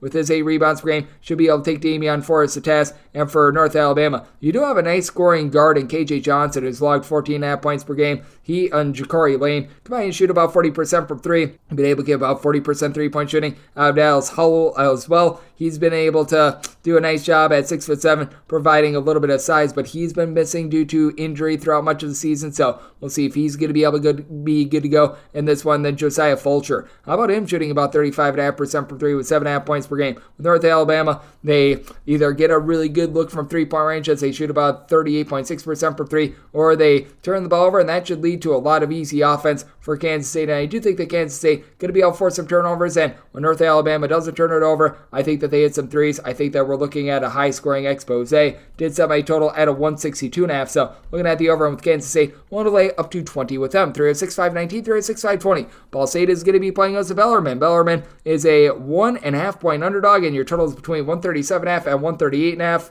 Did set Bellarmine as an underdog of 3 points. So here at 1.5, I'm going to be willing to lay it with Ball State. With Bellarmine, they do a nice job of being able to execute on offense, but I just continue to be off-put by the fact that they always rank in the bottom 75 in terms of possessions per game, and even with them playing so slowly, they're always outside the top 250 in terms of points allowed on a per-possession basis. Feels like a recipe for a disaster, and they have to go up against a Ball State team that certainly they lose quite a few pieces from a season ago, but they've got good versatility. Mikey Pearson Jr. at 6'7" is logging 13 points, shooting 42.5% from three-point range. You've been able to get 46% three-point shooting out of Davion Bailey, who's come up from the non-D1 ranks. And how about the overall versatility that you've gotten out of Bashir Jihad? He has been able to come in, give the team 17 points, 6 boards after he was a pretty solid third wheel / a guy that came in off the bench a season ago. Meanwhile, you take a look at Bellarmine, and you've been able to get some relatively good facilitation out of Alec Farem. He's been able to give you 3 assists, right around 5 boards, chip it in there in the neighborhood of about 9 points per game. Peter Suter, along with Ben Johnson,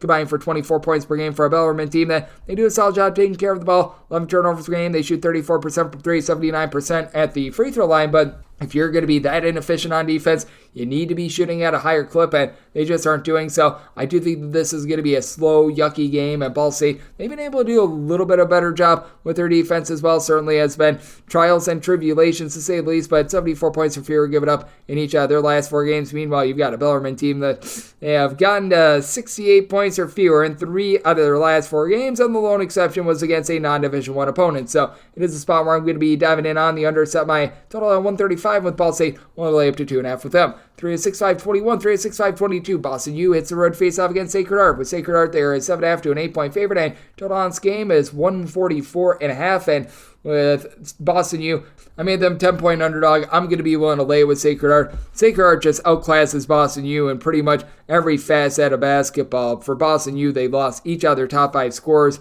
from a season ago. Boston U really doesn't have a lot of rebounding. They don't have a lot of three-point shooting, as Miles Brewster right now leads the way with 9.5 points per contest and does shoot 45% from 3, but as a whole, his team is currently shooting about 39.5% from the floor, turning it over 11.5 times per game, with Brewster being your main floor general, but don't have a single guy that's averaging north of 5.1 rebounds per game. That would be Ethan Owasoa, who's like 6'2", so you don't have a lot of size there. Having to go up against a pretty versatile Sacred Heart team that has Nico Galletti along with Tyler Thomas.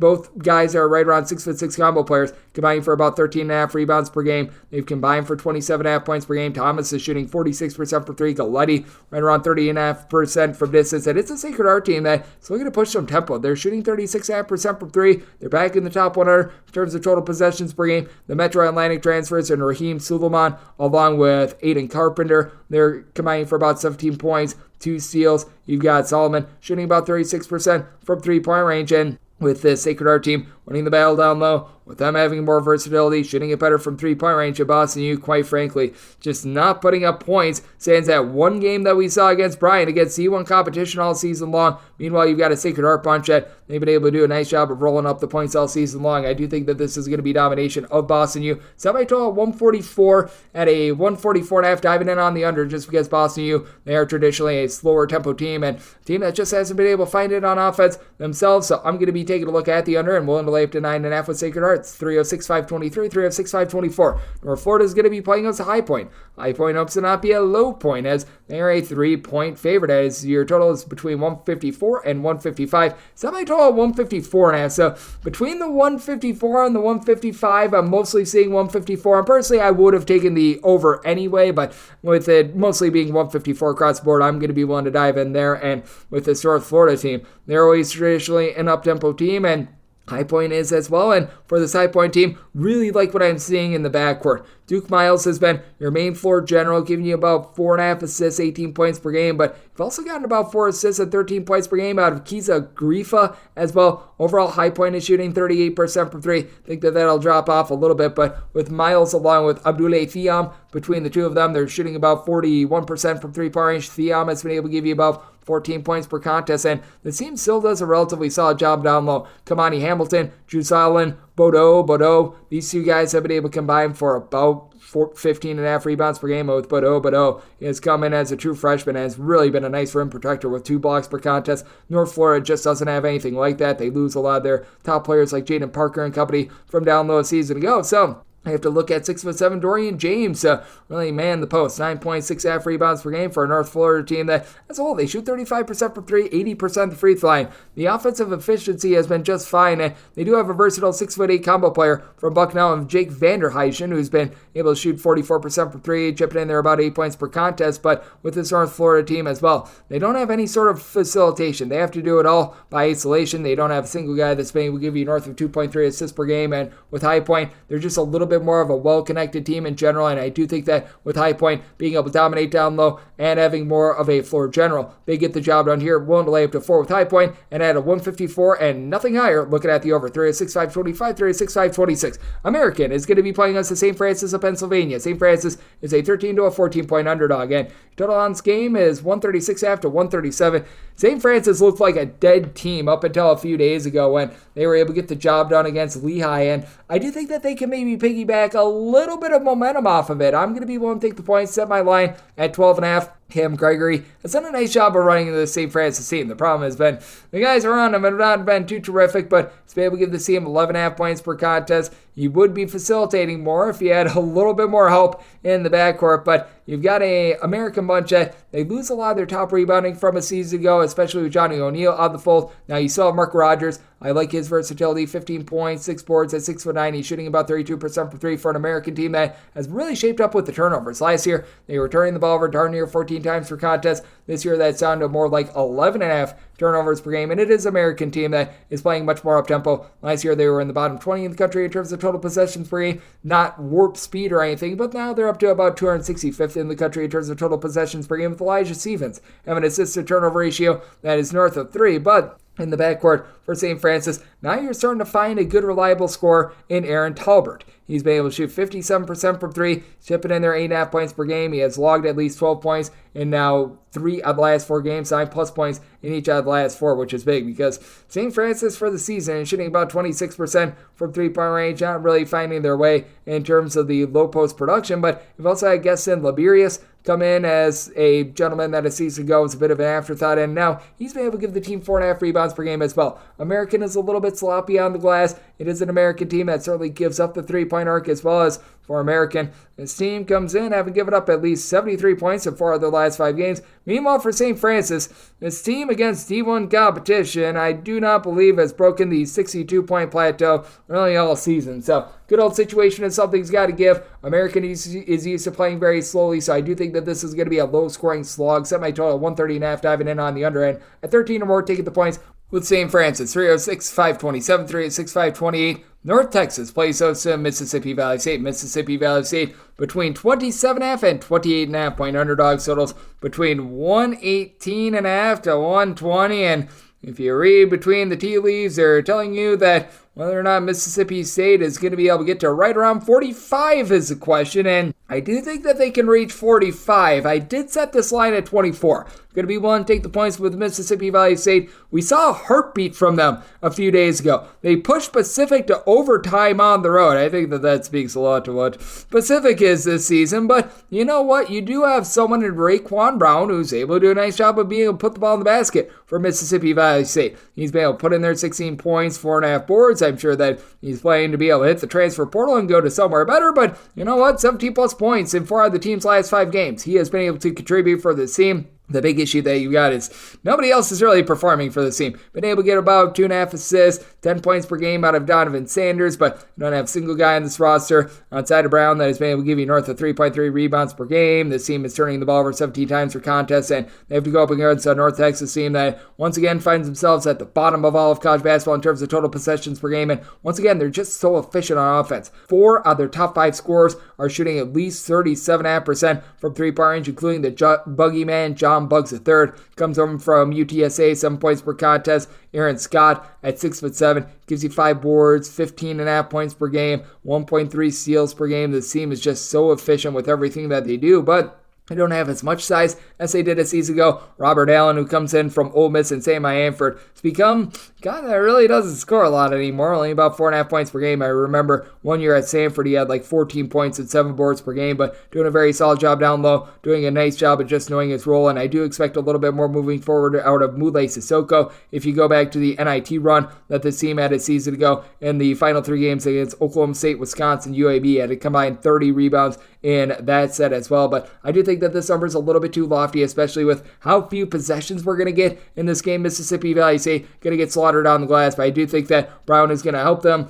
hold within 27. I set my line at 24, so I'm going to be willing to take those points, and with regards to the total, set mine at a 126. So looking at the over and the points with the Valley, 306-529, 306-530. Arizona is going to be playing against Colgate. Colgate is between a 21 to a 22-point underdog with your total between 149.5 and 151. I did set my total at a 155.5. Looking at the over, this is a Colgate team that's really cranked down their tempo, by the way. 309th in the country in terms of total possessions per game, but this Arizona bunch, they are a rocket ship. They are 9th in the country in terms of total possessions per game, and you do have a Colgate team that they don't seem to be the same 3-point shooting team that they have been the last few years, but each of the last 3 years, a top 5 team in terms of 3-point shooting percentage. I do think that against this Arizona defense, they'll find it a little bit more as Arizona. They're a little bit more stout in the interior, in my opinion. You just look at what you're able to get out of Keshad Johnson, and he's able to guard inside out, 13.5 points, 7 boards, steal and a half, block and a half per contest. It's an Arizona team that I think we'll see a little bit of a drop-off in the 39.2% 3-point shooting, especially with Kylan Boswell shooting 58.5% from 3 with 13.5 points per game. It's absolutely ridiculous, but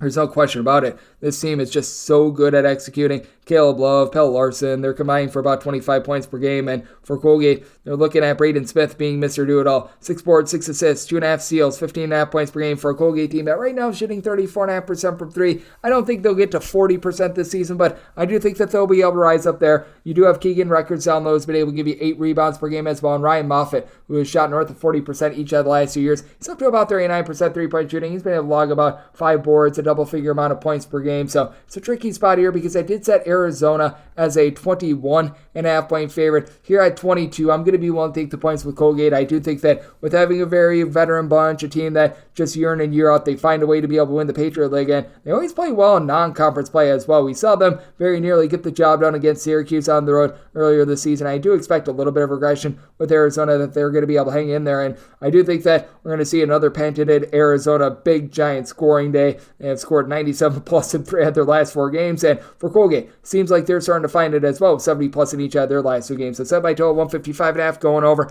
and with Colgate willing to take 22 or more with them. 306-531, 306-532. Georgia Southern plays us to Jacksonville, and Jacksonville is a 2 to a 2.5 point favorite. Your total is between 145 and 146, and with Jacksonville, set them as 2.5 point favorites. So I'm going to be willing to lay up to 2 on the road with the old Dolphins. Jacksonville has been playing quite a bit more up-tempo this season than they did a season ago. It's been a little bit of a just interesting backcourt in general because Josiah Powell has been able to give you a bit of something. He's been able to chip in there about 8.5 points per contest. Thought he would be having a little bit more of a facilitation role than he has. He's only been giving out about 2.5 assists per game, as it's really been Robert McCray V, who has been your main guy in terms of the trigger man. He comes in from Wake Forest, has really torn it up with 17.5 points per game for a Jacksonville team that they have been a bit out of sorts in the backcourt. 15 turnovers per game. Darius Cook, who came in from North Dakota State a few seasons ago, it's not materialized, but you know it's not materializing for Georgia Southern?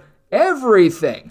They are currently 0-7. They've got one guy averaging double figures in Duke Dean, and we're seeing what happened with Mr. Dean over at Hampton happen to him right now, because when he was over at Hampton a season ago, good numbers, 13 points, 4.5 assists, 3.5 rebounds per game, but he just really could never really find his footing, and the team just lost a bunch of games. We're seeing that once again. Perhaps having the ball in his hands too much is not a good thing, because you've got this Georgia Southern team turning it over 15.5 times per contest. Dean is shooting 40% from 3. Nobody else on the roster, really, other than the 39% shooting of Derek Harris Jr., and he only gives you about 6.5 points per contest. Nobody else is really shooting north of 32% from the outside, and just absolutely befuddling what's happened with Carlos Curry. Carlos Curry was very good down low for the CMA season ago. He was logging about 7 points, 6.5 rebounds per game. He's now playing like 12 minutes per game, averaging 2.5 rebounds per game, and you only have one player that's averaging north of 4 rebounds per game. You've been able to get 5.1 boards out of Avante Parker. So I have no idea what Georgia Southern is doing, but whatever it is, it's not good.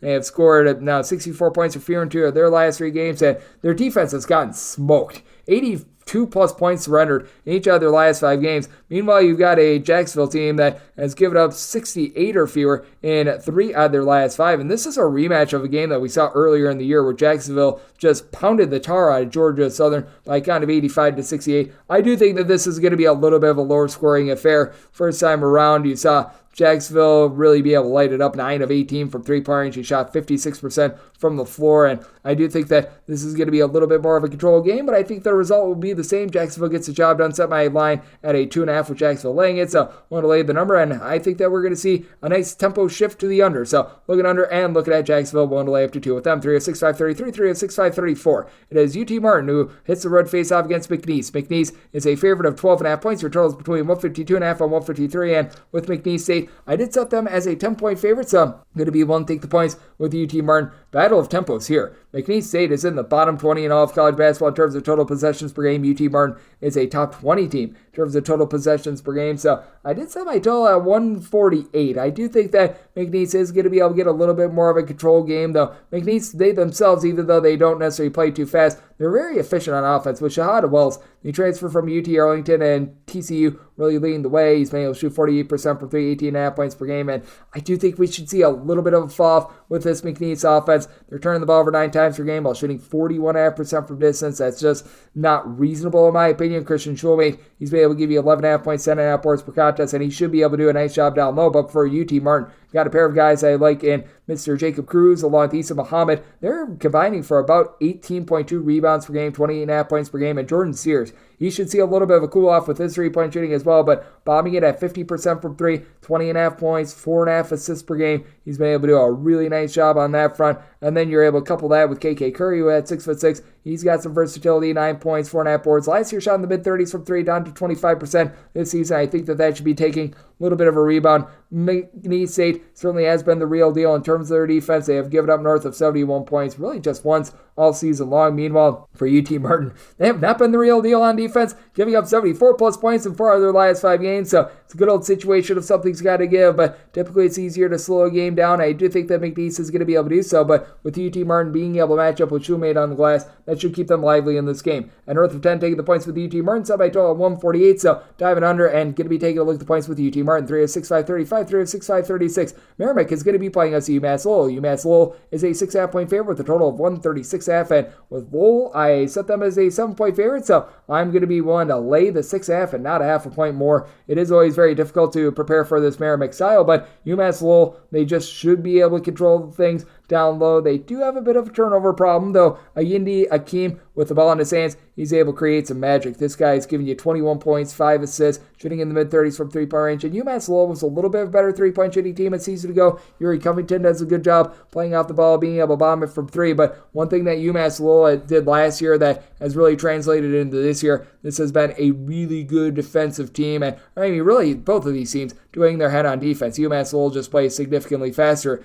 than you do see with Merrimack. But for UMass Lowell, top 40 team in terms of points allowed on a per possession basis. And this is a Merrimack team that they're down to about 147th in the country with this regard. They're still doing a good job of being able to generate turnovers, but they've been giving up a little bit more from the outside. And they themselves, Merrimack is only shooting 26% from 3-point range. Jordan Getcock, he's been able to do a solid job with Durcock. He's been able to give you about 6.5 boards. So he's currently shooting 10.5% from 3, but he's been able to give you 2.5 steals per game. Adam Clark is giving you north of 3 steals per contest, 13.5 points per game out of him. And then I do like the pickup of Samba Diallo. He comes over from Manhattan along with UMass. He's been able to get the team right around 4.5 boards. He's chipping in there at steal per game as well. But if the team is not generating steals, they're really not generating a lot of offense. And Abdul Kareem Koulibaly, he's been able to do a very solid job down low, 7 rebounds per game. Max Brooks is a former All-AEC defensive player as well. So I do think that this is going to be a game that does feature a lot of defense. I set my total at 135. UMass Lowell plays a little bit more up-tempo, but I do think that their defense is going to hold up against a Merrimack team that's not been able to really shoot from three-point range, and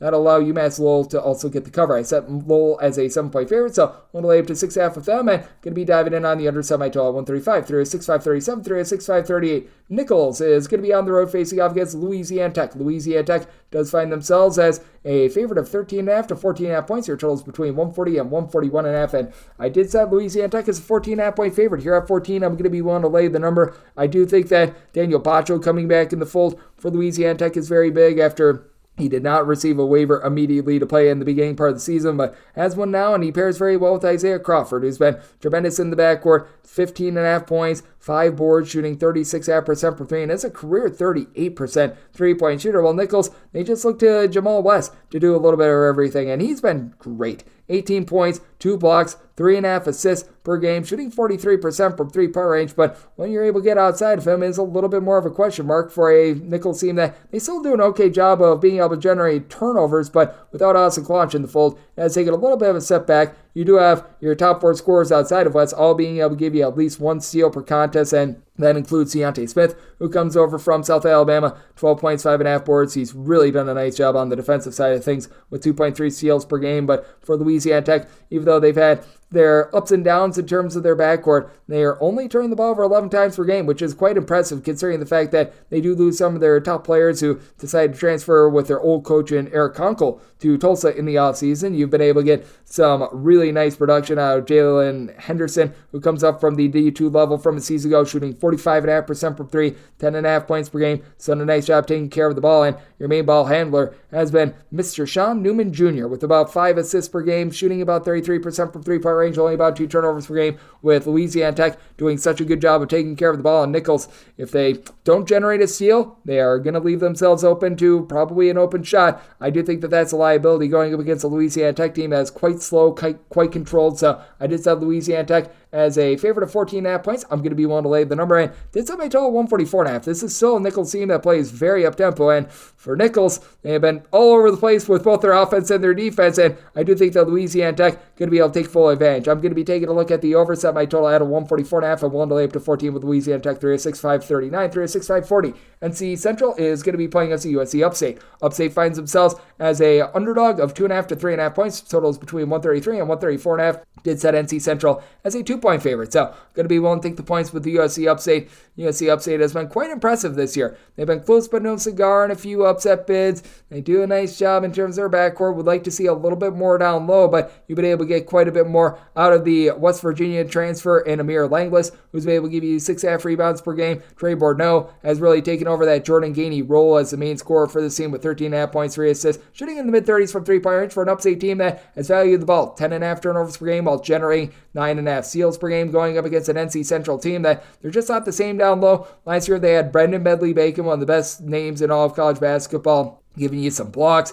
He was a true 7-footer now. Emmanuel Izabuner, who comes over from the Big South, is able to give you about 5.5 points, 5.5 boards, but with NC Central seeing a big drop-off in their three-point shooting, that's just not enough for them. This is a NC Central team that is shooting 29.8% from three-point range after a season ago. This team shot 36% from three-point range. The loss of Justin Wright going over to Loyola Marymount, very big for this team as they pretty much lost each of their top 5 scorers from a season ago. Fred Cleveland is their top returning scorer, and he's been able to deliver 14.5 points per game. In the backcourt, you've got Boo Boy King along with Jadarius Harris. That's a very interesting choice of names there. They've been able to combine for about 31 points per game, with Harris being able to shoot about 39% from three-point range, but outside of Cleveland, Harris, and King, don't have a single guy that's able to give you north of 5.4 points per contest. Don't have a single guy that's able to give you north of 5.5 rebounds per game. I do think that with USC Upstate, they should be able to do a relatively solid job in this ordeal of hanging in there. I don't know if the three-point shooting is quite going to be there. It's a little bit hit or miss with them, but you've been able to get a little bit more out of the South Carolina State transfer and Floyd Redu, who's been able to give you only about 5 points per contest, but is now shooting about 39% from three. And with the way that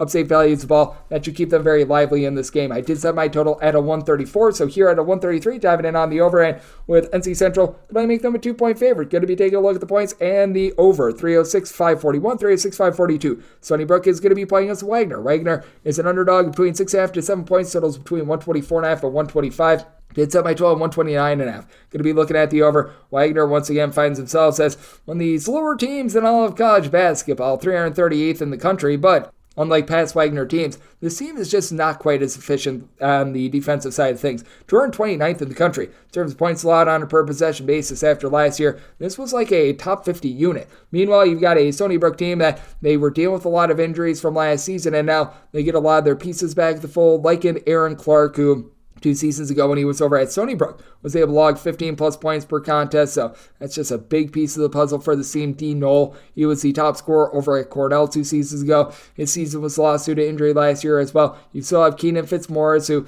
at 7 feet tall, he's able to shoot from 3. Doesn't shoot it well from 3, but he's able to shoot some 3s. Meanwhile, on the flip side, you've got a Wagner bunch that they're just looking for any semblance of offense whatsoever, as they did lose a lot of their top players like a Delani Hunt from a season ago, so they're sort of looking to mix and match there. They don't necessarily have a ton down low either, because with this Wagner team, typically you've got 1 or 2 guys that are able to emerge or able to give you like 5 plus rebounds per game. They just haven't been able to find a lot of that thus far this season, going up against the Stony Brook team that they themselves have been having a little bit of a rough go of it on defense outside the top 125 in terms of points allowed on a per possession basis. But for this Wagner team, other than Melvin Council, has been able to give you about 12 points per contest, there really hasn't been a lot of consistency with regards to their offense, and they're looking for a little bit more out of Javier Esquero, who's been the main facilitator with about 2.5 assists per game, but he's only giving you about 6 points per contest. He has been also having a tough time with guys around him hitting shots, because, the Wagner Seahawks are only turning the ball over about 9.5 times per game, but they shoot 35%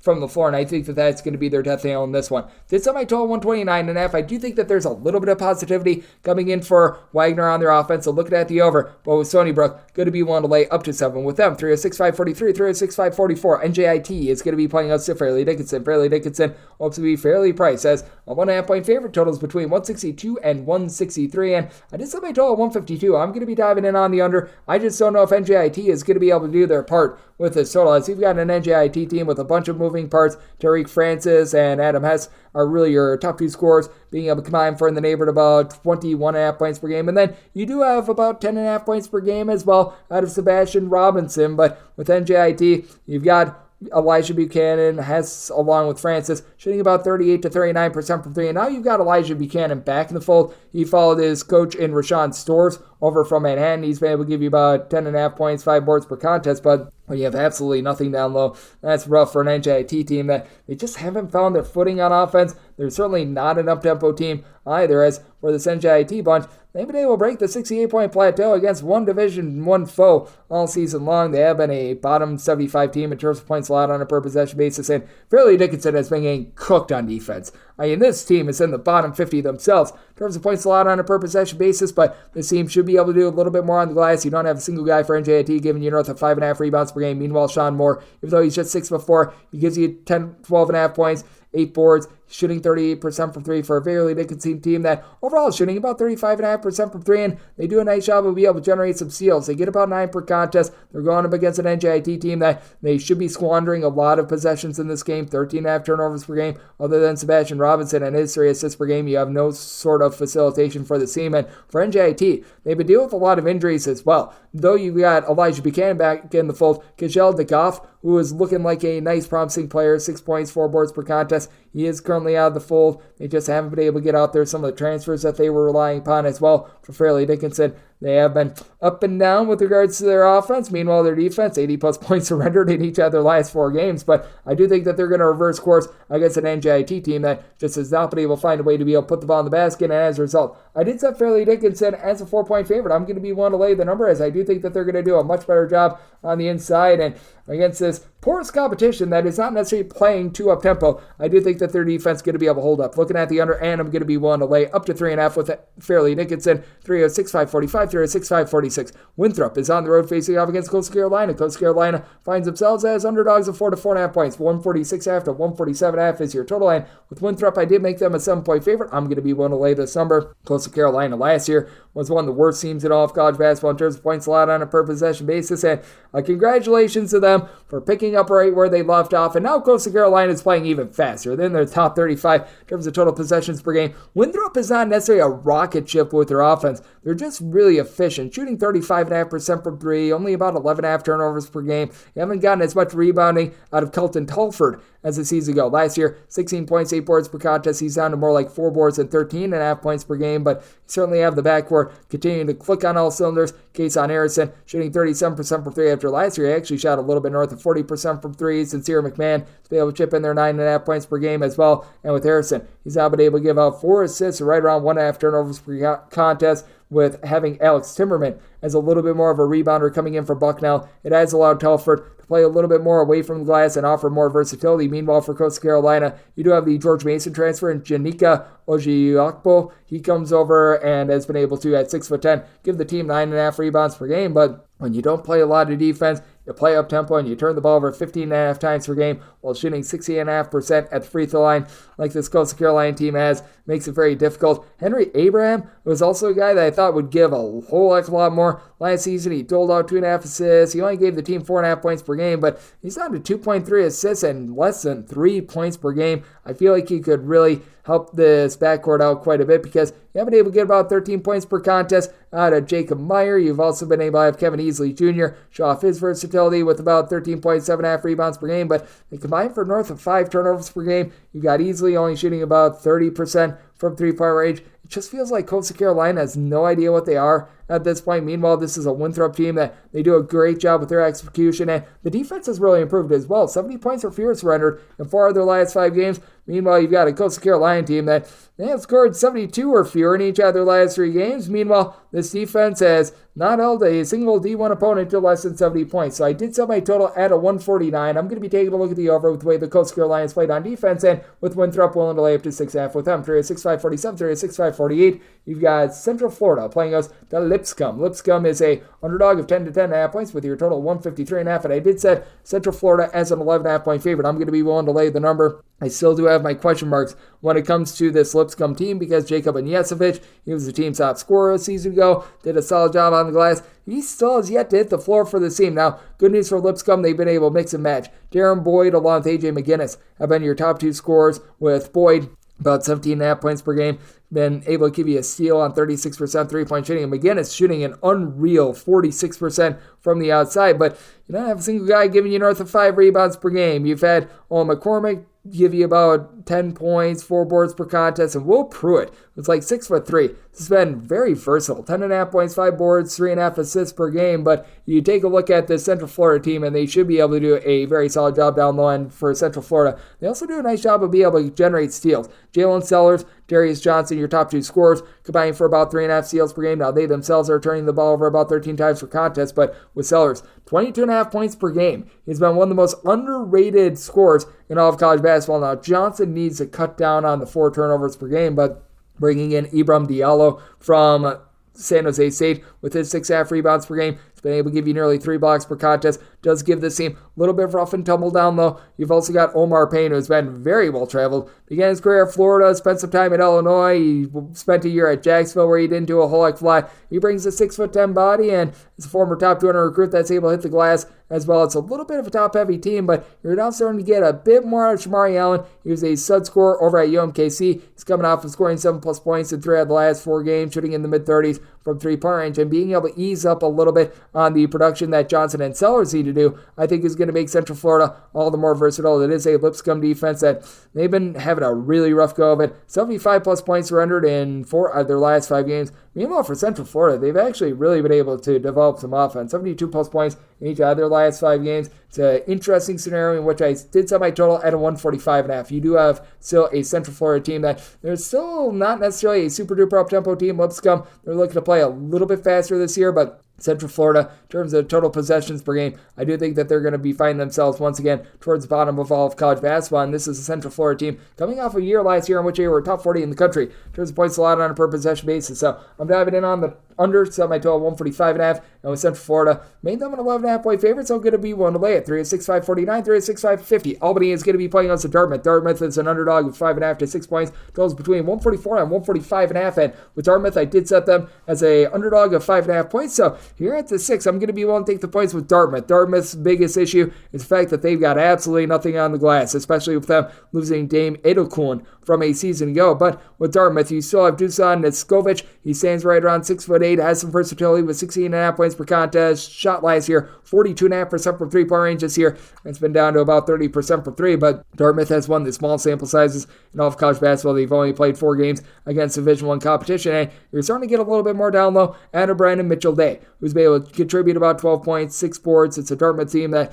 they aren't a great shooting team. They're better than this, though. They're currently shooting 22.5% from three-point range. Certainly, we should be seeing some positivity and a come up there. I also do think that Ryan Cornish is going to be able to rebound as well, as he's only been able to give the team 2.5 points per game this season after he had 12.5 points per contest a season ago. And sometimes at Dartmouth, you'll just find guys fall off the face of planet Earth after a good year this season past. I have no idea why, but for Albany, they should have Jonathan Beagle be able to win the battle down low. He's been able to give the team 11.5 points, 7.5 rebounds per game, but the team does get into a little bit of an issue with turning the ball over 12.5 times per game. One of the few teams in all of college basketball that's a relatively average shooting team. They're shooting about 35% from three-point range, but this Albany team, sometimes they just can't hit shots from the inside. They've been able to hit a lot of shots from the outside with Sebastian Thomas, along with Amari Marshall, doing a nice job running the show, combined about 34 points. Thomas is able to give you 4.3 assists per game, and you've had Marshall also chip in there about 1.7 steals per contest, but I do think that this is a Dartmouth team of which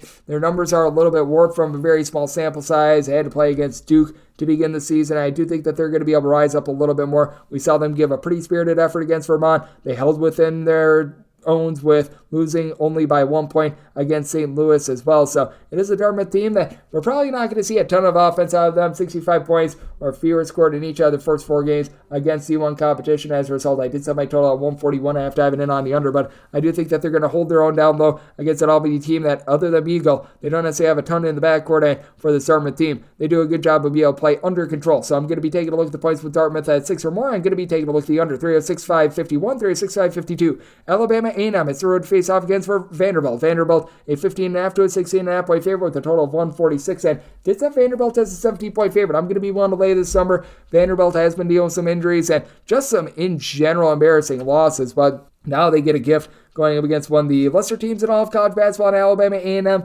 A&M wasn't too bad a season ago, but they lose 2 of their top 3 scorers, so Dallin Smith is having to be Mr. Do-It-All with 14 points, 4 boards, and the size that you had down low, and Olisa Blaze Okanobi, the 7-footer that was able to give the team 5.5 rebounds per game, him being out of the fold is big as well, because Alabama A&M really doesn't have anyone that's able to pound the glass. Smith has 4.2 rebounds per game. Is right now leading the way. You don't have a single other guy that gives you north of 3.2 rebounds per game. Alabama A&M additionally is shooting 26.5% from 3 with 16 turnovers per game. You name off what they're doing right, because I really can't find anything, and for Vanderbilt, I no doubt it's been a rough go of it for them, but now you've got back in the fold Colin Smith. He's been able to do a rock-solid job of giving the team some rebounding. Had a less than terrific night against NC State a few days ago, but he's been able to do a relatively solid job. You do want to be checking in on his status, because I believe that he missed that game against Boston College. Certainly you're without Ezra Magnon in this one, and he's been the main floor general. So that is hurting this team as well. But while you get him out of the fold, you get back Tyron Lawrence, and Tyron Lawrence was deemed as really the top scorer for the team entering into the season. Last year at 13 points per game, shot 36% from 3. Now he's back, so that really helps out a Vanderbilt team that also has Lee Dort. He's a former top 150 prospect that's able to give you some rebounding. You've got Carter Lang, who's been able to give you about 5 rebounds per game. Vanderbilt dealing with a lot of injuries, but even with those injuries, getting back Van Allen Lubin as well should be able to push this team a little bit over the top against an Alabama A&M team that is staring up being one of the worst teams in all of college basketball. I did set my total at 145 just because I don't think that Alabama A&M really does their part with regards to the total. It is a Vanderbilt team outside the top 175 in terms of points allowed on a per possession basis, but still going to be going in on the under with Alabama A&M being inconsistent, and one to lay up to 16.5 with Vanderbilt. 306.553, 306.554. Rice, we give our own to Lane Kiffin. Go Owls. They play us to Houston Christian. Houston Christian is an underdog of 18 to 19 points, and your totals between 168 and 169.5. I did set my total at 169.5. Now that we've gotten to 168, I am going to be willing to dive in on the over. You've got a Houston Christian team that's in the top 10 in the country in terms of total possessions per game. A Rice team that year in and year out is outside the top 250 in terms of points allowed on a per possession basis, and I think that keeps Houston Christian in this game. I said Houston Christian as a 15.5 point underdog. I'm going to be willing to take these points. Now, Max Fiedler has amazing versatility.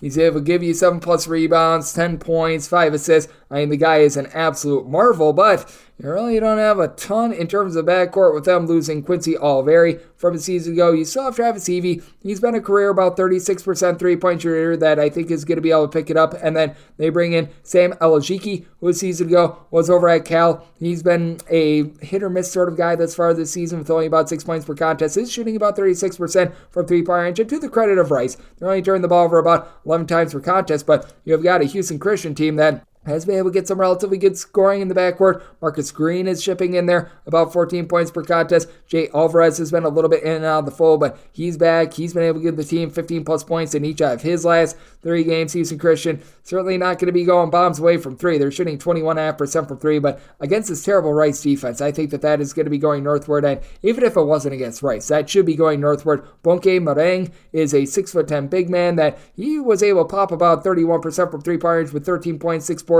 from a season ago. He's got some nice versatility for this team. And then I do think that you're going to be able to get a little bit more moving forward out of Pierce Basil. Basil last year shot about 34.5% from 3 with 8.5 points per game, duplicating the scoring in terms of points per game. 3-point shooting just has been a little bit of a work in progress. You do have a Houston Christian team that has been turning the ball over right around 18 times per game. This is a Rice team, though, that they don't force the issue. They don't force turnovers whatsoever. And it's a Houston Christian team that's given up at least 83 points per game in every one of their games thus far this season. Rice has been good, giving up at least 78 points in each of their last 5 games. I think that you're in for a nice scoring expose, anything of a 169 or less, looking at the over. And with Rice, going to make them a 15.5 point favorite, so taking the points with Houston Christian. 306, 555, 306, 556. It is Loyola, Maryland, and they're going to be playing us at Delaware St. Delaware St is a 4 to a 4.5 point underdog, and your total on this game is going to be anywhere between 135.5 and 136.5, and I just said Loyola, Maryland as a 4.5 point favorite. At 4, I'm going to be willing to lay the number with Loyola, Maryland. You do have Golden DK, who I think should be able to win the battle down low. He's a very veteran big man that has been able to give you about 7 rebounds per game. The biggest key for this Loyola, Maryland team is they need to cut down on the turnovers, as you've been having north of 13 of them per contest, with Deion Perry being your lead guy with 3.5 assists, 14 points per game, but it's turning the ball over a little bit over 3 times per contest. It is a Loyola, Maryland team that past that really doesn't have a single double-figure scorer, but you do have a guy in D'Angelo Steins, who's a relatively solid 3-point shooter, making about 32% of his threes. He's been able to give you 10 points per contest with a little bit of versatility. And for Delaware State, when it comes to this team, they've got a 2-man backcourt. Javen Muniz, along with Martez Robinson, have been able to combine for a little bit over 32 points, 4 steals per contest, and Robinson is shooting 43% from three-point range. You've also been able to get 39% three-point shooting out of Wilk Tavares. As a true freshman, he's coming and giving the team 8.5 points per game, but this team can't hold on to the ball either. 17 turnovers per game. You don't have a ton down low. You've had Olsen Andrews come over from Illinois State for about 6 rebounds per game. Wesley Oba is his actual name, last name spelled O-B-A. He's been able to give you 6.5 points, 6.5 boards per contest as well, but it's a Delaware State team that has a really tough time being able to guard the 3-point arc. I do think that Golden DK going to be the best big man down low in this game, and to the credit of Loyola, Maryland, they have held 3 of their last 5 opponents to fewer than 70 points. Been a little bit of a rough go of it for them. Meanwhile, for Delaware State, this bunch has been just really all over the place. They've actually gotten to at least 70 points in each of their last 5 games, but 2 of those games were of a result of overtime, so I do think that things are going to be calmed down a little bit in this game, but I think putting the total at a 135.5 to 136.5, too low with the way that both of these teams have been quite inefficient with regards to their defense as well. For Loyola, Maryland, a lot of their low-scoring games have been a product of playing against some slower tempo teams, so I did set my total to where I am going to be able to take a look at the over, set my total 142.5, and I think that there's a possibility of late game fouling, as I did set Loyola, Maryland as a 5.5 point favorite, so I'm going to lay up to 4 with Loyola, and I'm going to be taking a look at the over. 306, 557, 306, 558. It's South Carolina State playing out to Charleston Southern. Charleston Southern finds themselves as a 2 to 2.5 point favorite with a total of 151, and I set Charleston Southern as an 8 point favorite. I'm going to be willing to lay this number. South Carolina State lost darn near everything from a season ago, and this team looks like they're just doomed for a very, very long season, as they've got one guy down low that's able to give you a tad bit of rebounding, as You've been able to get right in the neighborhood about 7 boards and 11 points per game out of Davion Everett. Past that, it's rough. You had Luson Holmes and company do a solid job of shooting threes last season. Now this team is shooting 27.5% from the outside, turning the ball over 15.5 times per game. Omar Croxley is a bit of a veteran in the backcourt that's able to give you 8 points per game. But other than Everett, you don't have a single guy that's giving you north of 9.5 points per game. Been able to get a little bit of facilitation with 3.5 assists per game out of Mitchell Taylor. But the South Carolina State team, they're playing too fast for their own good. Top 20 in the country in terms of total possessions per game. Meanwhile, Tarleton Southern, they've tapered it down a little bit. And it's a bit of a top-heavy team. But at the very least, they do have guys that can put the ball in the basket. Headlined by R.J. Johnson with his 16.5 points per game, shooting 40% from three-point range.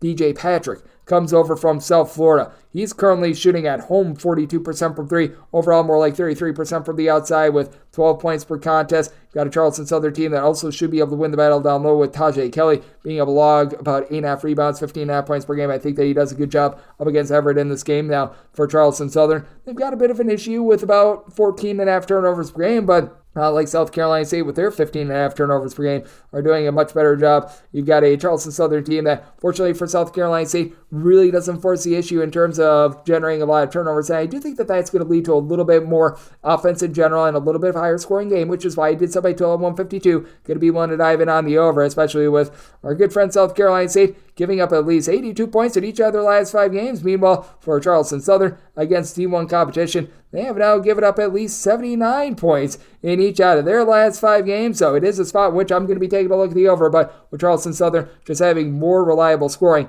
I think is going to get it done for them. Looking to lay it with Charleston Southern, set them as an 8-point favorite, and diving in on the under. 306.559, 306.560. FIU, Florida International, plays this at Long Island. Long Island is a 13 to a 13.5 point underdog with your total between 148 and 149.5. And I said FIU as a 16.5 point favorite. I'm going to be one to lay the number. We have seen Long Island actually give some better performances recently. They got the outright win against Texas A&M Corpus Christi. They cover against Columbia along Northern Kentucky, and I think that they covered that UCLA game as well. So they're on a 4-game cover streak, but it's just because the numbers have been set so high that they've really been able to cover. They've been able to get about 14 points per contest out of Eric Acker, who's been able to step up in the backcourt with nearly 3 assists per game. But Long Island, in my opinion, just plays a little bit too fast for their own good because they've been now turning the ball over right around 14 times per contest. They're about 90th in the country in terms of total possessions per game, going up against an FIU team that they want you to play fast and just force yourself into mistakes. FIU, a top 60 team in terms of total possessions per game that feasts on steals, 12.6 steals per game with Ontario Dean,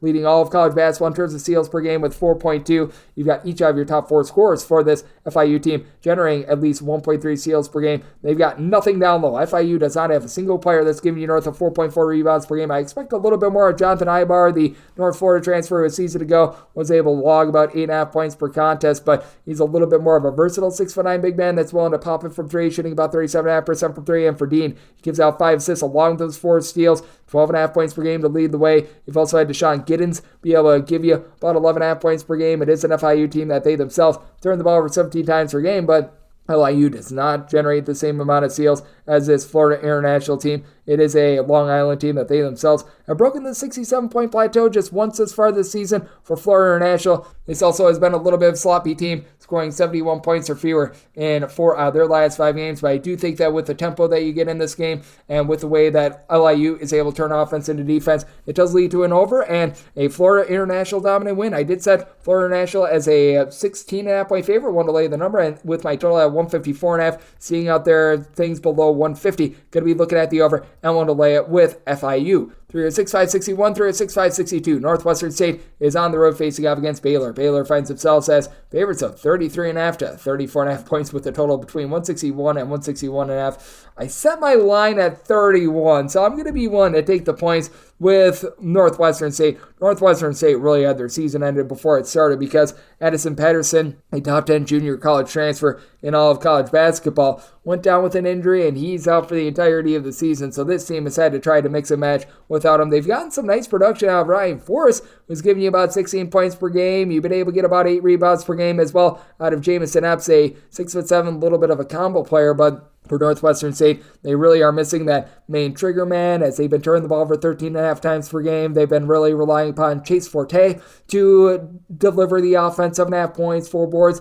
He leads the team with 3 assists per game, but with Northwestern State not having a lot of outside shooting, sans the 37.5% three-point shooting of Cliff Davis has really put this team between a rock and a hard place. Meanwhile, we've got a Baylor bunch that has seen these freshmen really rise. Jacoby Walter, 15.5 points per game, 39.5% three-point shooter. You've got Yves Missy, who's been able to give you 6 boards, just all sorts of athleticism.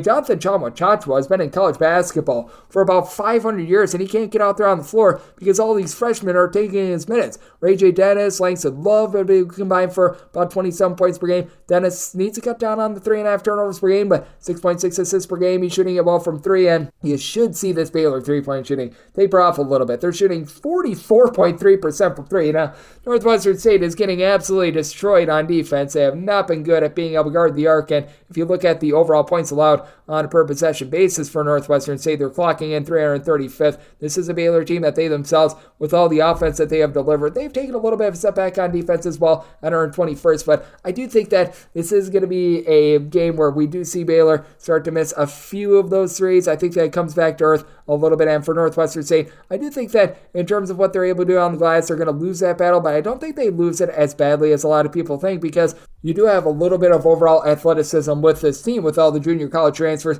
that do come in. Meanwhile, you got a Baylor team that's given up 72 points or fewer in 5 out of their last 6 games. So this is a spot where I'm going to be taking a look at the under, set my total at 155, and going to be willing to take the gob ton of points with Northwestern State. I did set them as a 31-point underdog. 306-563, 306-564. Gardner Webb is going to be playing us to Western Carolina. Western Carolina finds themselves as an underdog of 2.5 points. Totals anywhere between 139 and 139.5.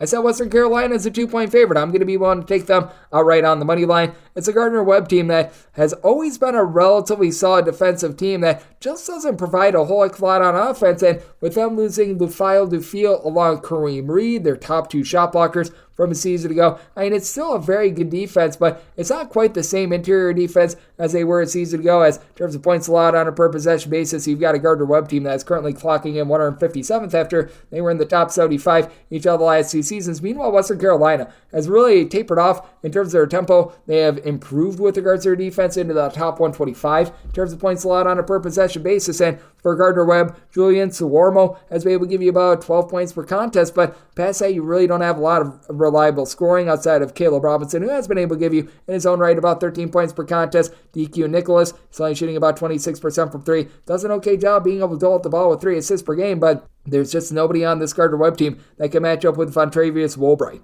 Woolbright, 19.5 points, 11.5 boards, 5.5 assists. He does turn the ball over at 3.7 times per contest, and this is a Western Carolina team that's not going to generate any steals at all, but Woolbright also shoots 43% from 3 for a team that is currently shooting 38.7% from the outside. Trey Jackson, after he averaged 15-plus points per contest, has seen a little bit of a dive. You'd like to see that improve moving forward, but it's been to the good of Russell Jones Jr. He's had the ball in his hands a lot more after logging 9 points and 2.5 assists per game season ago. He's now up to shooting 55% from 3, 13.5 points per game. It's a Western Carolina team that is currently off to a 6-0 start. You've got a Gardner Webb team that has seen that defense just have its issues in general. I do think that with Western Carolina, with them being able to have Woolbright do a little bit of everything and Gardner Webb not having as much in the interior as they did a season ago, allows Western Carolina to get the job done in a little bit of a lower scoring game. I did set my total at 138, diving in on the under, and I'm going to be willing to take Western Carolina outright on the money line, set them as a 2-point favorite, 306-565, 306-566. Tennessee State plays us Austin Peay. Austin Peay is a underdog of 5 to 5.5 points. 139 to 140 is your total, and I did set Tennessee State as a 5.5 point favorite. The 5 is the max I'm willing to lay, but I'm going to be willing to lay it. This is an Austin Peay team that I like the pieces that they brought in, because with Corey Gibson, he brought with him a lot of the guys that he coached over in the Southland when he was at Northwestern State a season ago. But for Austin Peay, they unfortunately do have one of the pieces that they brought in via the transfer portal not be able to get out there, and Isaac Haney for 1. And for 2, you're just not getting the same 3-point shooting that you did a season ago out of your main scorer in DeMarcus Sharp. DeMarcus Sharp last season shot over 50% from 3-point range. You knew that that was not going to duplicate. He has yet to hit a 3 this year, though. 19 points, 7.5 boards, 5 assists per game. And with Sharp, he's the only guy in the roster that's giving you north of 4.8 rebounds per game. This is a team that doesn't necessarily have ideal size. Jamont Black has been a nice helper in the backcourt with about 11.5 7.5 points per game, but there's really nobody that can trigger the offense other than Sharp, so it becomes a lot of isolation, and when you don't have a lot of rebounding to help out that isolation, causes for a rough situation. Not like Tennessee State is some sort of an amazing rebounding team. Keon Hodges along Jalen Jones are combining for about 10.5 rebounds per game, but neither of these guys really have a lot of size. But E.J. Bellinger, the gentleman that comes in from Belmont, has been highly versatile, 5 boards, 14.5 points per game, shooting 46.5% from 3. All in all, it is a Tennessee State team that turns the ball over 13 times per game on 34% three-point shooting, but they've also been able to generate more steals as well. Keon Hodges, he just does it all. 2 steals, 2 assists, 5.5 rebounds, 12 points per game. You've also been able to have Marcus Fitzgerald Jr. has dealt with a lot of injuries throughout his career. Hasn't looked the same thus far this season as he did last year when he had 13.5 points on 36% three-point shooting, but still giving out 3.5 assists per game, still chipping in there, 1.6 steals per contest as well. And I do think that with Tennessee State, just having more overall options and having a bit more down low is going to prevail for them in a game in which they're facing an awesome P team that is playing much slower than Corey Gibson did when he was over at Northwestern State a season ago. They're down in the bottom 75 in terms of total possessions per game, which is a big reason why I did set this total at a 135.5. You've got an awesome P team that has scored 63 points or fewer in 4 of their last 5 games, diving in on the under. I'm willing to lay up to 5 with Tennessee State, and we wrap things up with 3 of 6, 567, 3 of 6, 568. Vermont plays host to Yale. Yale finds themselves as a 1.5 to 2-point underdog. 134.5 to 135.5 is your total. I set my line at 1.5. 2 or more is my buy point on Yale. This is a Yale bunch that has really not played the same defense that they did a season ago. Yale was very much based around defense. The offense, it was a little bit shoddy. This year, the offense has been very good, but they're down to about 205th in the country in terms of points allowed on a per possession basis, going up against a Vermont team that they're always so stinking efficient on the offensive side of things, and their defense is taking a little bit of a nosedive as well at 162nd. Vermont, once again, a bottom 75 team in terms of total possessions per game, but despite that, I'm going to be taking a look at the over because both of these teams are executing so well on offense. I did set my total at 137.5. Got a Yale team that's 267th in the country in opponent's three-point shooting percentage. With Vermont, they're more around 192nd, and you've got John Polonikas for this Yale team who's been able to do a nice job lighting it up at north of 40% from three-point range. He's been able to log in the neighborhood about 12 points per game. You've also been able to get much more down low this season out of Danny Wolf with about 13 points, 8 boards. He's helping out Matt Nolan, who at 6'6", has nice versatility, 11 points, 4.5 boards per contest. But Pass Mbeg, I think, is really going to be keeping this Yale team lively. He's their main form of being able to swipe away the ball with 2 steals, 3 assists, 5.5 rebounds, 14.5 points per game. And then on the flip side, you've got a Vermont team that just doesn't have as many scoring options as Yale does. They do have a very versatile big man in Matt Ferrato. Would like to see more than 3 rebounds per game out of someone that's north of 6'7", but 14 points on 42.5% three-point shooting for a team in Vermont that really does a good job valuing the ball. 9.3 turnovers per game. They shoot 38.5% from 3, which is why even though they don't play fast, they put up some big point totals. You got TJ Long, who's been able to give you 12 points per game, and to the credit of Vermont, they bring in Shamir Bogues to be able to give the team just a little bit more in terms of pickpocketing. 2.3 steals, 5 boards, 12.5 points per game. Love what he's been able to do. And then you've been able to have Aaron Delani be able to chip in there 9.5 points, 2.5 assists per game as well. So you've got a lot of good versatility and just facilitation with this Vermont team. With it being a home game for Vermont, I did give them the slight edge here at a 1.5, but at 2 or more, going to be willing to take the points with Yale. I think that both of these offenses continue to execute at a high level. So taking a look at the overs, I set my total at 137.5, and that will wrap things up for the Saturday edition of Coast to Coast Hoops right here on the VSiN family of podcasts. If you do like hearing from this fine podcast, Coast to Coast Hoops, you're able to subscribe wherever your podcasts, Apple Podcasts, Google Play, Spotify, Stitcher, and TuneIn. If you have a question, comment, segment, idea, what have you for this podcast, you do have one of 2 ways to further those in. First one is my Twitter/X timeline at @JD_81. Keep in mind, letter CM, maybe it does not matter as per usual. Please send these into the timeline, and the other way is find an Apple Podcast review. If you rate this podcast 5 stars, it is very much appreciated. And from there, you're able to fire on whatever you'd like here on this podcast via that 5-star review. And I'm coming at you guys every single day throughout the college basketball season. That means I'm coming at you once again tomorrow. Thank you so much for tuning in.